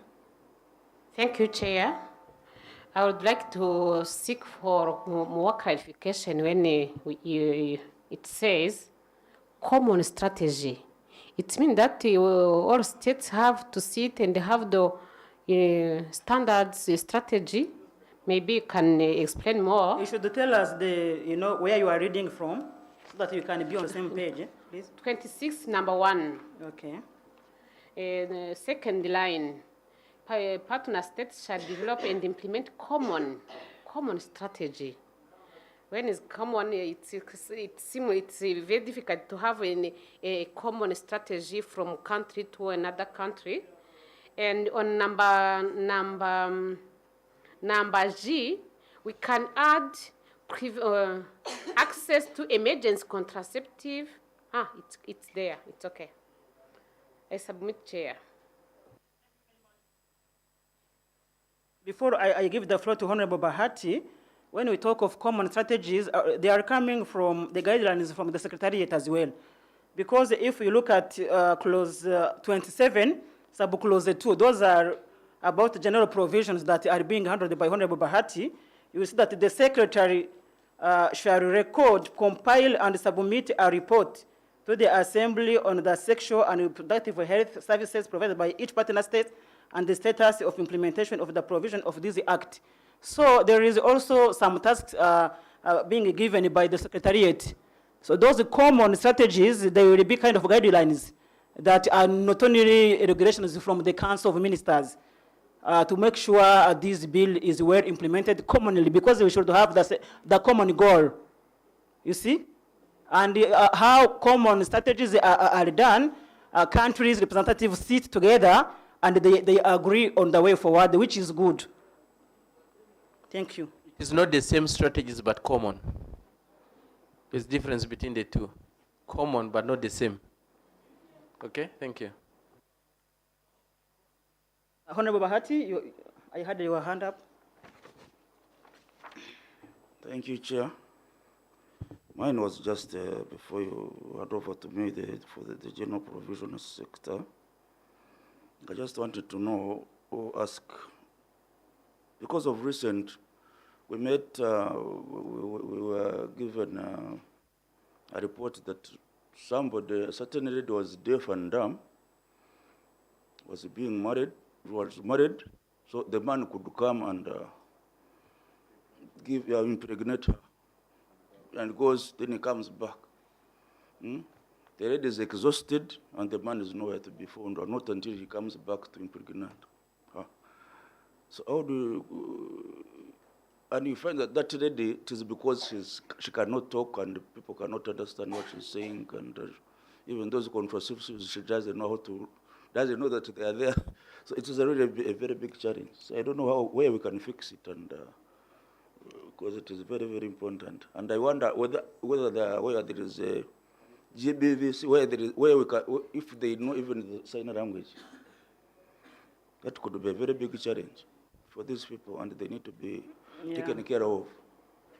Yeah, thank you very much. I think you concur with Honorable Mussolini that said that the council regulations should help in how practical this clause 15 can be implemented to make sure they cover all those issues with people or persons with disabilities, I think.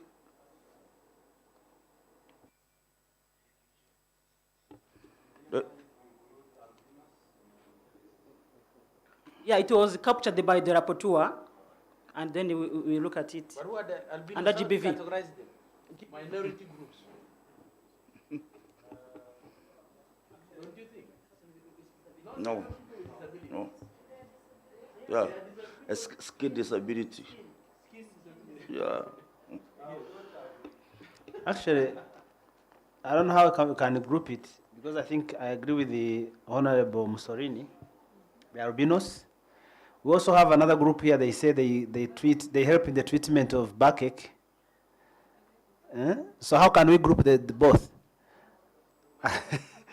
Nta abantu muzi bavura umugongo se, hari abantu bajya bagiye gushakisha ngo babavura umugongo. People believe ko babavura umugongo. Nabyo umuntu yareba ko nayo ni harmful practice cyangwa ni brief. Sinzi ko twabigrouping. Hari abantu bazwi yuko muri sexual reproductive health bavura umugongo. Ni kimwe n'abari abarubinose bababwira ko ushobora gukira, ushobora kubona amafaranga n'ibindi. So how sinzi ko twabyita ko nituvuga rubinose gusa nta bandi baba bahari wenda tutavuze. Societe wenda yabifite sinzi bwo naho ngarukiye ntago nzaba. That's a cultural brief. But we are saying all people. That takes into consideration. Chair, we should differentiate things. Yeah, because they were talking of harmful practices. Someone mentioned, which doctors.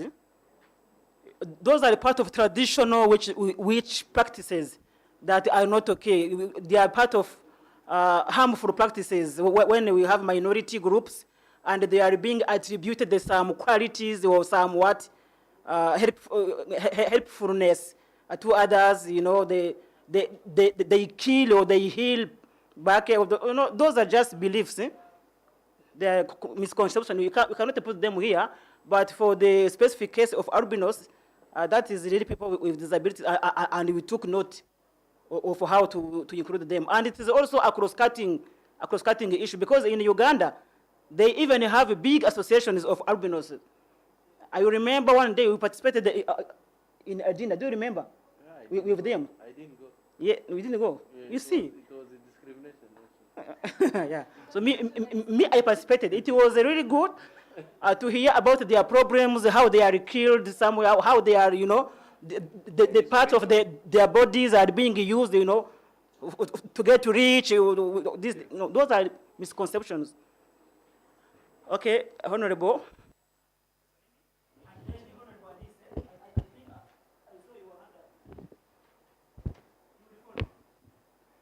Thank you, Mr. Chair.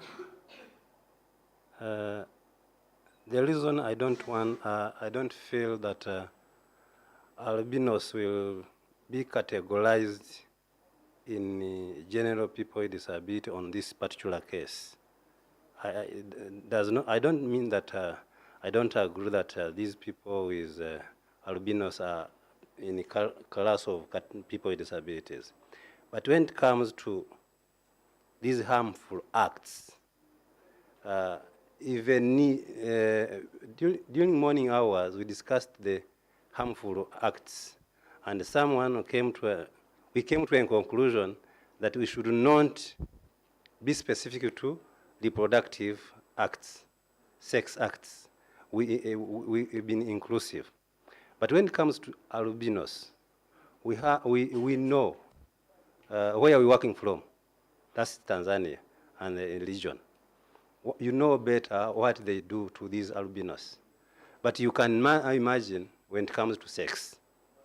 So if they cut their heads for sale and expecting to buy trailers, you can imagine now when it comes to sex and the beliefs. So that's where I came with a request that we count them in particular in this bill specifically to safeguarding them.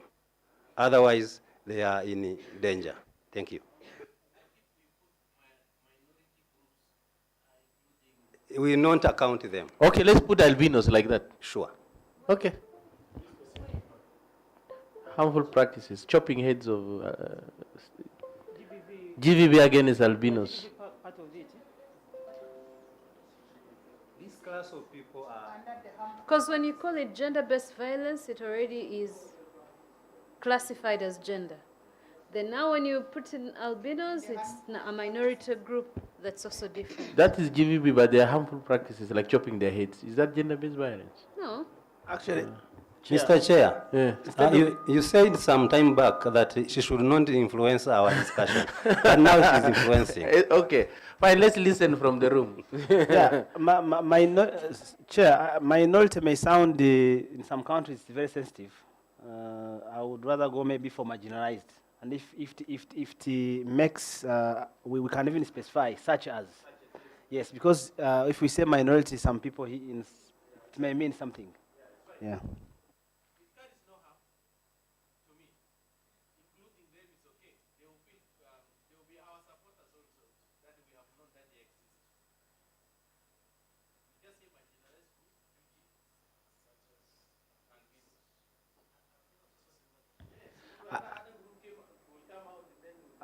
Albinos also, they don't like it. People with albinism, or with albinism, I think. How do they say it? I think it's people with the albinism. Yes. Thank you very much. I think, Chair, I'm done with my part. I think I hand over to you. You know, we are past our time. We are left with 1 hour, or we have to suspend some of our rules to proceed. No, we have presentation from stakeholders. we are done with the bill itself, but we did not get the presentations. Yeah. Yeah, we have two articles, 2 clauses, and then we have presentations. Then I'll request those who are going to present to be very short, okay? We are left to do now 1 hour. If we can work within the 1 hour to finish, I'm okay with it. Plus presentation, there can be more than 1 hour. Okay, let's try. Let's try. Honorable Bahati, please. Yeah. Thank you, Chair. I think what is remaining is, as the rest part, which is part 4, it is just walkover. It's part of administration concerns vis-a-vis this bill. So, Secretariat, you can go ahead and see.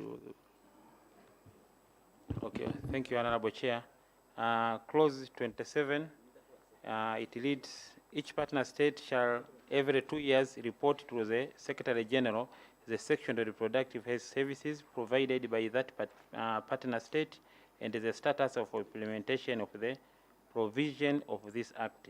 Number 2, the Secretary, it may be Secretary General, shall record, compile, and submit a report to the Assembly on the section of reproductive health services provided by each partner state and the status of implementation of the provision of this act.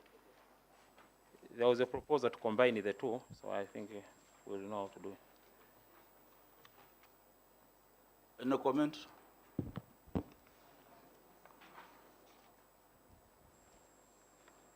I think this one is okay for combining the two.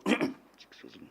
One is talking about the partner state, another one is talking about the Secretary General. So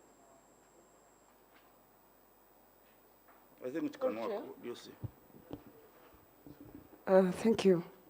I stand to be guided because in these 2 articles or the paragraphs, we are talking of having a report from each partner state. Then we are talking of sexual and reproductive health services.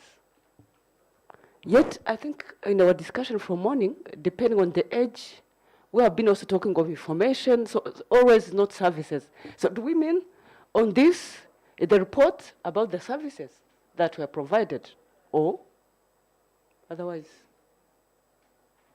Thank you. I think these are the services. If, the reports, they get these reports from the Secretary Council, Secretary Council of, that is responsible for health. So from that ministry to ministry responsible for EAC, then as where there is a council member, and the council member is supposed to talk to the, what's the normal procedure? Correct. I think you are right. The issue is we are talking about sexual and reproductive health services only, as if it is the only part we need to be reported.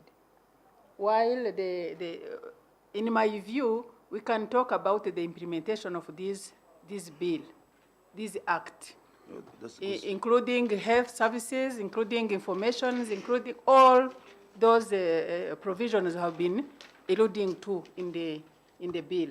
It is then two. That is one. One is a partner state to report to the Secretary General.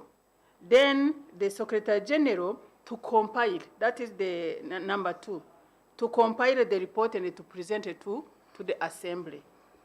So my view was to respond to the concern raised by Emma regarding what will be reported. And in my view, it will be the whole implementation of the bill, not only services. I submit, Chair. You see why we are putting it to be the services? It's now the outcome. Yes. You report on the outcome. Because if you don't do the other things, you will never offer the services. Yeah, you cannot offer them. So that's the reason why it's put the services at the end. Because that's what is ultimately being reported. For instance, you cannot, the services, information is just passing information. You can pass it in a radio, you cannot say maybe we passed, so many people received the information. Maybe education, whatever, but the services that are received, that's what is being talked about. Yes, not me, but Honorable, thank you. Go ahead. Okay. Maybe if you said report to services, this bill is combining also the human rights abuse. Human rights abuse, is it the services? And we need to report too. So we need to see how we can phrase and capture those outcomes. Thank you.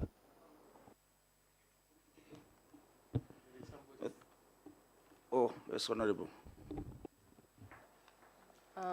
I would like to understand more what is meant by point 127. If we say that a partner state should report the status of implementation of the provisions of this act, what would be missing? What are you expecting when you say that a partner state should report on sexual and reproductive health services? Yet this bill, all the provisions here in this bill are talking about, even the title, even the title of the bill itself is sexual and reproductive health services. I think it's not easy for a partner state to report on this too if it remains like that. For me, it would be enough if a partner state reports on the status of implementation of the provision of this act. Otherwise, we should know what would be missing if the country reports on the implementation of the provisions. We need more clarification on this.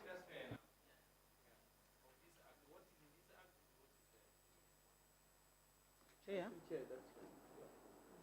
It's okay. I think I'm a bit far from your side. Thank you very much. I would also want to emphasize on what Honorable Alice has mentioned by saying that when we talk of general provisions, we're talking of the secretary, the SG, the secretary office, because normally the way the information is collected back, you know, they share kind of framework, kind of templates a partner state normally feel, and also they use those guidelines we mentioned earlier when we were talking of a common strategy. So I think that there is nothing to worry to say that something will be missed, because it will be also a kind of guidelines, you know, implementation and the control, monitoring, all those things, reporting system. They are tools meant for that. So I think everything will be captured as needed. Thank you. Thank you, Honorable. Anyone else? Can you proceed to 28? Okay, thank you, Honorable Chair. Clause number 28 is with regard to public awareness of sexual and reproductive health and rights. The community shall develop and implement appropriate common public awareness strategies sensitive to age, gender, religion, and culture, which shall be mainstreamed into major languages used in each partner state relating sexual and reproductive health rights and services. Let me mention something here. In the past, we said this right here was not supposed to be there, so just ignore it. Number 2, the Secretary General shall ensure that a participatory and a collaborative, inclusive approach is adopted in developing public awareness programs, including the participation of youth, private sector, CSO, non-government organization, media, traditional, faith-based organization, and the community leaders. Number 3, a specific sensitization program shall be developed to target teachers, parents, health professionals, judicial officers, law enforcement officers, religious, cultural, and community leaders, and other specific groups engaged in providing or implementing or providing sexual and reproductive health services. Number 4, public awareness program developed under this section shall include the following: to modify the social and the cultural pattern of conduct of women and men aimed at achieving the elimination of harmful cultural and traditional practice and all other practices which are based on the idea of inferiority or the superiority of either of the sexes or on stereotyped roles of women and men. Number B, aimed at encouraging children and adolescents not to marry early or until the age of 18, including programs relating to availability and accessibility of vocational and other skills training as an alternative to early marriage. Number C, relating to consequence of early and child marriage. There are some people that said you're supposed to read early or child marriage. Number D, relating to affirmative action for girls to encourage them to complete their education. E, addressing social, cultural, and religious limitation or realization of sexual and reproductive health. Number F, addressing stigma and discrimination against victims of child marriage, GBV, sexual abuse and exploitation, and other harmful practices. And the number G, highlighting the role of men and boys in prevention of HIV, AIDS, STI, early and child marriage, sexual exploitation, sexual abuse, and the GBV. And the last one, clause 29, the council may make regulation for better carrying into effect the provision of this act. I submit, Chair. Thank you. Somebody to add something or deduct something?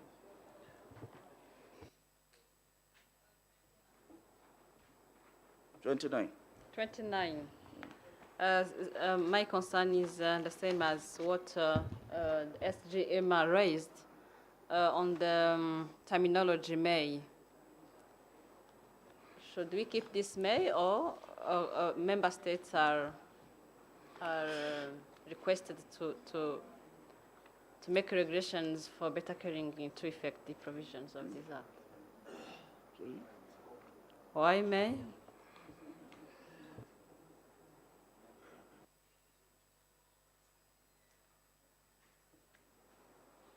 Yeah, because they're saying this, it is a common act and it is applied everywhere, all partner states. Do you want to we put shall? Can it work? It becomes a must or an obligation. If you put shall, that will attract some penalties if the country partner state does not comply. That's what I think. If you put shall, and the partner state has not complied, then it will attract some penalties, of which, sorry? Usually on provisions that allude to rights, it's, we use the word may, not shall. Shall is a rule, may is a right. Yeah. For that reason, I think we can keep the word may.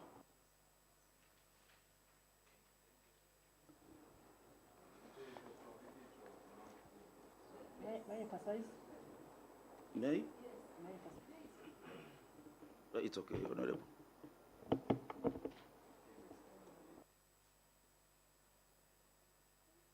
That legal draftsman behind there, he has been reading his phone since morning. Yeah. I'm wondering what is happening.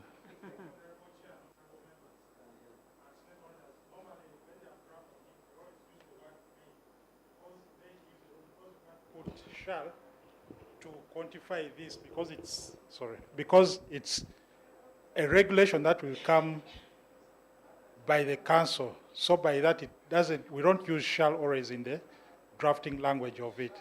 Thank you.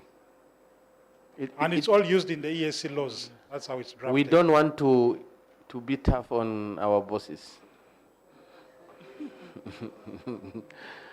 Yeah, because you cannot punish them if they don't do that. You know, these are your people. These are the member partner states, by the way. The councils are these people. The ministry is responsible for East African Community Affairs. So why are you asking them to report about it when you give them room to do or not to do it? We have touched the SG. We are also very clever. That one we know what to do with him, but the other one can dodge. Yes. Yeah. Also to add on, also it's embedded into the law because once it becomes an act, so also the members of parliament can pick it upon them when they are doing their implementation, because already it will be embedded into the act itself, even if it gives that may, but also we have the assembly has the mandate to push it to the council, to ask the council. Yes. Because that's why there are two provisions there. There is one council Secretary General reporting to council, and there's where the assembly is also given the same. So if one does not happen, then the other one will happen. There are two provisions there to queue up for that. That's another Boris. But if you wanted to explain more, you explain. I think it's done. Done because it is not mandatory for the Council of Ministers to, to bring regulations, because by experience there are some laws that were enacted and they are being implemented by partner states without really the need of having these regulations. They are being implemented according to the clauses, all those things, and it's going well, it's smooth learning. So sometimes they bring regulations and sometimes not, and they will judge themselves. That's why they may or not. Thank you, Honorable Chair.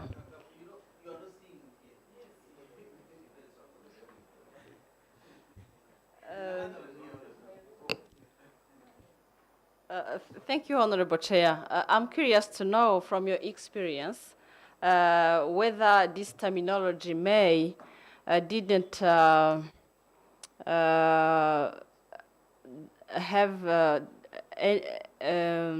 side effect, if I may say so, on what we expect this act to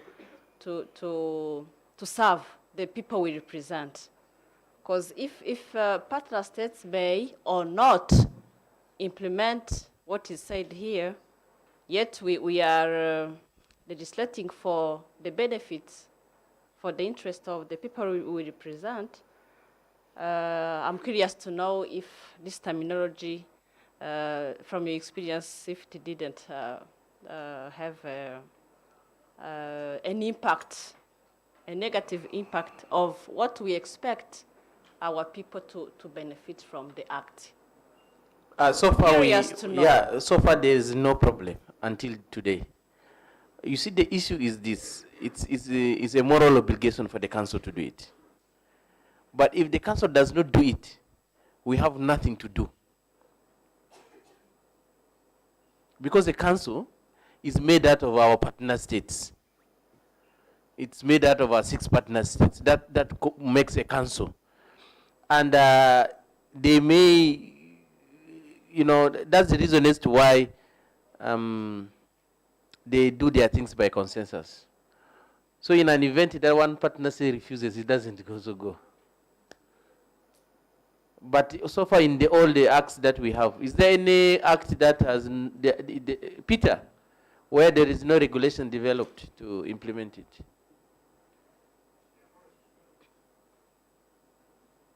The regulations are always developed and put in place.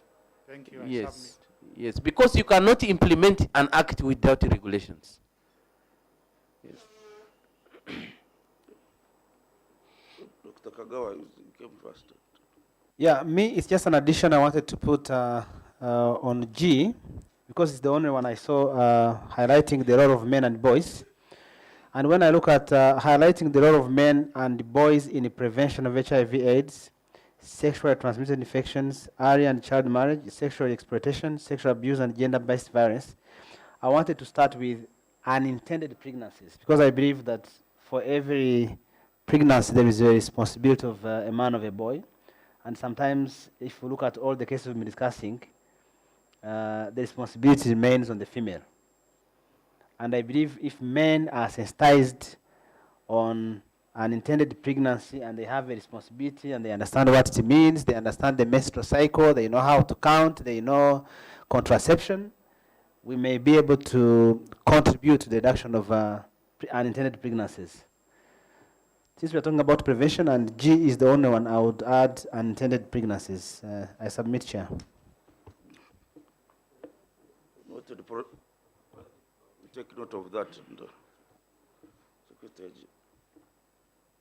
Secretariat.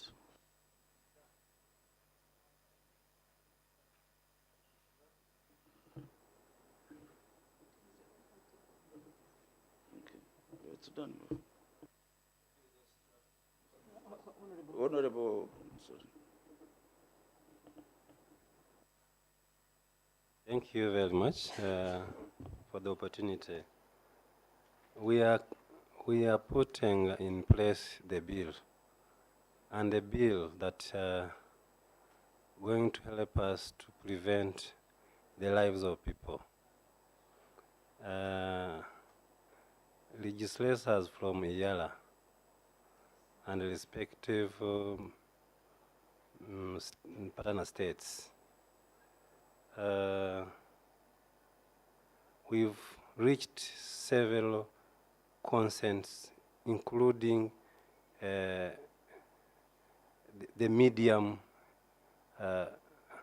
age of marriage. And when it comes to reporting and see the feedback, legislators now here, they withdrawn their role to go and control or overseeing. Now, I'm asking myself, legislators from Iyala, you put the bill in place, and you withdraw your role of going to oversee and control by just giving the hands to the secretariat and the council, either to report or not. Now, I'm eager to see how legislators from Iyala, you will overseeing this and control this if it is really implemented. That's my question. Thank you. When you go to 27, we have put it very clearly that each partner state shall every 2 years report. It's mandatory. The Secretary General shall record, compile, and submit. We have 3 cardinal roles: representation, oversight, and legislation. So we also do oversight. We always come to our partner states every year 3 times. Yeah, about 3 times every year on selected maybe protocols or bills or acts of the assembly. So we always do that 3 times a year. Our problem has been our nature of work. You know, our nature of work does not make us permanently stationed, probably in the headquarters. So our countries are saying we are very expensive, yet we are the cheapest. So they decided that after every 2 weeks, go back to your home. So we go back to our houses to sleep. And that's the fact, because to be honest, we are not doing our work because our partners are saying we are very expensive to maintain. So that's the problem. So if you at the National Parliament could push for how our partner states could maintain us, we have no problem of coming to Rwanda every day. In fact, I don't want to go back. So if I can be maintained here for the next 3 months, I have no problem. I will stay. So that's the issue that is facing us. Yeah, thank you.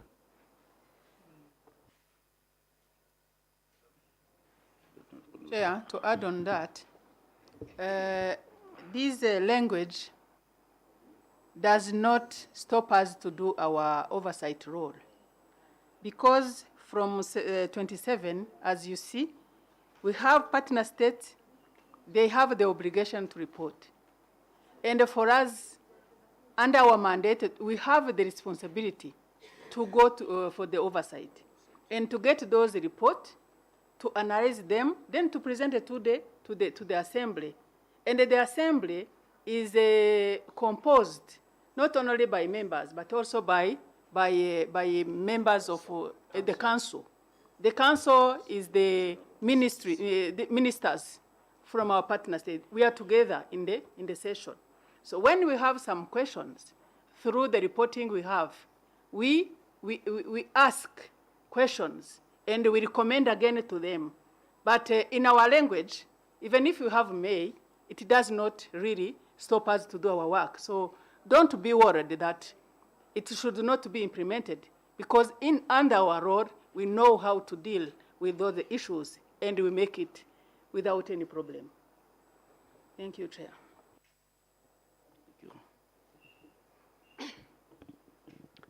Thank you, Chair. Mine is just on Article 28, B and C. On B, we are saying, this is on the under public awareness campaigns, Article 28, B, 4B. 4B, okay. It's under public awareness programs developed under this section shall include programs. B is citing that aimed at encouraging children and the adolescents not to marry early or until the age of 18, including programs relating to availability and accessibility of vocational and the other skills training as an alternative to early marriage. So, to my understanding, if I read this, it is as if, again, we are going back to alternative for early marriage, which might be an option or something else. So for me, when I read the following paragraph, C, relating to the consequence of early and child marriages. So I had maybe a suggestion, because in the definition, there's no any definition of early marriage. If I remember well what we passed through this morning. Yes. Now, is it the same, child and early marriage? Then if we have alternative to early marriage, are we not contradicting on what we have been saying? The third one may be, on my comment on the same, if there are programs, do we use the program to encourage or to educate on the harmful or negative or the consequences? So that, because sometimes encouraging not to do something at times might be like persuading someone. But this, again, goes with education, because these are young. These are young. We are adults to support and help our children. So I think this can be looked into in terms of how we write this. Also looking into B and C. Thank you, Chair. Maybe our thinking capacities is trying to now stop. Suggest for us how you want it to be. Thank you. Yes. I think we have been together since morning. I might also be tired. But for me, if I merge the two, which I can also share later on how to write it, maybe we can have the programs that aimed at educating children and the adolescents on the consequences of early marriage. I don't even, there we can just skip until the age of 18, because we said we are going to refer to partner states, because again, if we refer to 18, that means that the line that we put on the marriage. So for me, merging the two was like the message that should be there to my thinking is educating the children, because we are including children again, and the adolescents on the consequences of early marriage. Then we continue You on draft that. it and you give it to the Yes, rapporteur, okay? for sure. Thank you. Yeah, just draft it. Because why I'm saying our thinking capacity is stopping is, you know, we are thinking of how to now craft it. And then it will confuse us more. But the message, we got it. We got your message that you wanted to pass around. But we are now looking at the legal language to use. Yeah, thank you. Sometimes we cannot write it in just a plain English. We should find the best possible language to use to avoid misinterpretation. Oh, thank you, Chair. I think if there is nothing else, I hand over back to you, Honorable Chair. Yeah, thank you. Not to waste a lot of time. Who are those who have got presentations, please? The floor is yours.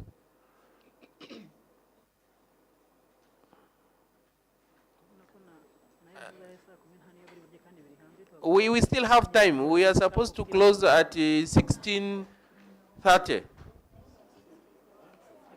I mean 18:30. Yes. No, that's our rules. This morning when I came here, I read for you that, you know, we are in a fully constituted committee. So you can read for them our times of meetings. No, the program is just a draft. We did not adopt this. Did you adopt it? No, we did not adopt it. Therefore, no, we are about to finish. There are people who have got something that they may want to say one or two things. So the 30 minutes is enough. Yes, you read. Thank you so much, Chair. I will take. No, somebody wants to read something. Okay. Thank you very much. You know, we are just, because this is the House of Rules and Laws.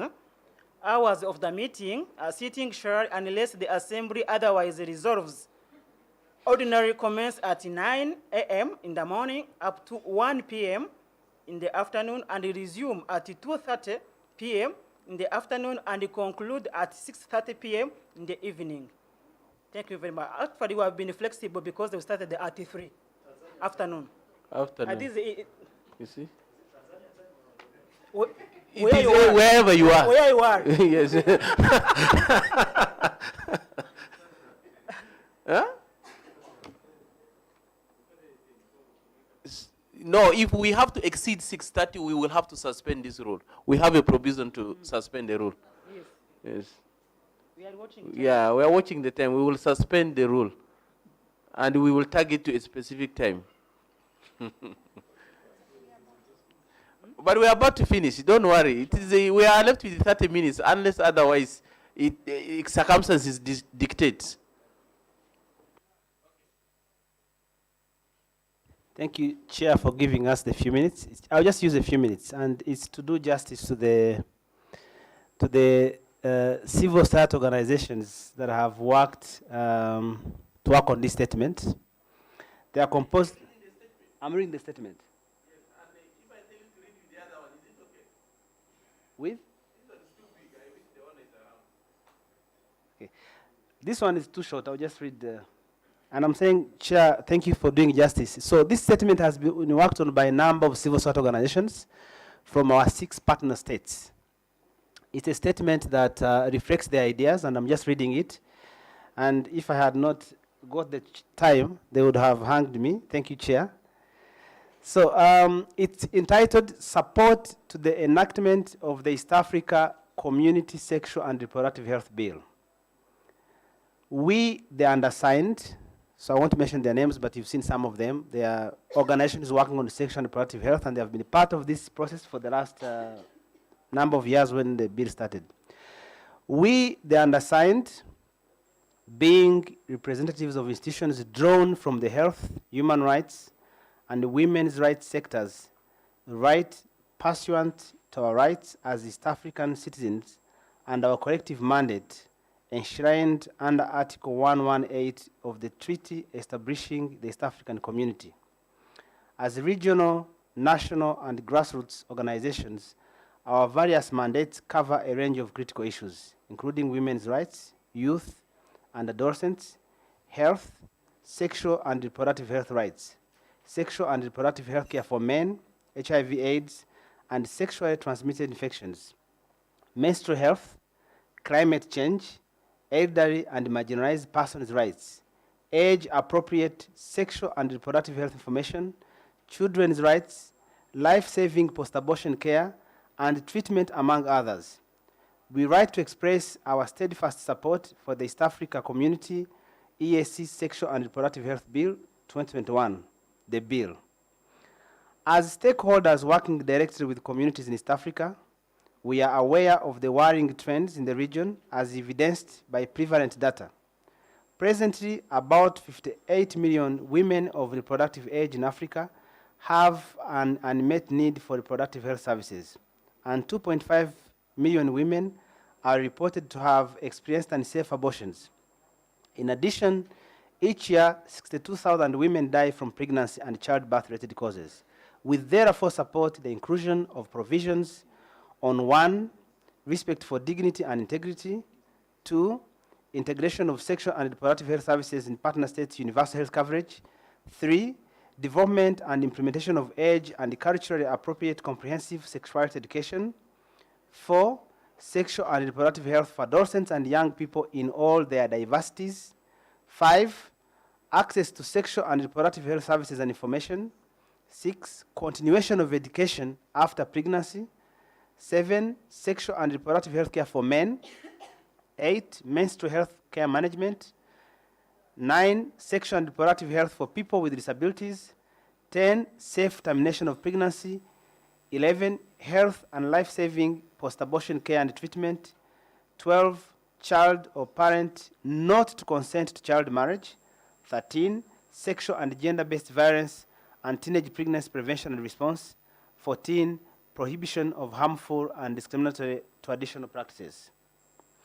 Enactment of this landmark legislation for the region will have a positive transformational impact on the state of sexual and reproductive health for all EAC state citizens.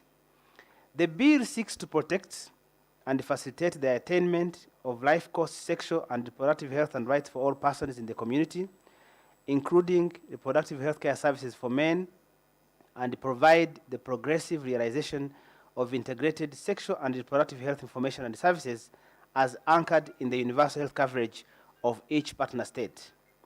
The proposed bill also prohibits harmful practices and prioritizes evidence-based interventions that, among others, address child marriage, protects persons living with disabilities, promotes school re-entry for adolescent girls after pregnancies, protects elderly persons, safeguards menstrual hygiene. The bill is aligned to the existing EAC policies, including Maputo Protocol.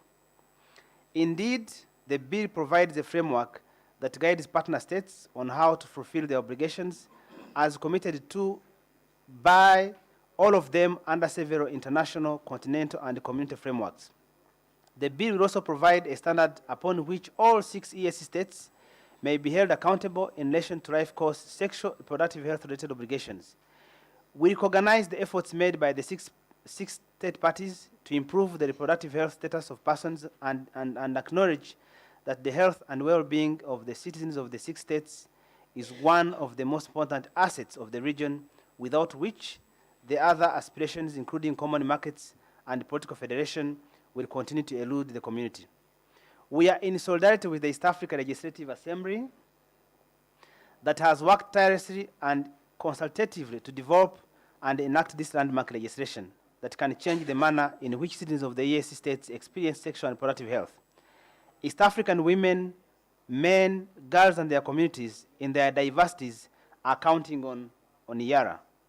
We are reassured of your commitment to preserve the right to the highest attainable standard of sexual and reproductive health care, right to information, and ultimately dignified lives, and call upon the Assembly to prioritize the enactment of the EAC Bill of 2021.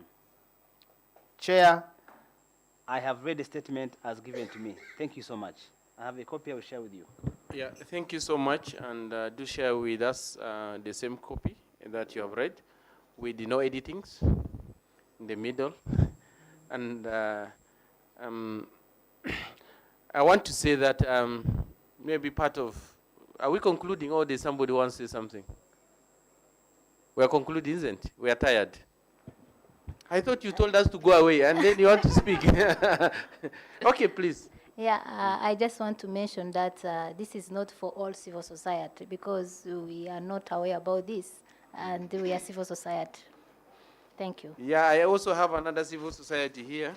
There are 1, 2, 3 people also. 3 people. There are 3 people also, they have submitted theirs. You can also submit yours. You can submit yours. Okay? It's allowed. Yes, it's allowed because these are the opinions that will, as I'm saying, this bill will change depending on what we got from the submissions. Okay? This is a time we will never come back to you. It ends today and your inputs until Monday. From there, we will not come to you.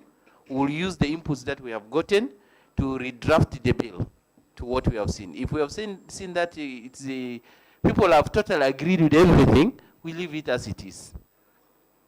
If you want to amend it, you can amend it through your MP. He or she will move to amend a provision on the floor. That will be the procedure. There will be no way we can come back to ask for your opinions. Until Monday, you can still submit it. It's time for you to submit your positions. And we'll compare your positions with the other positions. We have taken all those categories of people we have invited to have their views in the bill.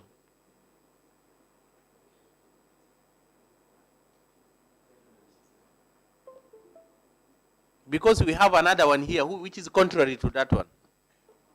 I just want to say it's too contrary to what they have submitted.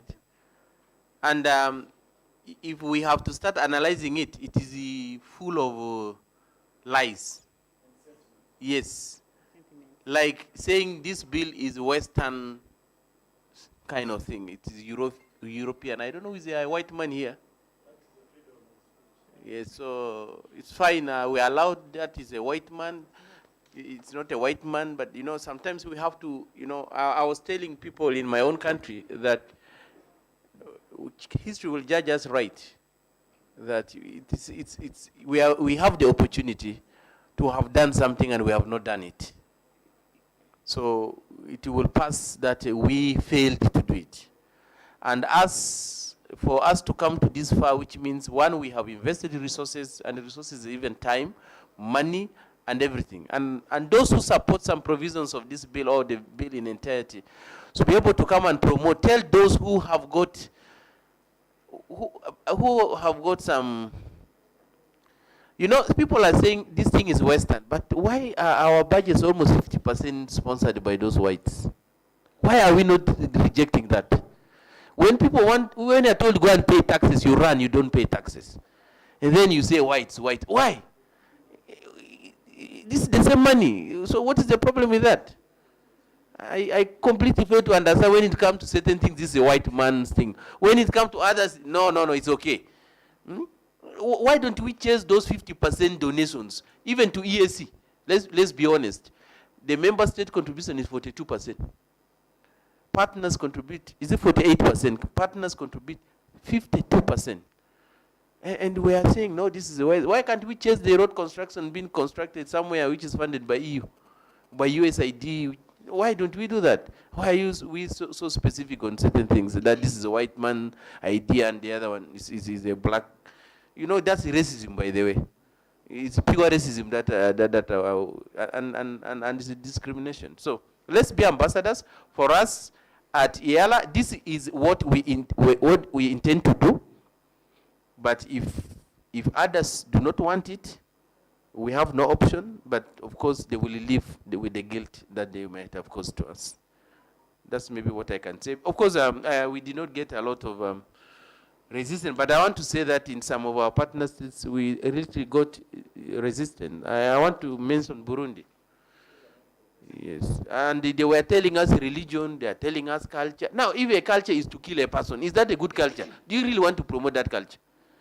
If your culture is you live in the forest, do you still want to continue living in the forest? Are you a monkey? That you know, some cultures are not good cultures. Honestly, they are not good cultures. In my country, we have cultures of cutting people here. Now you become identified. You cannot hide. In terms of, we had crisis in 2013. People were killed because of their marks, assuming they didn't have the marks. They could not. There wouldn't be any targeted killing, and we will still say this is our culture. We are proud of it, when it can eventually cause you problems. So let's see at progressive cultures that are good, that teaches morals, not those cultures that don't teach morals. So I'm not against cultural practices, but there are some cultural practices that I don't like FGM. Tell me, the northern part of Kenya, those full of Somalis, those women are crying. First of all, they stitch their thing. I don't want to mention it. They stitch it with the stitches so that they leave a small hole for urination only. Is that a good culture? And when we want to say that our cultures, those are not good cultures. So we should look at culture that are progressive and leave about those other ones. Because when I read this thing, now, if I present it to the committee, which I'm going to do it anyway, for them to see that there's an opinion like this. Now, if somebody just read it now, how will even you expose yourself to problems? Because the language itself is good, yes, convincing, but I wish some of these people are around, because they should have given us, what informs those kind of writings. But I will present it to the committee. I think the committee is sitting tomorrow, and ultimately, you act as our ambassadors. Where you see something is wrong, please.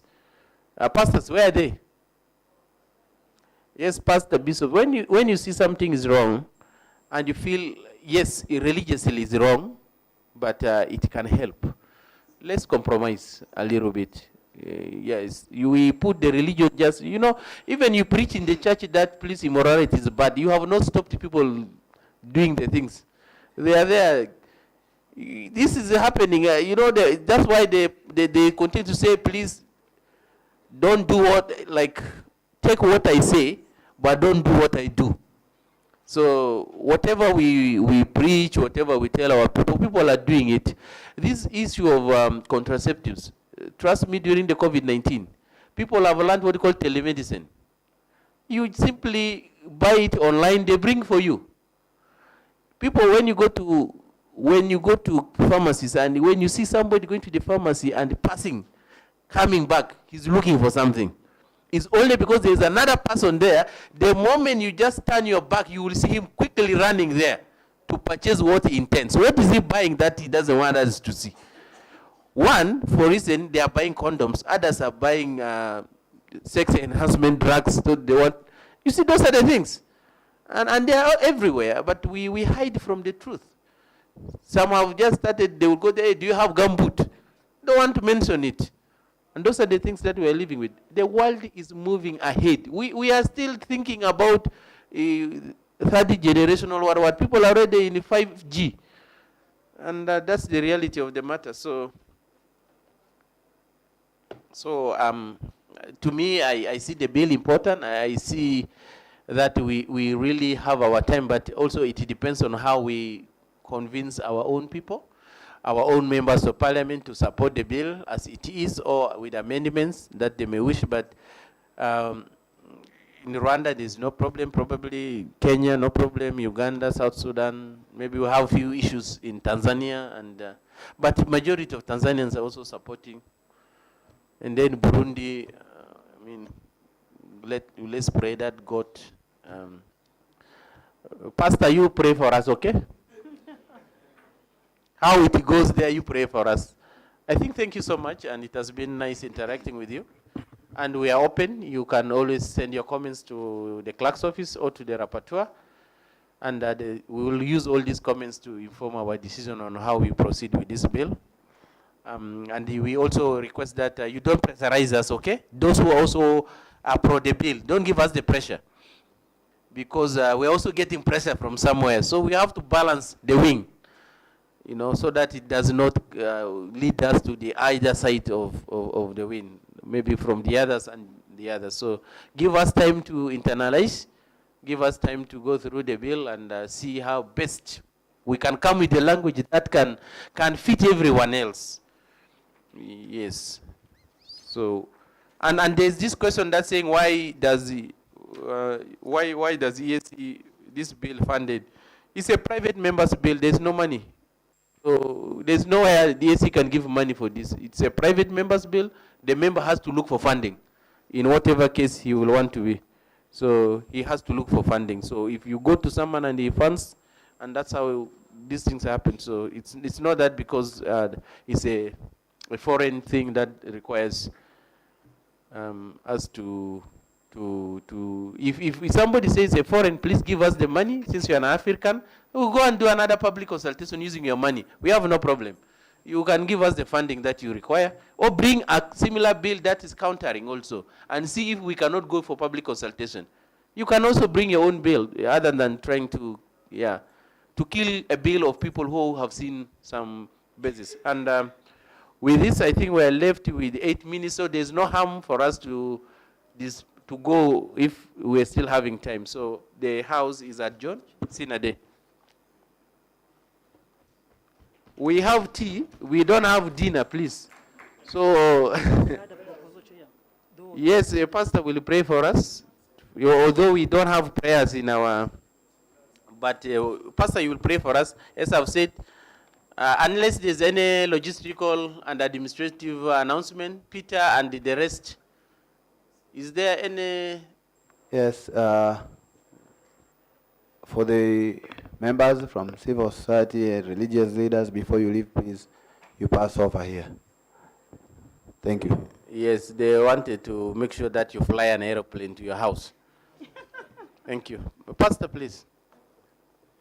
Let's humble ourselves and pray. Dear Lord, we thank you for taking us through this day, and thank you for the wisdom that you give us. We pray that we will continue to explore and continue to be involved actively in the transformation of our times, O Lord, in the ways that will make us have life in fullness as you have intended, Almighty Father. I pray that you bless the leadership in Ayala. I pray that you bless all the people, representatives in this room, and continue to guide them and protect us all and our countries that we represent. In Jesus' name we pray. Amen.